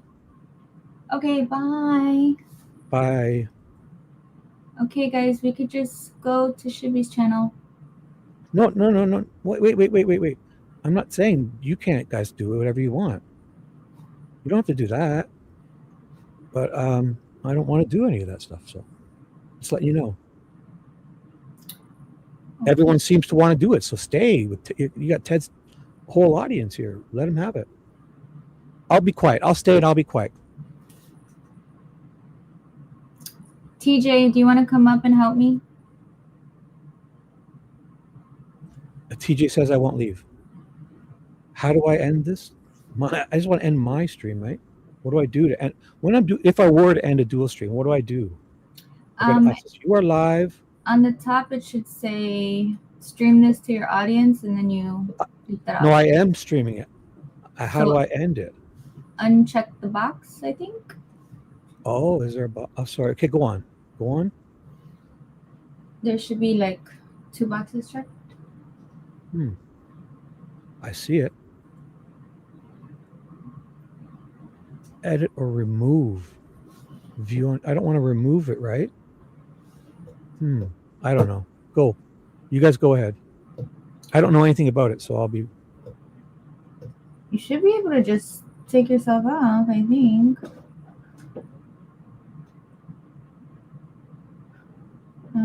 Is TJ coming on? Are you guys going to go? Sounds interesting. Oh, let me give you the link, TJ. Invite guest. Copy. How do I get down here?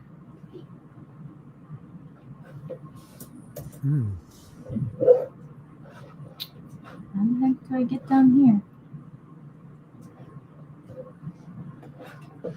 Okay. I don't know if I can end this myself because this is weird.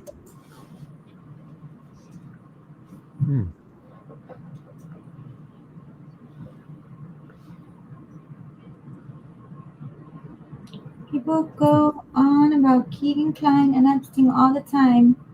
Isn't that quote unquote drama? same thing, except the guy was actually in the YouTube community.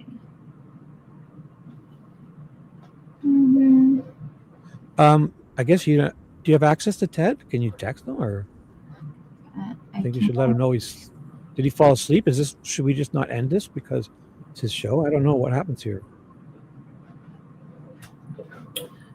Let me text him and see if he wakes up. If he doesn't, then like I said, we could all go to your channel, and we don't have to talk about this. You guys can do whatever you want, though. I don't want to ruin this for you. Everyone seems to want to talk about it. I want to shut it down from my channel, and I can't. That's all. This has been long enough.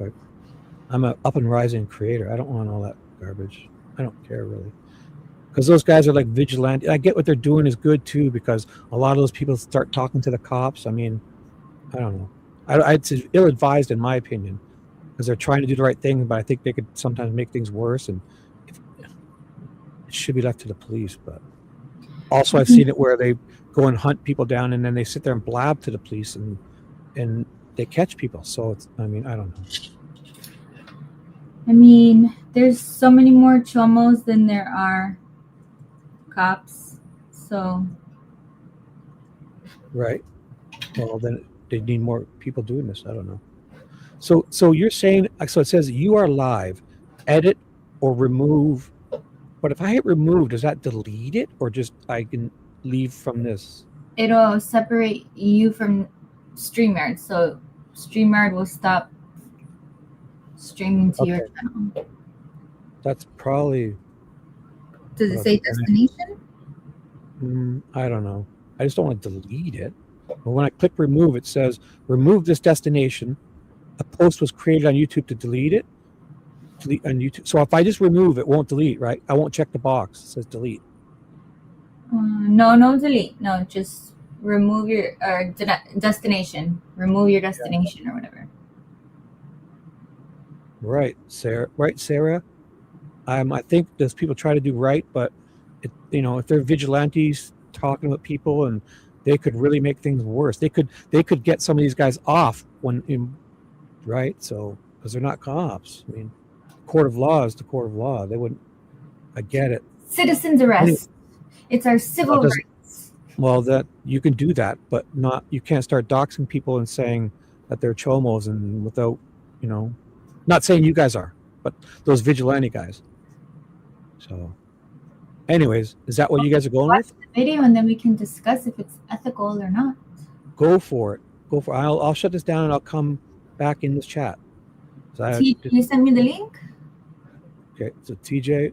So how about that? I'll be in chat, all right? Do you want a link? Let me see. This thing is broken. TJ, did you send me a link, or did you post a link here? Let me see. Let me go to the other one.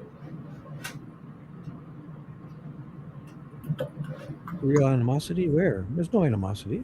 Where? What? Who's got it? I don't. Shay, did I miss something? I don't even know. I just didn't want to do this kind of stuff on my channel. I wanted to do the Delphi, or so. Shay, there's no animosity if that's what you're. I don't even know. How about this? Because mine's been on a long time. I'll shut it down, and I'll start up a Dale Warner thing after we do this on this channel. So, all right. I kind of wanted to, this has been a great show. I wanted to end it with a good, the Delphi stuff. So with a bang, end it with a bang. Yeah, not this kind of stuff. So I'm not trying to take over. I have a channel. You have a channel. We have other channel. Everybody has a channel. We can go somewhere else. Oh wait, I'm supposed to ask him, right? I'm supposed to. There we go. Go away, Shibs. We're playing it. All right. Bye.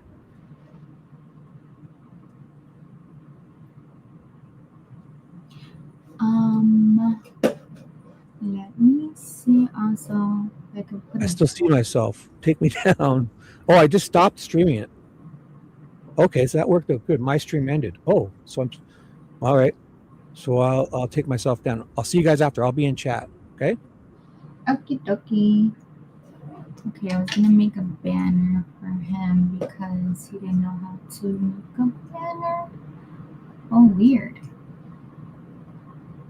Okay, well, I don't see it. Okay, so let's go to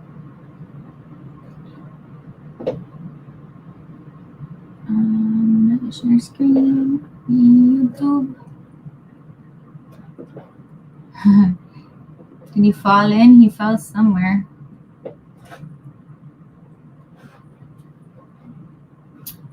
Okay, so we're going to boom. All right. Let's go find it on TJ's channel then.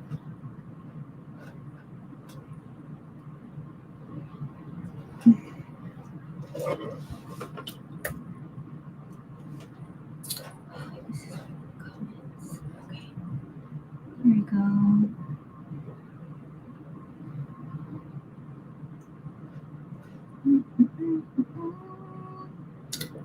What's your channel under? Love and Light?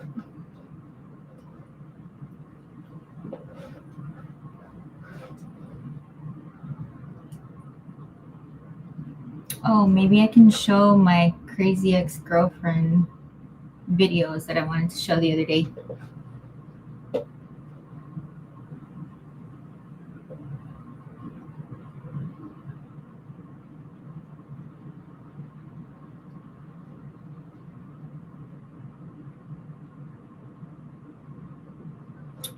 Wait, what's it? I can never find anything. Is it Love and Light, TJ?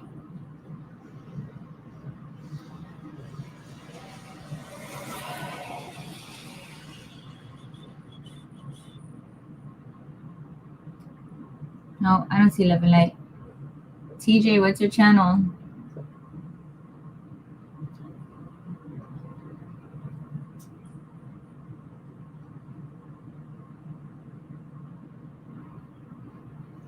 Is it under T? Child Junkie, okay.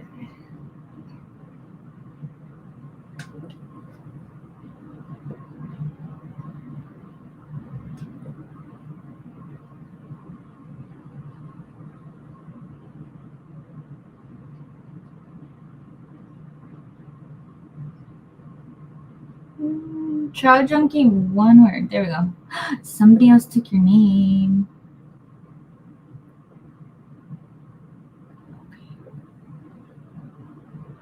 All right. Oh, these look good.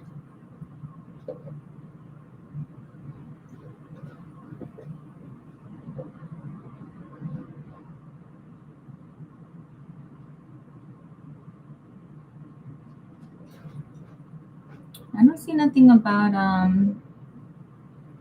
oh, it's a post. Okay. All right.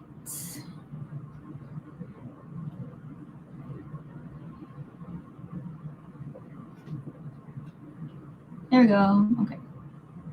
Yeah, this is it. Okay.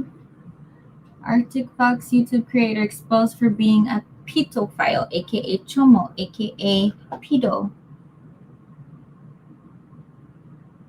Van Buren, Arkansas Police Department.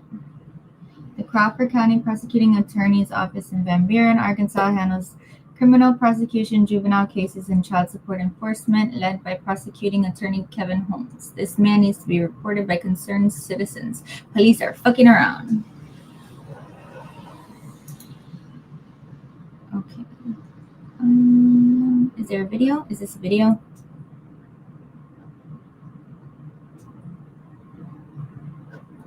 Okay. Well, that is him. So we want to see a video. We show a video.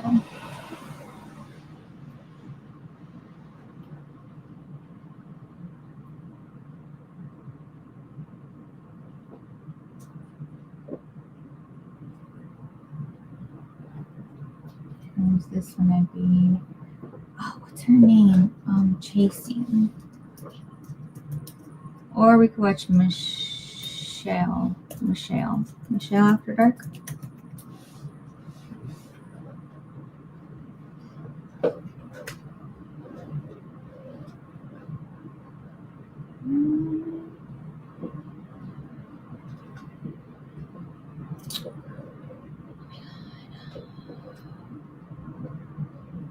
This one. morning, everyone. My name is Michelle. I hope you're doing well. Welcome to another video. It's Tuesday morning, the 10th of March. This video is a direct follow-on from the video that I did yesterday about disgraced ex-YouTuber Arctic Fox True Crime, who was caught by a predator hunter group in a sting operation.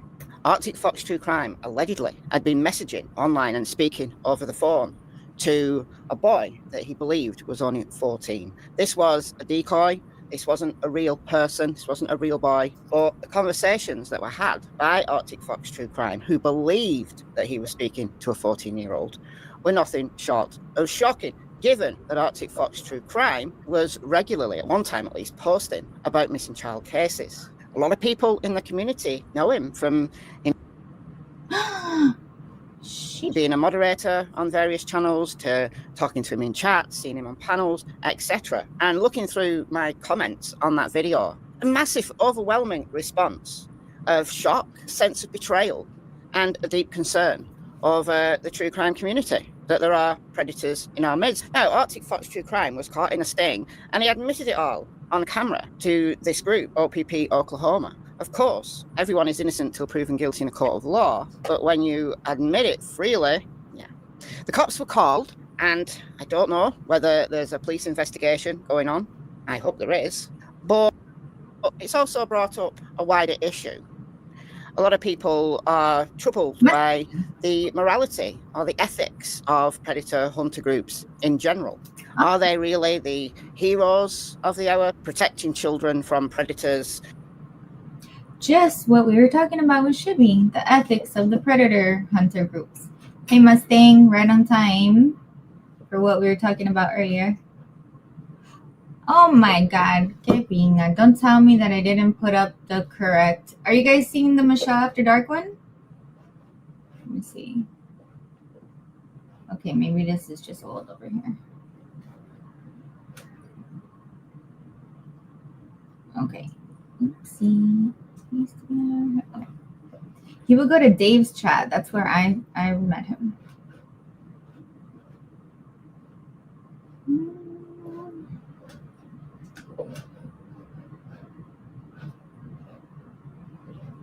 Shining a light on the darkest corners of the World Wide Web. Are they heroes, or are they misguided vigilante villains? A lot of people say that what they do is entrapment, and it can be. It absolutely can be. But is it always? What I'm going to do is use UK examples, because I'm in the UK. Jurisdictions vary a lot in how far predator hunter groups can go without becoming a complete thorn in the side of law enforcement. I'm going to talk about it all. Let's go.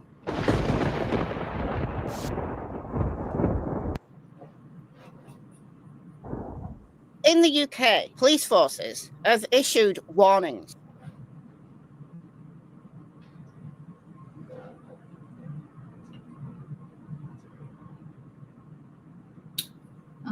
Oh, this one right here, the short one.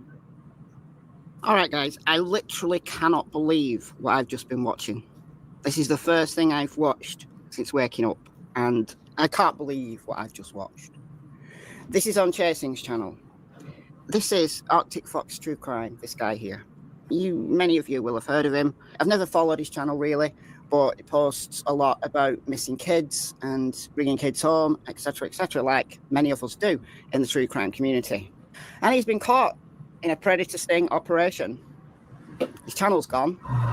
Searching Arctic Fox True Crime channels, his channel's gone. And it was a predator hunter group. Now look, there's a whole conversation to be had there, separate from this video, about quote-unquote vigilante justice and predator groups doing sting operations and things like that. Some people don't believe that this kind of entrapment, if you want to call it that, should be done, but Arctic Fox has been caught out. So what has happened here is that Arctic Fox allegedly has been posting on dating sites and sites that adolescents might frequent. There's a predator hunter group who have been putting decoy ads on and have been talking to these predators over the phone, online, pretending to be children. Arctic Fox has been caught out by this group posing as a 14-year-old boy. And they've got all the details of what Arctic Fox wanted this kid to do, the kind of, let's say, unsavory links that he's been sending this kid. And what he'd like to do to him is utterly shocking. And they're here at his house. They've turned up at his house. And they are talking about his YouTube channel. Do they invest money into your channel? No, I'm not monetized at all. You're not monetized with 17,000 followers. No, I'm not monetized because I'm not here to make money off the backs of missing kids. I'm here to try to bring missing kids home. Are you? Well, you told him in here that you do make money off of here, and it's not much, but you make all right with it. That's what you said. You make all right with it. He's here to bring missing kids home. He's here to bring missing kids home when it could have been my son that he was talking to, sending him porn. Arctic Fox allegedly has been on YouTube with 17,000 followers, posting frequent videos about bringing missing kids home, while all the while has been grooming children online. That's what the whole thing is about. You're not on YouTube, no. You're super for not. Maybe. I mean, I could have easily monetized ages ago. Well, I mean, dude, it's a lifelong punishment. If you know what I mean, you know? Like I said, the people who have been victimized, they got to be the ones that turn the cycle around. Dude. And like I said, I was just trying to give him your talk, and I know I said some stuff that I shouldn't have said on there, but I'm not complaining on it. His excuse was that he started talking to this young man who he believed at first to be 24, but then either found out or he was told that this kid was only 14. Remember, this is not a real kid. This is a sting operation. This is one of this group pretending to be a 14-year-old kid. Arctic said that he was just trying to be friendly with him, tried to put him off, well, all the while giving him suggestions, giving him links. How many kids have you talked to him for? He's the only one. I'm telling you, I've seen your face. I'm telling you, He's the only one. Okay, that age-old nugget. All right. I haven't been talking to him. I'm like 99.9999% sure your files in And I wouldn't even talk to him. Like I said, I mean, I saw his dating profile. And you haven't ever talked to any other Oklahoma boys ever? No. I don't believe you. I'll get back home and get my files. I'm almost certain. No, I don't believe him either. Now, this video is on Kick. This is a conversation over the phone. This guy here from the group, let me just look at who this is. OPP Oklahoma on Kick. And this is a conversation he's having, allegedly, with Arctic Fox True Crime, with him posing as a 14-year-old. Why do you want nail polish on your toes anyway? I think it's kind of cute. You don't like it? I mean, it's all right, I guess. Most guys, if they're going to put polish on, they do their fingernails, not their toenails, though. That seems unsanitary, but... I mean, I wouldn't use that one no more. Well, don't stick the bristle part up there, because that's going to hurt. Oh, well, that's what I was thinking. And this is when the cops turn up. One time, I think, ages ago, I think my next night at Oklahoma City. What's your last name? Y'all some brothers coming up here? Y'all don't mind? Y'all? Yeah, absolutely. Yeah. And you got us as long as you need us, sir. You want to mind with this? No, right now. Now, they were super respectful to these police officers, right? But watch how they're about to be treated, which is very, very rudely. Hey, what up, Sal? Feel off that ground, dude? Yeah, they're super. Damn, you're This is exactly that one down there. Damn, you're in PD. this is how far I got. You're going too what do you say when you seen the cop? Huh? What do you say when you seen the cop? I knew you. Y'all were calling. I said, did you see me calling? Then I seen another cop pull up. I go, man, he just pulled me over. I pulled us over. That guy. I go, he's really cool, man. He gave us a warning. He'll probably give you one too.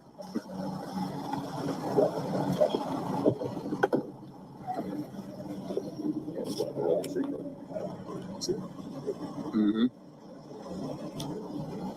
Well, we're YouTubers too, man. Yeah, we are. We ain't the only kickers. We ain't the only famous YouTuber around here. I'm fucking famous too, man.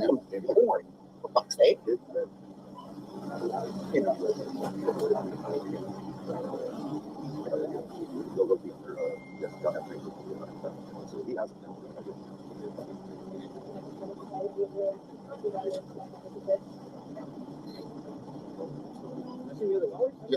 Well, my wife will. I'll help them too. Okay. So you have like a YouTube channel or something for profit? No. You work with MIT or CET? No. So you're private? Yes. You know how dangerous this is to do something like this? Sure do. Okay. Sure do. I'm going to say here, sir. I understand. I've thought about every ands, ifs, what ifs, or whatever. But the problem is, you can't prosecute Why not? without us starting an investigation. Why not? Is the laws different here than it is in Fayetteville? No, it's the same law, though. It's Arkansas, right? No, hold on, sir. We just got a guy in Fayetteville an hour ago, sir. So what you're telling me that makes no fucking sense. Sure. Cops don't like predator hunter groups, and there's a lot of issues with how information is attained and how dangerous it can be for the welfare, the well-being of people doing these sting operations. As I said, there's a lot of people who do not agree with it. The cops don't endorse it. They don't encourage it. They actively discourage it. They have to now start a full investigation themselves. The stuff that was attained by this group, it's most probably not admissible in court. There are psychological concerns. Back in the day when I was doing my PhD, I got my PhD in psychology in 2002. Another student who was doing a PhD at the same time as me, she was doing her thesis on these online predators. Late 90s, early 2000s, we knew a lot less about what goes on. Obviously, there wasn't the sites. It was much more underground, I think. And she was collecting data by posing as children in online chat rooms. And it screwed her up. She had to have therapy and a whole 9 yards. She was fine. She went on to work in cybercrime. She's worked for Facebook. Like the last thing I've not spoken to her for years and years and years now, but the last I heard she was working for like the cybercrime aspect of Facebook. Anyway, I digress. Now, I haven't watched this far into the video, so I don't exactly know what happens next. Would be great, honestly. No, that would be great. You know how dumb he would look. So I wanted to see if he's arrested. Does he actually get arrested? No, it's not entrapment. It's pervert. See the pervert? He's right there. Right there. The kid's on apps. The person wasn't arrested because the kid wasn't a real person. Yeah, why are all of the accounts hidden? How much for a reply? They're free. Where's Eddie at, man? Where's 100 subs, Eddie? That one looks like a baby. Baby Bell. No game with my shot. No, right down. It's a brief. He reached out. So he contacted Delphi. Yes. How did he do that? He reached out on Daddy Card. It's an app called Daddy Card. Yeah. It is an app where you have to be 18 to get on. Obviously, they don't ask for verification called An app called Daddy Finder? Are you kidding? Wait, pause, bitch. I just didn't like the way he got out. Yeah, well, honestly, he didn't even look at one. We don't get this a whole lot. I get so it. Right. It's new for all of us. I know. So that's why we're kind of like. Yeah. And I'm not trying to make it a pissing contest or anything. But like we've been doing this a long time. I do know how it goes. I do. I'm not law enforcement, obviously, but we've done probably close to 1,000 things. Yeah. You know, we know how it pretty much goes. And but he didn't even look at a thing. So channel's gone. I don't know what to say from here on out. Let me know what you think. Do you agree with these types of group? Again, it's a topic for a much wider conversation, but there are predators among us. Whether or not Arctic Fox is prosecuted because of this sting, there are predators among us. Oh, there we go. Yeah, disgusting. Okay. Shall we watch her other video or?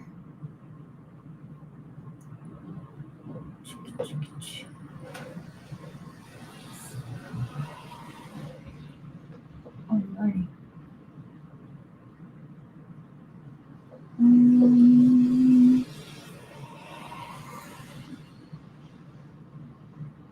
Oh, he was very active in Summer Wells.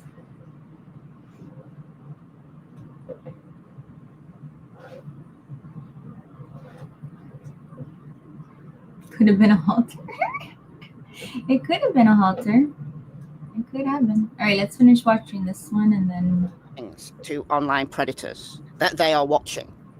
And indeed, it's the case that in the UK, the police are allowed to use covert operations to catch online predators. This is from the National Police Chiefs Council from 2022. Police issue warning to online offenders after work by covert officers leads to more than 1,300 arrests. People who use the internet to abuse children, to groom them, to set up meetings with them, to create a space where no child online is safe. Police have warned that they will be caught because the work of covert online officers stepped up a gear. Between April 2021 and March 2022, police officers working to catch those who commit offences against children made 1,362 arrests, safeguarding 1,400 children, and secured jail sentences totaling more than 1,130 years. Offenders range from those who had viewed or shared indecent images online to those who had encouraged children to send them indecent images, as well as those who groomed children via online sites and then arranged to meet them so that they could abuse them. An assistant chief constable for the National Police Chief Council said, "Thanks to the fantastic work of covert officers around the country, a significant number of children have been safeguarded and dangerous child abusers have been locked up behind bars. We hope these statistics send a loud and clear message to others who may be tempted to commit these types of offence. Many of the offenders we catch online attempt to justify their actions as less harmful than in real life. This is simply not the case, as we see time and time again offenders who are moving between online and real-world offending. All child abuse is illegal, causing serious harm to real victims, and will have severe consequences for you as the offender. We have officers working around the clock across all areas of the internet to catch those who are seeking to use it as a gateway to abuse children." Tens of thousands of people in the UK who view images of children online don't conform to the stereotypes of, the dirty old man in a rain mac in the park stalking children. They're just regular people. So the cops using covert operations to catch them, I would struggle to find anybody who has a problem with this. I found this is interesting. This is from Dufford and Powys Police from 2024. This is just one example of how an undercover police officer posing as a teenage girl caught an online offender who was sending explicit Snapchat messages. He must have been mortified when he realised that he'd been messaging a police officer, believing that she was a 14-year-old girl. He said he fantasised about having sex with girls between 14 and 16. Within 6 hours of starting a conversation with Brooke on Snapchat, the 27-year-old was sending her explicit messages and photos. He asked about the teenager's experiences and detailed intimate activities he would like to engage in. So a lot like what Arctic Fox True Crime was doing to the person he believed to be a 14-year-old boy. Despite being told as early as the 6th message between the pair that she was a child. What he didn't know, that he was in fact talking to an undercover police officer. On November 11th, he was arrested in his home. He admitted the offence in an interview and was charged with attempting to engage in sexual communication with a child. On January 29th, he was sentenced to 12 months in prison, suspended for 2 years. He must also complete a 31-day accredited programme and 30 days of rehabilitation, and has been handed a 5-year sexual harm prevention order. Police Detective Constable George Parker said, "While we are thankful no children were impacted by the defendant's behaviour, he truly believed he was having those conversations with a 14-year-old girl, which is very concerning. This is an individual who has posed a threat to young women and girls in the area, and he admits that he fantasised about girls around the age of 14 for a significant part of his life. He hasn't given a reason for this fantasy other than finding it hard to talk to people of his own age." So it's clear by these reports that the police are allowed to pose as young people and ensnare potential offenders. What they're not allowed to do, though, is lead the conversation. They're not allowed to make the first move, and they are very careful with the words they use so that it doesn't become a case of entrapment, so it doesn't render the evidence inadmissible in court. Predator hunter groups, on the other hand, might overstep the mark by not realising that what they are doing is leading a conversation and rendering that evidence inadmissible in court. However, there's one report here from the media. This is from a few years ago. There was a predator hunter group who were posing as children online, and the judge agreed with them. A group called Dark Justice denies it's a vigilante operation, welcomes the decision that its activities need not be regulated. This is from 2017. Self-described pedo hunters have welcomed a court ruling that will allow them to continue to pose as children online to catch predators. Legal teams acting for 2 men who were caught by the organisation Dark Justice attempting to abuse minors had argued that the use of evidence gathered by such operations diminished the integrity of the court process and that the group should be regulated. But in a detailed judgment given at Newcastle Crown Court on Thursday, Mr. Justice Langstaff ruled that there was no legal requirement for the activities of Dark Justice to be subject to controls. Cases relying on evidence gathered by such groups has been put on hold until the outcome of the test case was known. The two men, Dark Justice, in their 20s, who keep their full identities a secret, operate fake online profiles of minors with photographs provided by volunteers. If someone arranges a meeting with a person they think is a child, Dark Justice waits with a video camera at the location, and with the resulting video is posted online. The statement on the group's website reads, "When conducting our investigations, we never approach anybody first. Instead, we set up a profile and wait for messages. When we receive a message, we reply immediately and tell them we are underage. When talking to anyone, we always try to avoid explicit conversation. We act young and uneducated on the subject, and we never encourage chat or behaviour. The people we talk to suggest a meeting, and at this point, we take over and suggest a place where we know we can control what's going on and where we'll be safe. When a person confirms that they're coming, and when our team spots them, we ring the police and report the crime. As soon as they've been arrested, we go to the police station and make statements. They claim that there are currently around 40 active cases that it has brought to police attention, 10 of which are awaiting sentencing. The group says its work has so far led to 42 convictions." Scott, 26, from Dark Justice, who would not share his second name, argued that he and his colleague Callum, 22, were not vigilantes. A vigilante is a person who takes the law into their own hands and hands out punishment for people. We have never once handed out punishment. He also denies that the group's tactics constituted entrapment, saying, "At the end of the day, these people come to us. These people make first contact. These people make it sexual, and these people ask to meet." Langstaff said, "Arguments around entrapment in relation to such groups should be dealt with on a case-by-case basis." Defence teams argued that evidence gathered by Dark Justice should be governed by the Regulation of Investigatory Powers Act 2000, which public bodies are bound by. But Langstaff, this is the judge, concluded that the members of Dark Justice had acted as private citizens throughout, and as such, authorisation of them by any public authority to act as a covert intelligence source was and is not required by law. The judge added the provisions of RIPA are directed towards the behaviour of public authorities rather than private citizens. There is no legal requirement for their activities to be subject to any of the controls that might have been a condition of authorisation. There may remain an argument that in doing what they did, Dark Justice did not act in the public interest to reduce crime, but rather acted in a manner contrary to the public interest by helping to create it, where it might not otherwise have occurred. Michael Barton, Police Chief of Durham Constabulary, said in a statement that the force neither worked with or endorsed the activities of groups like Dark Justice. So it seems that the police like them less than this judge. He added there were concerns about their activities and that police policy was not to forge a convenient quasi-volunteer arrangement to somehow discharge the responsibility of the police to investigate crime. Scott and Callum, based in Newcastle, both quit their jobs in the digital media industry in October 2014 to focus on Dark Justice full-time. They say the decisions were made in response to government cuts to the police and that the project is funded by donations from members of the public. The government seem to think that it's acceptable to leave children at risk by taking money away from the police and organisations that are there to protect children. If you came and spent one day watching what we do, you'd have a heart attack with what we see. The numbers are scary. And when we first started doing this, we thought it would be difficult to find these people, but it wasn't. It was too easy.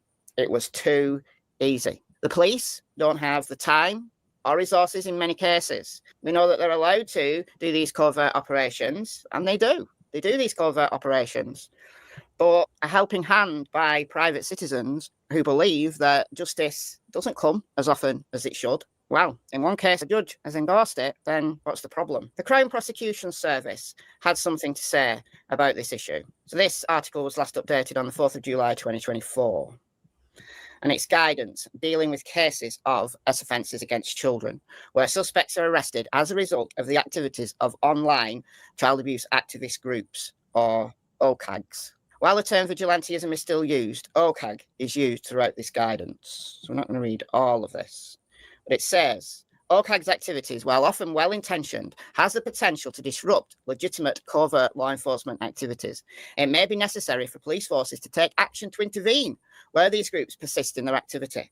The police also have concerns about the risk posed to individuals targeted by this activity, which may give rise to harms, e.g. violence being perpetrated against suspects or suspects engaging in self-harm because of the online publicity generated by the OCAGs. The technique used is very often different to those employed by the police and may involve the commission of offences. Police should investigate the alleged criminality and only provide an evidential file for the charging decision if they conclude that the code tests are met. For more information, see the Director's Guidance. I'll leave a link to all of this so you can read it all in your own time. Leave all that in the description box. Careful consideration must be given to the sequencing of prosecutions where the prosecutor is asked to consider charges against both the suspect and the OCAG member to ensure the prosecution does not give rise to unfairness or raise Article 6 issues if, for example, a prosecution is delayed. But that doesn't mean to say that when done well, predator-hunter groups don't contribute to the prosecution of these offenders, because they absolutely do. The decision to prosecute criminal offences exposed by OCAGs must be dealt with on a case-by-case basis and in accordance with the Code for Crown Prosecutors. Police are encouraged to seek early advice in all OCAG cases using the early advice process available in each CPS area. This will assist officers to address reasonable lines of inquiry, including obtaining relevant evidence, disclosure, and any complex evidential issues, to focus their investigation and to bring to an early conclusion cases which are unlikely to meet the required evidential standard. In summary, therefore, in the UK, as long as predator-hunter groups are acting lawfully, i.e. they're not meeting people and beating them up, and they are not behaving in ways that would be legally considered entrapment and therefore the evidence inadmissible in court, then I say, what's the problem with it? There is no problem with it, in my opinion. The fact that the police do it themselves, that's one thing. The fact that predator-hunter groups do it as well, the more the merrier, in my opinion, as long as predator-hunter groups know what they're doing. Now, in other jurisdictions, United States, other countries, jurisdictions will vary a lot in what they consider to be entrapment and how far they are willing to use information from predator-hunter groups. A case-by-case basis analysis is the only way to go, really, isn't it? It's a very interesting and timely discussion, don't you think? But let me know what you think in the comments below, and I'll see you in the next video. Bye, guys.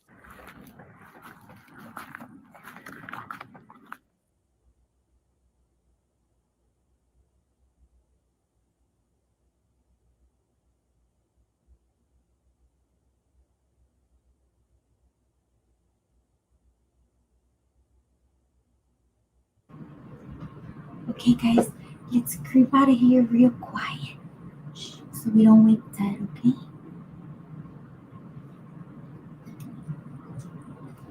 Bye. Go to Shibby's, I guess.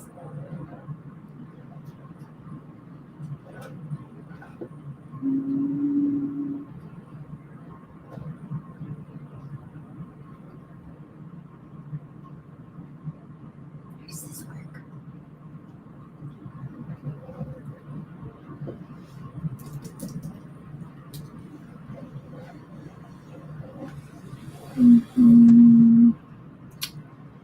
I'm not sure how to end this, actually.